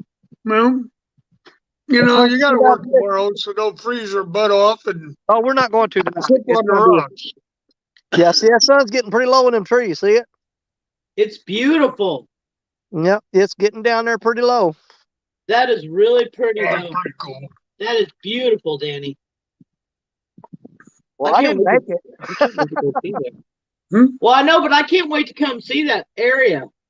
Oh no, we're gonna take you to way prettier spots than that. It's been my cousin reminded me it's been 18 years since I've been in that area. of Missouri and Kentucky. Yeah, you got a lot of cottonwood trees along the river here and stuff. Yeah, Mike, we got to bring you down here Yeah. for the crappies.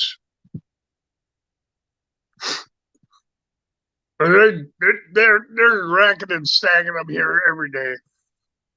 Even with the low water, they're still getting their limits every day. And they're pretty good sized crappies.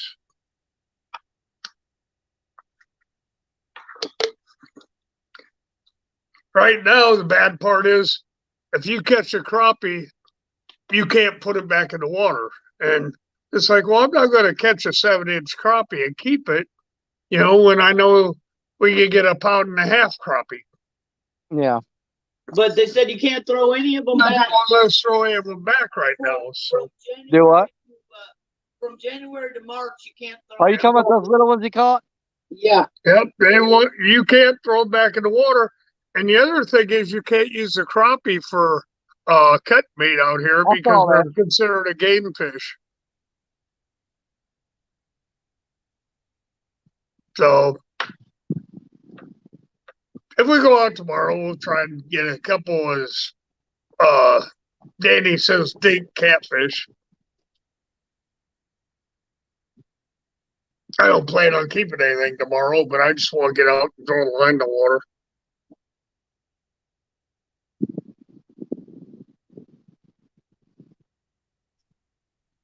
Wow. I haven't seen that, Mike, since I was probably 8, 9 years old. And that was in Iowa. Yeah, I can't believe you skipjack and started off that. You too, Becca. Thank you for stopping in. You're a sweetheart. Cody, 3+1. Hey, buddy, how you doing? Hey, Cody's in here? Yeah, Cody, 3+1 just, well, I'm the only one that's been here, but But I don't know when we're going to make it happen, but sometime in the future, I'm going to hook up with Cody down there on the Gulf Coast, and me and Cody are going to go shark fishing and go live, and you guys are going to see something then, too. oh, wow. Oh, hello. Mike's going to be crappie fishing in about 3 weeks, he said. That's what he said. Wow, that's early. Well, we could get out there and go crappie fishing right now, but I don't want to go out there and catch like the little tiny ones and have to keep them. Well, I don't want to go out there with the lake fish so long. Fish on. All right, we got fish on, guys. Yeah, see? Yep, we got fish on. You see him now? There he is. There it is. Kind of. There you go. Come on. Hope I ain't no gar again. No, this ain't no gar. Well, I lit the candle. There ain't no gar today. Yeah, Rustic's operating the camera right now while Danny's bringing it in.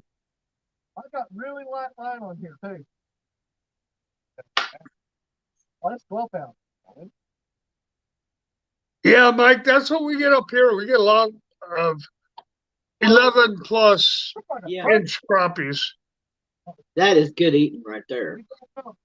I'm still looking for a 3-pounder, but I haven't got it yet. I got a 2.5 pounder, but I haven't got my 3-pounder yet. See, that's what they do here. They get hooked and they spin around and they wrap that line around them. Did you foul hook that fish? No. Look, I'm going to show you. There's the hook in Okay. his mouth. There's the See? hook in his mouth. Yeah. See that? Yeah. There's the hook in his mouth. But they Okay. get on there and they spin and spin and spin, and they wrap that line around them. I've never seen one do that before. Oh, they do it here a lot. They'll get on there and they'll spin like an alligator, trying to get Oh, off boy. there and wrap it up. But I'm gonna get him all untangled here. He's got that wrapped around him up 20 times. The thing is, that fish probably been on there for a little while. And what he does is he gets on there, he spins and tries to. There's the hook in Yeah. his mouth right there. All right. So there There it you is. got 2 pounds there, Danny? I don't think he'll even go 2. Well, We're gonna get a weight on him though. yeah, get him on that scale. Is that on a big old circle hook? Yes. Well, it was a 6-aught. Yeah, it's big old circle hook. That ain't big. Bigger than the ones we got. See, we have different views of what big is. I guess. He's just a hair over 1.5 pounds. He's going to lock in it at 1.64. 1.64. Yep. And it's a blue. It's a blue, Danny? No, it's a channel. Okay. Channel cap. Okay. That's Yeah. mostly what these are here. But yeah, I just Okay. looked down there and that rod was bent over doing like that. So he'd been on there for a while. And look how he wrapped that line around him. I've seen that. And look at that. He had it wrapped around him and it was cutting into him. Oh, boy. But that is a perfect eating size fish right there. You talking Oh, about yeah. good right there? But we're going to let him go anyway. There you go.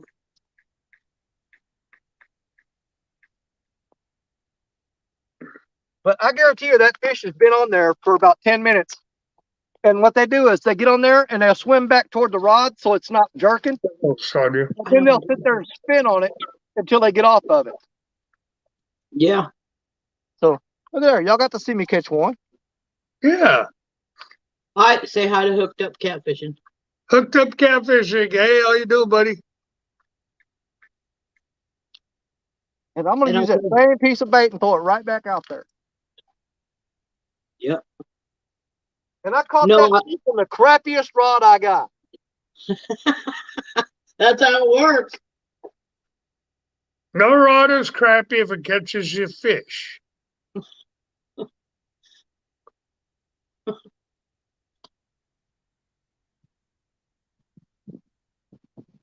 Yeah, I'm telling you, I've seen it's called the Miss Becca Luck. I'm not kidding you. Sometimes she'll come in a channel Mm-hmm. and as soon as she comes in, they catch a fish. Or if she says, well, I'm gonna go now, every time they catch a fish. Yeah. It's the Becca Luck. See what's bad But about it? she didn't leave. No, she was getting ready to. Couple times. Well, she's gonna leave like 3 times. Every time she says I'm gonna leave, somebody catches a fish. Well, See, see, Miss Becca? there's no telling how long that fish has been on there because that rod is set up behind me. Right. And I just happened to turn around and look and saw that it was bent over and pulling. So he's probably been on there for 10 minutes.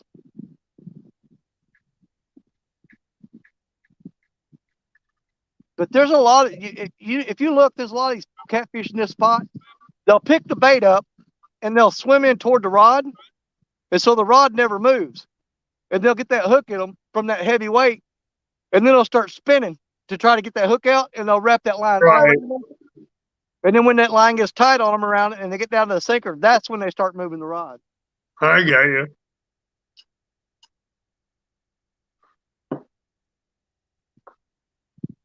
There's been lots of times I've fished here and I'd be sitting there and the line wouldn't be tight, but it wouldn't be real drooping slack.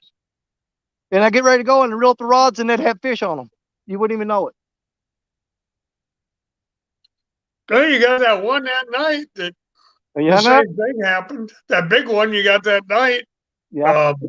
Oh, Yeah, it was like no 31 line head. something. 31 pounds. Yeah. Getting on to you or getting ready to reel a line in. Yeah. He's just sitting on it. Yeah, I just happened to look behind me and saw that rod, that tip was jerking real hard. And by the time I got down there, he dropped a bunch of slack in it, and I just started reeling it up and felt him pulling. Yeah, But that fish felt like really, really big because I was dragging him in backwards and sideways. So Hmm. it makes I him saw feel really this big one when you by pull the them tail. sideways.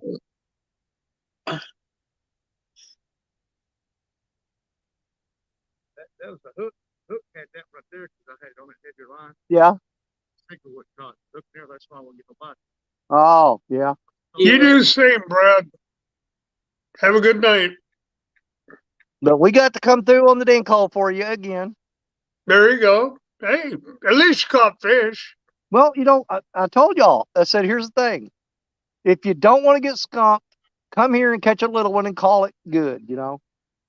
That's right. That's okay, Danny. We were having fun. I can't wait to get that river back like it's supposed to be and get warmed up and get back on them big catfish though. Mm-hmm. That's what it's going to take on the big ones. Yeah, that's when the fun's Yeah, gonna start. the water's got to warm back up again. Well, right Yeah, before and all that brush and stuff's got to wash out. well, right before that happens, me and David are going to take a trip over to Kentucky, and we're going to spend the whole day, and we're going to fill up about 3 coolers full of skipjack. Yeah. And then we'll make something happen. Oh, what? You don't have skipjack in Missouri? Not like that. Oh, okay. David goes over to Kentucky Dam. You need to go check out David's channel where he's over catching them at Kentucky Dam. Okay. Yeah, Well, he catches, I keep telling you, Danny, everything's better on the Kentucky side, don't I? well, skipjack. You can catch bait over there.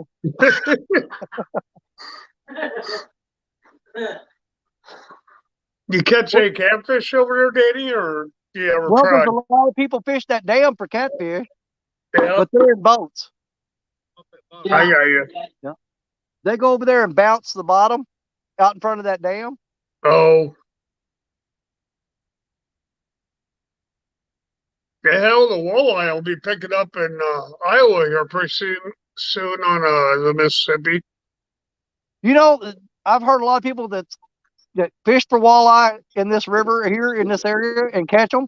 I have never caught a walleye. Really? Never. Yeah, you got to be right in front of that spillway, Danny. I've heard guys tell me that they've caught walleye right here in this spot. I have never caught one in my entire life. Huh. Well, besides that, Danny, you know, the stripers in Missouri, on the Missouri side, they get together and they tell the Kentucky stripers that you're coming, and none of the fish will let you catch them on the Kentucky side. There you go. They're like, oh, that Missouri Danny Stone is here. We ain't gonna let him catch no fish. Oh, well, Lord, no. That's what those fish were doing last night. As soon as Daddy walked away from his pool to go get the other camera, fish on. Boom. Yeah, they were watching him. The truck, yo, get on. Now's the time to hit his bait. That was fun. That was hilarious. That rod that I just caught that catfish on, that's another one that I found that somebody threw in a trash and threw it away. It's a Berkeley glow stick. Oh, wow. And here's the thing, down in the handle, I didn't know it for the longest time, but you take the unscrew the bottom and batteries go in there, Uh-huh. and it's supposed to have a light that lights the rod up. But apparently it doesn't work because I put batteries in it and I couldn't get it to come on. Yeah, probably burned out. But it's got a light that goes up through the rod and lights it up, Right. and what makes it glow at night. Yep. That's Yeah, probably why they got rid of it. It's called a Berkeley glow stick. Yeah, I've heard of them. And that's probably why they got rid of it, because something went haywire in that rod. Yeah, but I mean the rod still works. I mean you just don't have the little light in it no more. Yeah.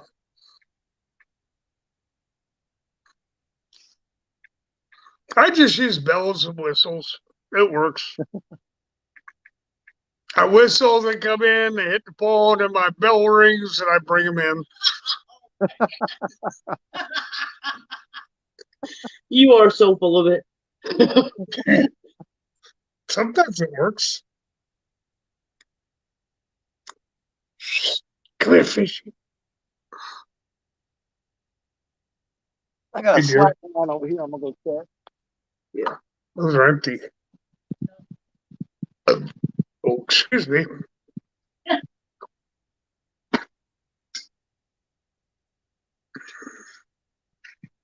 Whoa! 120 pounds. That's what they claim. But Mike Humphrey caught it.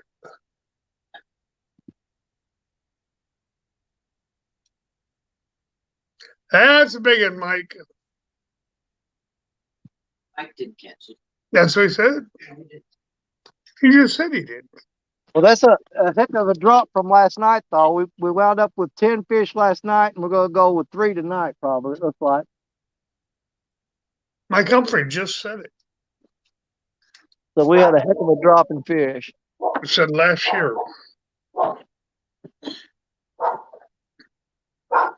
Yeah, we need to have an even number. We need to catch at least one more fish. We caught big blue in Make an Missouri. even number. Oh, We don't want to put on an odd number. well, Mike said it, I would have to believe it. No, I said we, meaning the state of Missouri Oh, got it. Credit for it.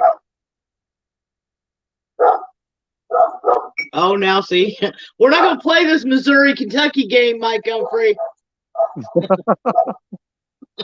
No, sir. Y'all are all right. You're all right. I'll give you that. sometimes. Come on.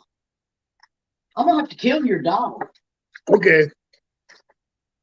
Hey, you want to tell you something interesting fact?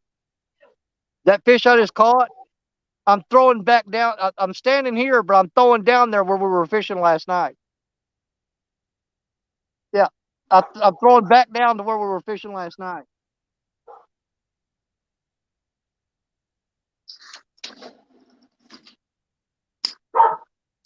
The spot there was nothing but gar last night. Yeah, I can believe that, Mike.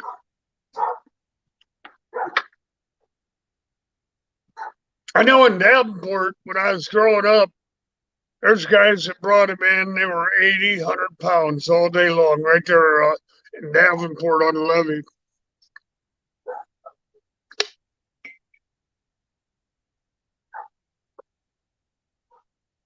Oh, you guys actually caught it, Mike? Wow, that is cool.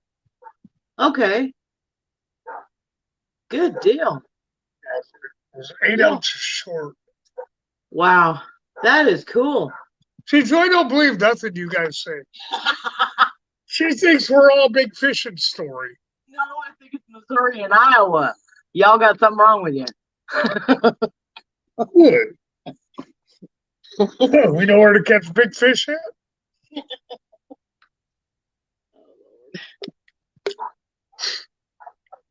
I was going to say, if he had a Lord, fish that it's was 8 hard ounces to be short of on. state record, I could have gave him an 8-ounce weight to shove up his butt. Yeah. There Yeah. you go.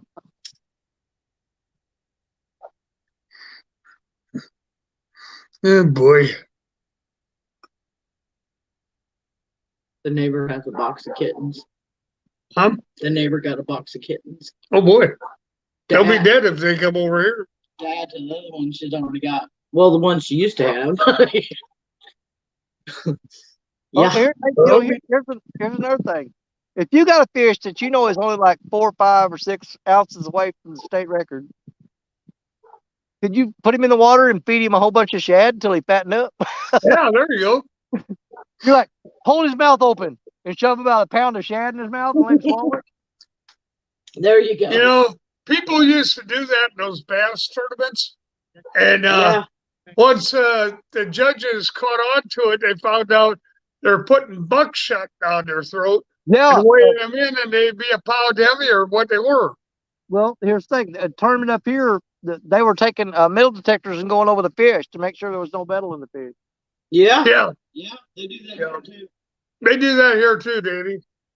Oh, did you tell them about the cages they keep them in under the water? Oh yeah, they out here on the lake, They caught and them they in- catch a lot of them. But I'm sure there's a few that get away. But they put cages in the water, so when Yeah. they're fishing for bass, they'll catch a great big bass and they'll throw it in that cage. And then when tournament comes around, they go scoop it up and take it in.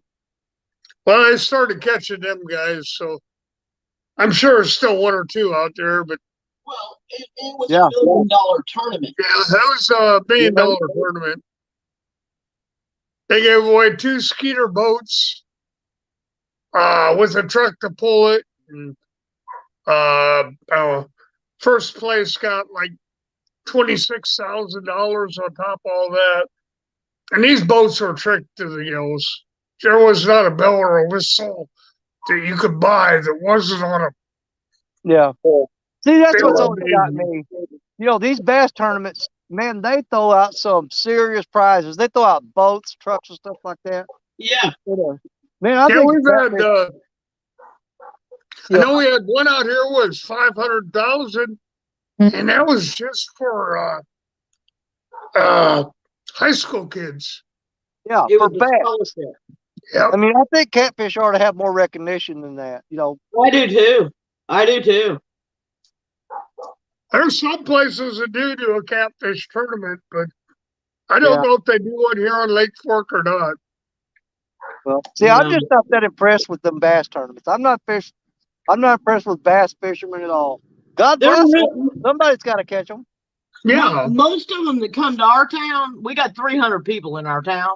And when they have these big tournaments, these big old fancy boats and rigs and RVs show up, well, they come here to the restaurants and stuff. And we're grateful that the tourists come to our shops in our town, but they walk around like they're looking for a bunch of hillbillies, and they're usually rude as all get out. Oh I yeah, was in- bass fishermen. I was Bass in the fishermen have an restaurant. attitude. I was in the restaurant and one guy, he's like, he was being all rude to the waitress and stuff.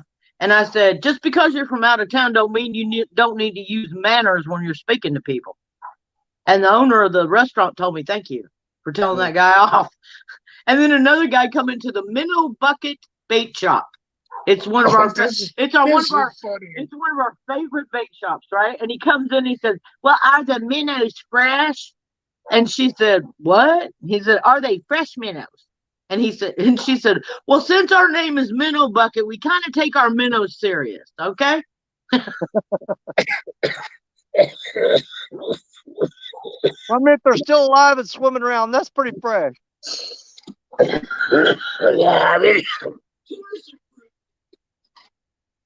Yeah, they got a state-of-the-art minnow system there. It's not anything to sneeze at. Yeah, it's a really nice facility.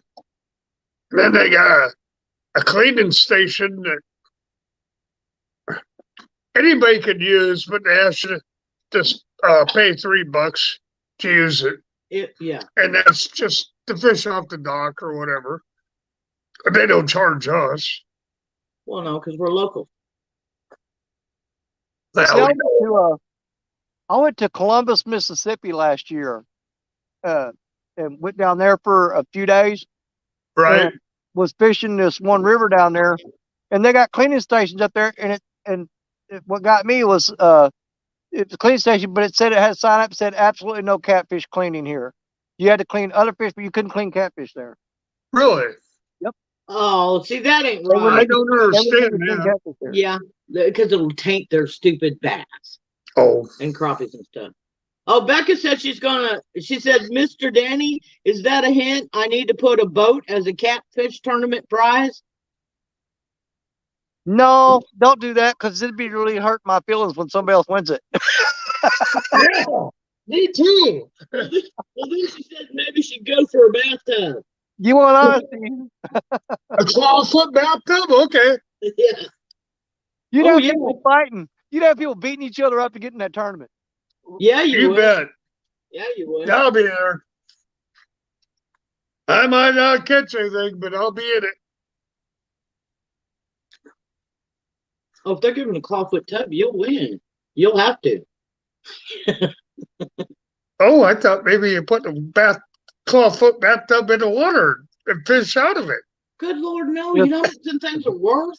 Yeah. They're worth a fortune nowadays, Yeah. especially the old-timey restored ones.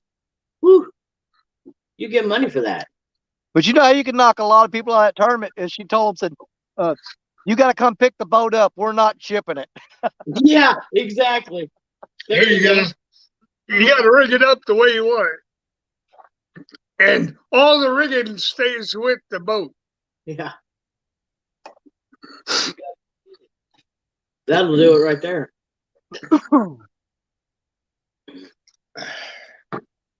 I'm not sure if they have a catfishing tournament here or not, Danny. No, they don't. The what? They have one in Tawakoni, Lake Tawakoni. Oh, they got one in the next lake over, which is, I don't know, it's 40 miles away, maybe. Not even that far. They have a big catfish tournament there. But they say that's mainly what's in that lake is crappies and catfish. Well, they do here in New Madrid, where we're at right now. Yeah. Here in the fall, they do the big Cat Quest tournament sponsored by Bass Pro. Oh, boy. I'll say something, that's big money there. I Oh, fished in yeah. that tournament it's a pro-am tournament. It's for professionals and amateurs. Right. I fished that one year. There was 37 teams in there fishing, and they were from all over the United States. Oh yeah. And I was a local here at fishing, and I was the only amateur fishing in that tournament.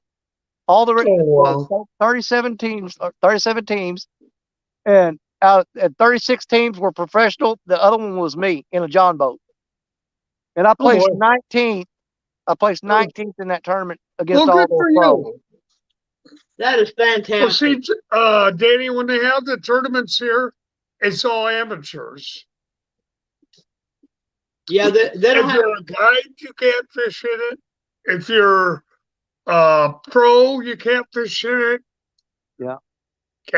You Well, the have big, to be the big, somebody that hasn't won a bunch of tournaments. That's the way you fish these. well, the big Cat Quest tournament that they hold here in New Madrid every year, like I said, sponsored by Bass Pro. Uh-huh. They have a 3-person limit on the boat. You can have 2 people fishing and 1 guy helping, Right, but it's $100 buy-in per person. right.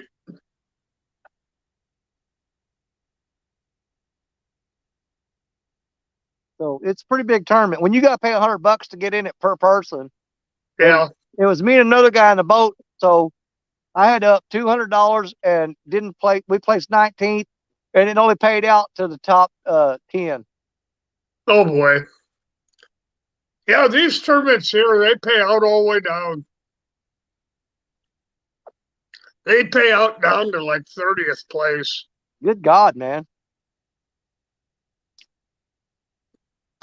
There's a lot of stupid money here. Yeah. When they're doing the tournaments, but you could not be a guide on any body of water. You could not be a professional. It's all amateurs. Okay. But there's still a lot of sponsor. You know how they have the tent set up and all that kind of stuff, kind of like a Yeah. CatCon. When they Yeah, have when they have the tournaments here, they have all the vendors under the sun, Yeah. and there's some big money walking Well, around. those guys pulling up in this tournament, they had boats that were 24 feet long, 3-axle trailers. Oh yeah. They all had their vests on. They had their string and sponsors of Bass Pro and Oh Cabela's boy. and Yeah. Outdoor World. That's a professional bass or catfishers. They had patches all over their vests for Yeah. all their sponsors. And they thought I was a joke because I come up there in a 14-foot John boat with a 6-horse Johnson motor on it. They There you go. tried to give me an award for the most guts for going out on that river in that little bitty boat with that little bitty motor. Yeah. Yep. I ran that Mississippi on a 14-foot John boat and a 25-horse Johnson. I Yep. know what that river's capable of.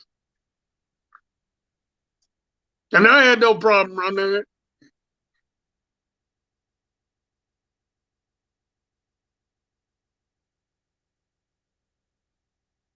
Uh-oh, Becca's eating squash? No, she had a. Ooh, squash is good. Hey, Oh, shut up, Danny. She is has. that fried squash or she?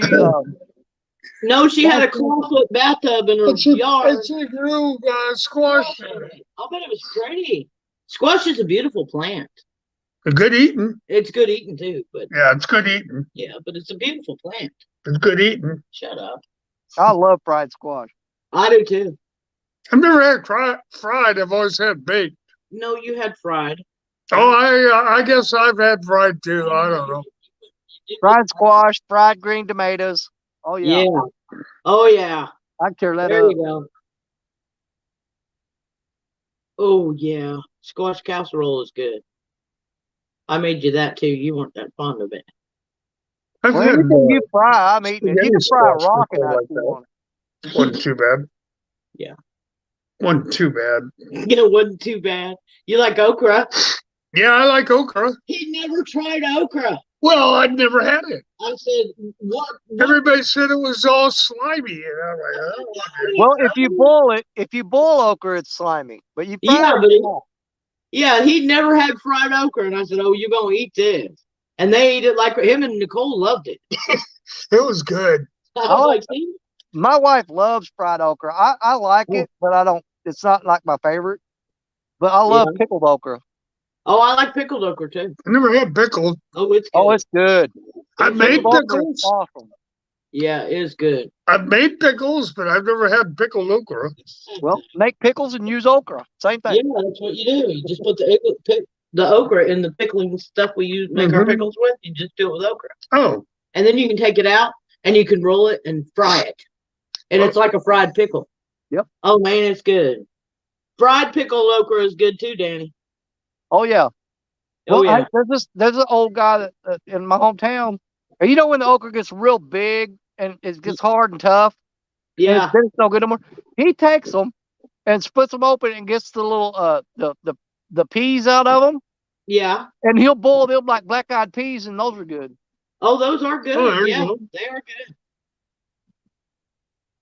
Yeah, I like black eyed peas with a little bit of bacon or hog jaw in there. Mm-hmm. you know, something that really gets me, Danny, is we're in Texas, okay? You're thinking, okay, got to be able to get plenty of Hatch green chilies. No, you get them for 3 weeks out here and then they're done. Really? Oh, that made me mad. And their Tex-Mex, what they call Tex-Mex food, is not hot. No, it's you might as well put tomato sauce on it. I hate it. I grew up. Mom used to make. She'd make okra and tomatoes too. That boiled Oh, okra. yeah. Now that's slimy. Yeah. Well, it depends on how you make it. I can make it, but Scott would never eat it, so. Oh no, I can't picture him eating that. No. No, better not. I'm trying to get him to eat black eyed peas. I'd rather have carp. No, sir. No, I ain't no. Or skipjack. Oh no! Ooh, good lord! You eat skipjack, you got it. Oh yeah, There's something wrong with you. hooked up catfishing. I like pickled onions. They are great. Oh yeah. That sounds good. I've had pickled onions. Oh, I didn't know Yeah, Michelle I was have. in here. Yeah, I have. I did have them when I was growing up. We used to do. Now you guys are talking food, and Michelle just popped up in here. I'm telling you, you got an expert in the chat now. Oh yeah. Oh yes, ma'am. Yes, sir. Michelle, she understands it. Ribeye burgers with melted Yeah, cheese she's on a She's a homemade. great cook. Oh, Michelle, I'm fixing to reel these rods in and go home and eat. You just made me hungry. Oh man, that Gouda sounds Gouda? so good, Michelle. What's Gouda? It's cheese. There's so much in the world you've never eaten. I cannot believe you were a Marine. I eaten it. I just didn't know it. Lord. Yep. Well, Danny, how many times have you eaten muskrat? Once. Okay. But I'm trying to see here if I can get it lined up. I don't know if you guys can see the moon coming up over there or not. Probably not. Not yet. Well, it's a big full moon coming up out there somewhere, right? Oh, last night it was so cool. In our backyard, it was beautiful. Oh, where he was at too. Yeah, it was really good. Well, the sun is just about gone and the moon is coming up. So, oh, hold on.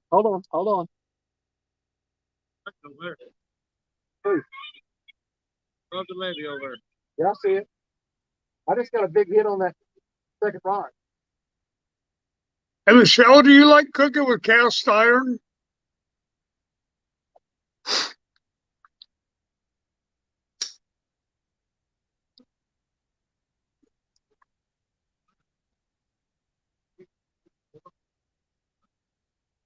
Oh, Mike said 4 deer walked behind the house. Down there by the valley area, Mike, where you go put the garden in? Is that where the deer were? Wow. I know you had to walk across the road in front of you the other night, Mike. But they also go in that field behind us. Yeah. Yeah. Yeah, that's where he's got. You know, Mike, you're going to be able to sit on the porch and shoot them things right there. By next season, deer season, you should be able to sit there and just shoot them. Pop them right off your porch. Yeah. Put in a roll of sweet corn or field corn. They'll come right in there. Put it one into your garden. They'll come right in there. Yeah. You ain't made them. You just got corn out there. Yeah. You ain't baiting them. I decided to plant clover. Well, I had to have corn for Halloween, so I planted I clover. can't help it. They're coming in here and eating my corn. Oh yeah, I watch Cowboy Kent Rollins too. Yeah, he's got some great stuff on cast iron. If y'all want to see any cast iron cooking or how to take care of cast iron pans, All I gotta do is walk in the kitchen and watch Joy. in the cast iron skillet, of course, Joy. Yes, she loves. uh, she knows if Scott's got a big knot on his head, everybody knows where it came from. Yeah, from the cast iron skillet that I got her. You And got- we don't have the cheap ones. We got the Griswold. yeah, the old ones. You know. And I got the old Griswold. And Joy decided she liked to use them, and now she uses them all the time. He's also on YouTube, Becca. He's got a really good YouTube channel. I watched a lot of his videos. I thought she was talking about Kent Roberts. No, Kent Rollins. Yeah. Cool. He's called Cowboy Kent Rollins, and he had a show on Food Net. He has a show on Food Network, Oh boy. but he's also got a YouTube channel, and he's got some great cast iron stuff. I've always liked cast iron cooking. Yeah. Oh, see, Michelle made her burgers in the Griswold. Everybody knows it. What's that? She made her burgers in the Griswold for cast iron. Of course you do. That's All right, can you see that moon now? It's right. Oh, that is so pretty. Oh, that's a beautiful. Oh, there you go. Now we can see it. Yep. Got it now, Danny. Yep, the moon is coming up over the levee. That is beautiful. Hey, Michelle, I bet I got Joy something that you don't have. A 13-inch Griswold skillet.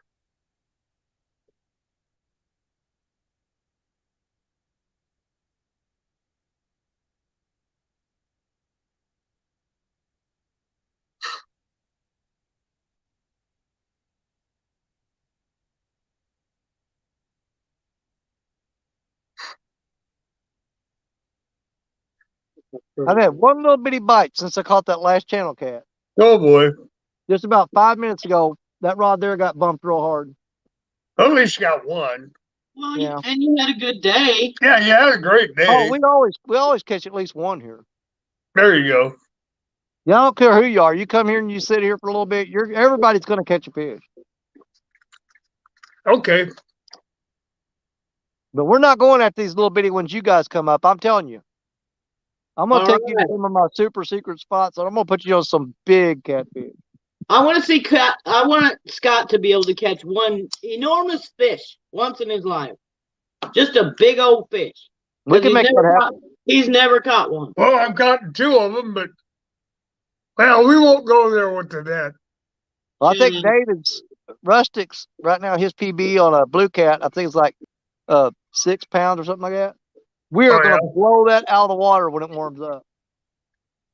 Well, I got flathead in the boat, took it home to eat it. It was 8 pound, and I've gotten two out here, and I don't know whether they're blues or channels, but they were the width of the dock, and the dock is 5 foot wide, Yeah. and we couldn't get it in the dang net. So I still consider catching them. I wouldn't let them go. It's that size. I mean, that's just bigger than I want. But I would have measured it and weighed it and let it go. So they're still waiting for me out there. Because from what I heard, nobody's caught any big catfish this year. Or got them in the boat or under the dock. Oh, you talking about down there where you're at? Yeah. Okay. And I got two of them that were that went to the dock, and the dock is 5 foot wide. And the tail and the head was over both ends of the dock. So I don't know how big it was, but I still consider I caught it. Oh, Scott. Miss Becca said, Mr. Scott caught the best fish in the water, Miss Joy. Yeah. You better say yeah. Yeah, I did. Oh, David's hung up again. She's a good lady, Miss Joy. Or Miss Becca. Thank you. Are you on the wall? Watch this. He's going to pop that line. Hope that sticker don't come out. If it does, I hope it hits you in the butt and not the windshield of my truck. Yeah. Come on, David. Oh, no. He's all up. He got loose. Oh. Darn he it, gets hung up. David. He gets hung up and starts pulling that line real hard and start walking toward my truck. I'm like, God, I hope that sticker don't come loose. I can just see it sailing through the air right to the windshield of my truck. Oh, yeah.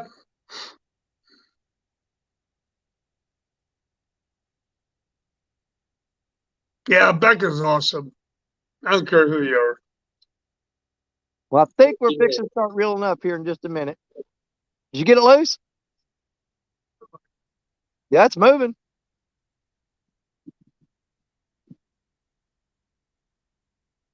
He's got fish on or not, Danny?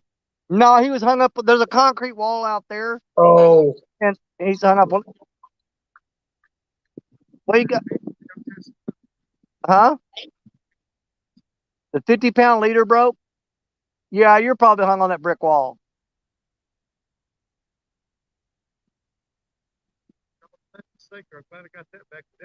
Well, thank you, Valerie.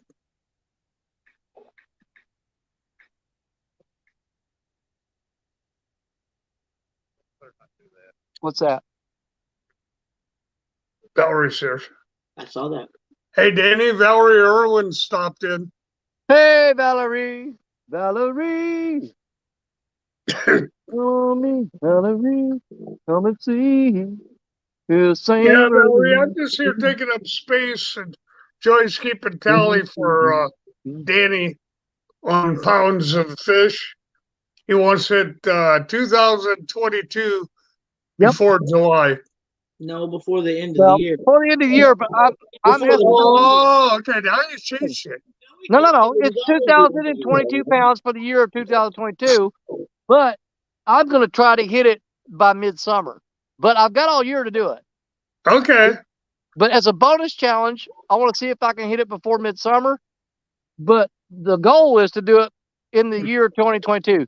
Just like Tom from LG Bass. Yeah. He He got- set his goal of 365 catfish in that year. So he's already done that, and he whooped it. I mean, he knocked it out of the park. Yeah, it Wow. was I thought, well, awesome. I'm not doing 365 fish like Tom did. So I said, well, it's 2022. Can I catch 2,022 pounds of fish this year? I hope so. Well, I think somebody figured it up one time, and they said I had to catch an average of 39 pounds a week in order to Yeah. do that. I Yeah, think it was. Joy said that, buddy. Yeah, Danny, I'm an accountant. Okay. So she figured all that out for you. Well, And yes, Mike. I Mike, won't be able to yeah, fish I every wanted week, to, so I there's wanted to gonna do be that some weeks again. I'm gonna have to double down. Yeah. We're gonna do it. Becca, if you would have seen what Mike and I seen that night, you would realize Yes. there was something weird out there. Gotta be all catfish. Nope. I gotta have 2,022 pounds of catfish. It can be channel cat, flathead, or blues. But I'm not counting bass, bluegills, skipjack, none of that. It's gotta be catfish. What about bullheads? They're catfish. Oh, okay. I'm gonna exclude bullheads too. Well, we didn't get that 2-ounce bullhead you caught. Well, Well, I'm gonna exclude bullheads on that. So Okay. I'm gonna say that right off the bat.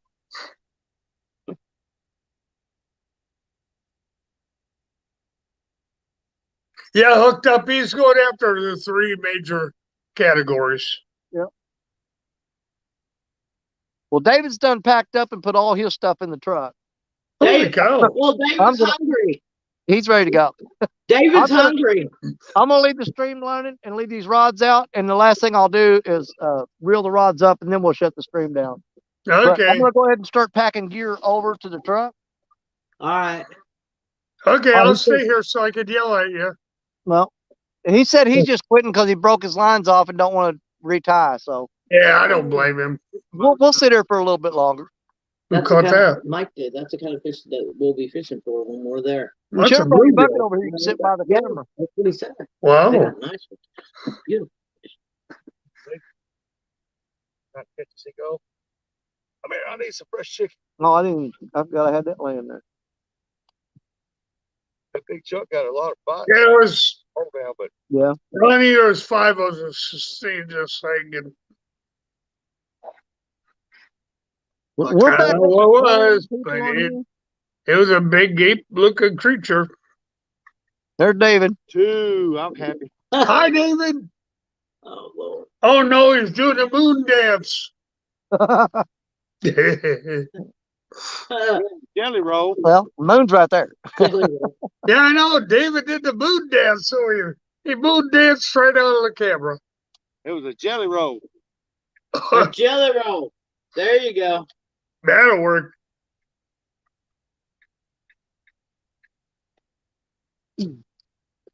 Six rods plus 5 3.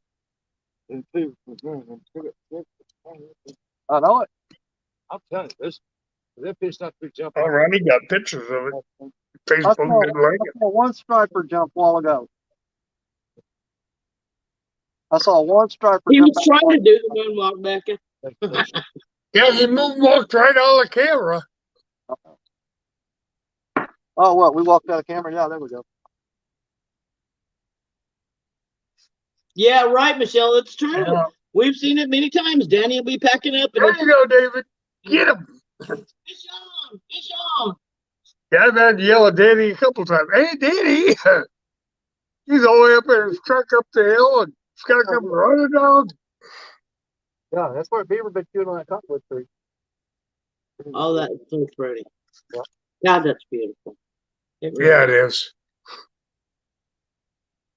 Hey, Danny, you need to take a picture of that, buddy. Of what? The moon. Yeah, we probably do that. Yeah, and then you send it to Google Travel, and they might pay you for it. Hey, I gotten paid for them. Joy's gotten paid for them. Yeah. Just get a hold of Joy, and she can tell you how to set it up. I'm going to zoom in on it. Yeah. Oh, look at there. Shining off the water. Oh, yeah, there's the shot right there. Boom. Yep. Boom. Boom. Here, Yeah, hold on. Danny, last year we had that lunar eclipse. And what did I get paid for that one? You got $100 I got $100 for taking a picture of the lunar eclipse from Colorado from Colorado, and they said it was the second best. out of 130,000 people. Out of 130,000 people, I ended up second. Yeah, you got.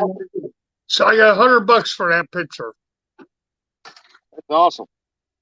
Yeah. At Google Travel, they like pictures of small town, USA. My small town Christmas pictures, they all saw 'em. Yeah, I got paid $200 for that. she got Joy got 200 for Christmas pictures. Equipment tech. Wow.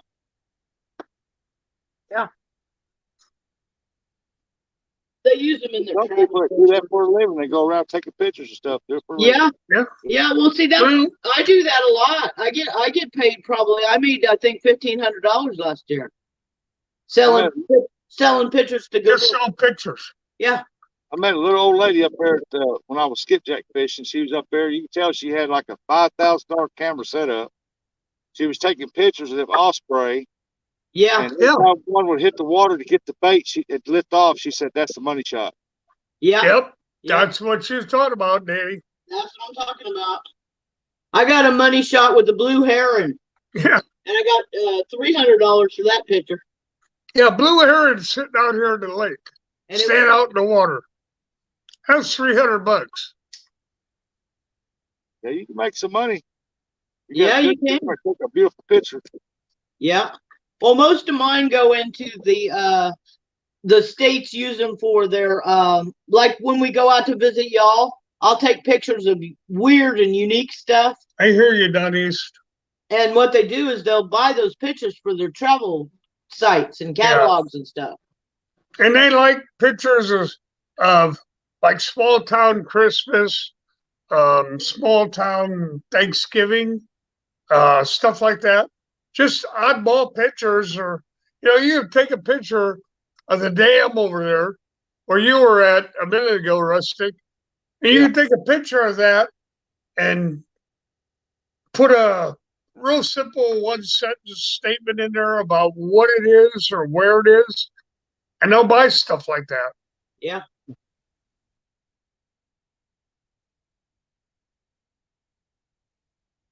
Yeah, I made Okay, Becca, send me I'll send you an email, Becca.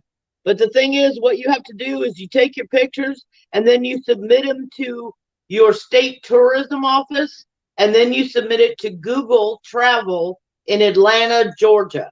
That's the only place that buys pictures is the Atlanta office. I So just you tried to send you that picture, Scott. I don't know if it's sent or not. That's beautiful. He sent you a picture? Let me see. I don't know. I got you on my phone and I can't look it up yet. Okay. Well, I tried to. I don't know if it went through or not. If it didn't, All right. Well, If it did, I'll send it in for you. yeah, Joy will send it in for you. And then, Even if they pay me, I'll give you the money. yeah. That's what I do with Scott. He'll take pictures and Yeah, I'll I send it in on my account, and then they pay me and I give it to them. And Becca, they pay you directly to your bank account Yeah. once you sign up with them. So you have to give them all your information. Yeah, we've been taking pictures of Lake Fork and the water dropping, and they're paying us for them. And all it is a dried up lake bed, but they're accepting them. And we got, I think, 3 under review right now. Yeah, I got 3 under review right now. But you see a flock of vultures, when they're flying, you can't get them on a dead animal because they don't like them. But if you get to see a bunch of vultures flying around, you take a picture of it. We got 1 or 2 of eagles, and I think they're under review right now. but Scott, I just tried to drop it on your timeline on Facebook too, so it may be there. Okay, I'll find it. Yeah, we'll find it. You got my email, or you got my my phone number, so you can send it Yeah. there. Well, this phone here is a weird one. I ain't really figured it out. The phone that I'm using for live streaming right now is the phone I use. But it's a picture of that moon with it shining on the water. Okay, Oh man, that'll be beautiful. that'll work. That'll Can be you see beautiful. that? Yeah, I see a double moon right now. Yeah, it's reflecting on the water. You bet. That is cool. I Like Joy said, if they pay you for it or pay her for it, we'll just send you the money. I'll split it with you. Okay. okay. Yeah, I'll take the picture, you do the work, and we'll split it 50-50. All right, sir. that's fine. Yes, sir, I can do that. I doubt they're gonna like your fish pictures, but you never know. You never know, Danny. But any of the surroundings, if you see something weird, take a picture of it. Yeah. They like weird You stuff. see a Hold on, deer wait a minute. walking. Well, If I you see see what? a deer walking through the woods. Wait a Take a minute. picture You of said if I see what? a deer walking No, through you the said, I woods. just said if I see something weird. Yes. If you Oh, see something oh, weird, take it. Yeah, exactly. Take a picture of it. I can get you 100 shots of something weird real quick. Yeah, there you go. Not that weird, Daddy. I- No, something out of the ordinary. yeah. that's beautiful. Or you see that beaver swimming in front of you. If you can get a picture of it, take a picture of it. Oh, I know, Mike. I told you when I was there. Michael Humphrey. I told you when I was there you needed to start sending me pictures and I turn them in for you. I did. I On told the roller coaster road with those 3 deer on it yesterday. Yeah. If you would have taken a picture of that, we could have sent it in for you. Even though I don't know what time you're living in, but he's in Central Time like we are. Same yeah, time. but what town? Mike Yeah. lives in Dum, dum, dum, dum, dum. we were at the hotel in Mecca. We were in Mecca, but he's in what's that other place? I don't remember now. I know that it sends you to a Mormon church or something if you try to Google. Oh yeah. Yeah. We punched in GPS to Mike Humphrey's house. Yeah. And we weren't the only one. They sent us to a Mormon church. And I'm like, well, you don't live in a Mormon church. I guarantee you that. It was funny. But anyway, we got there. But stuff like that. And if you're in a rural, you know what I'm talking about. Area. That girl was bent down and it pulled up and dropped slack. And I thought, crap, he's on there.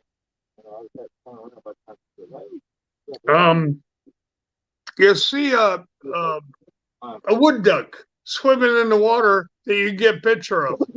Anything. And you just state that you saw it on the Mississippi River in whatever town, Missouri, or outside of whatever town, Missouri. And then Joy can doctor it up and send it in for you. Lance came back in. Welcome back, Lance. Hey, Lance, welcome back. When it froze up last night. No, What's wrong with us Mormons? I didn't say there was anything wrong with the Mormons. But that's where they kept trying to take us, Mike, when we GPS your house. Yeah. If you Google it, It's Google you're a Mormon church. Jeff drove like 40 miles, remember? Yep, Jeff drove 40 miles out of the lake and he was at some Mormon church. And he actually got there. He said, well, Mike don't live here. And I'm not saying anything about the Mormons or anything like that, but that's just where GPS sent everybody. It was funny. Well, you did good, David.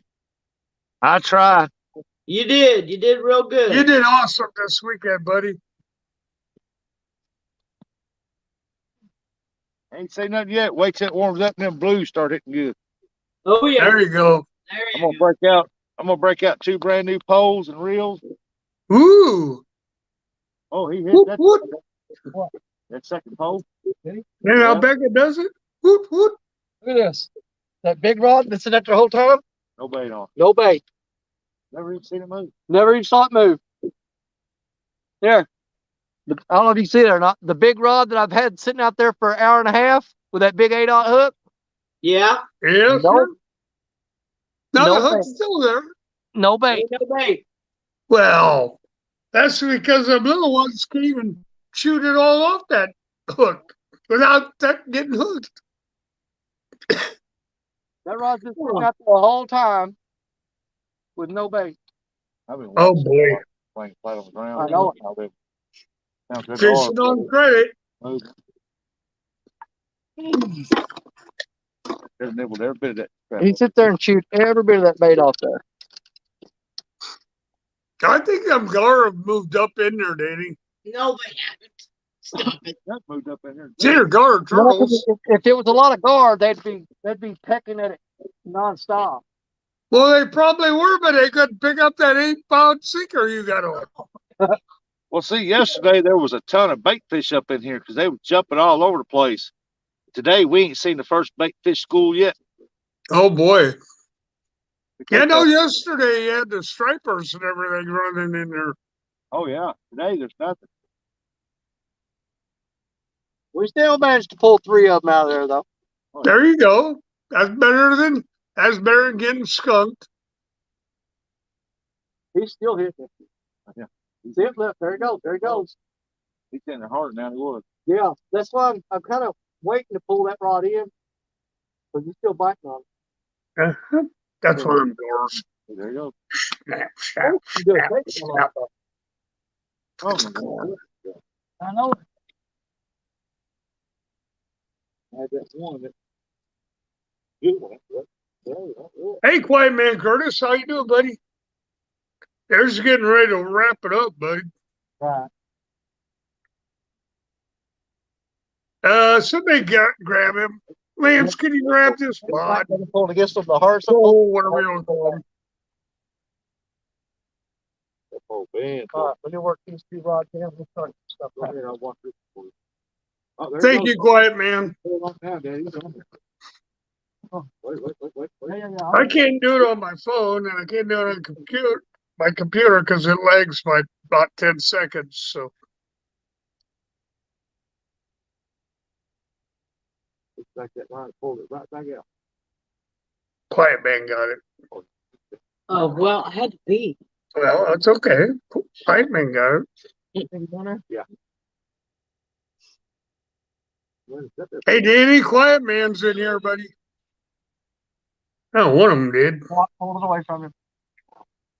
Hold it away from him. Oh, should have let him go a little longer. a little bit of Spinning box. Now I'm going to. Beat the crap out of it. Mm, Yeah. no, Becca, we got to have done this. I can't get it because my computer lags. Yeah, I should have let him go a little bit longer.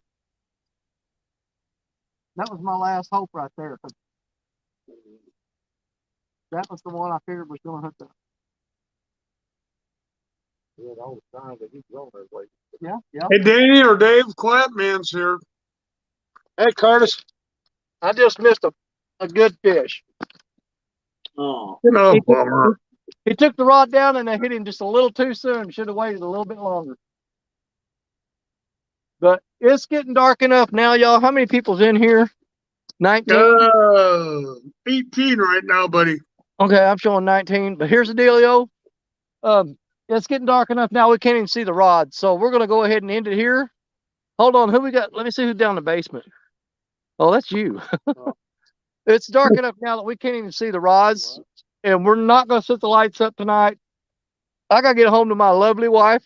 I stayed out too late last night, but I'm not going to do it to her again tonight. So Danny? I want to thank all y'all for coming by and seeing us and watching us. We did catch 3 little dinks for you. We always do. And I'll give you a look at that. Look at that moon reflecting off the water. That's so cool. Ain't it though? Hey, Danny, buy her some flour. Buy her some flour. I got her a 5-pound bag of You know, self-rising. like today. roses. Like roses. He gave her a cup of flour. I gave her last time I gave her a cup of self-rising flour. This time I'll buy her a whole 5-pound bag. Oh, Oh, no. my God. Daddy. Danny's Hey. gonna kill me. I spare no expense for my wife. I love her so much. I'm gonna buy her a 5-pound bag of flour. Oh, Lord. Buy Yep. her a dozen red roses, Danny. Yeah. But as y'all can see, it's getting dark. And like I said, we could set Yeah, up the sure. light, but it's Sunday. It's Monday night. I got to work tomorrow, and we're gonna try to get some rest for the night and be ready for a hard day tomorrow. And so, thank all y'all for coming by and seeing us. We're glad we got to at least hook some little fish for you. We always try our best to do that. If we can't catch big ones, we'll get you some little ones. There you go. Okay. Hey, Bill. Hey, you guys made it interesting. David's using the phone to light his face up so y'all can see him back there. Yeah. Hey, there you go, David. Y'all be safe going home. Oh yeah, we will. Thank all y'all for coming in. Yeah. Yeah, watch out for all the flying fish that might be going across the highway. You betcha, brother. But thank y'all all for Yeah. coming and seeing us. God bless each and every one of you. We love you like family. And we'll see you again real soon. Okay? All right, bud. We had a All right. great weekend. You too. Bye, buddy.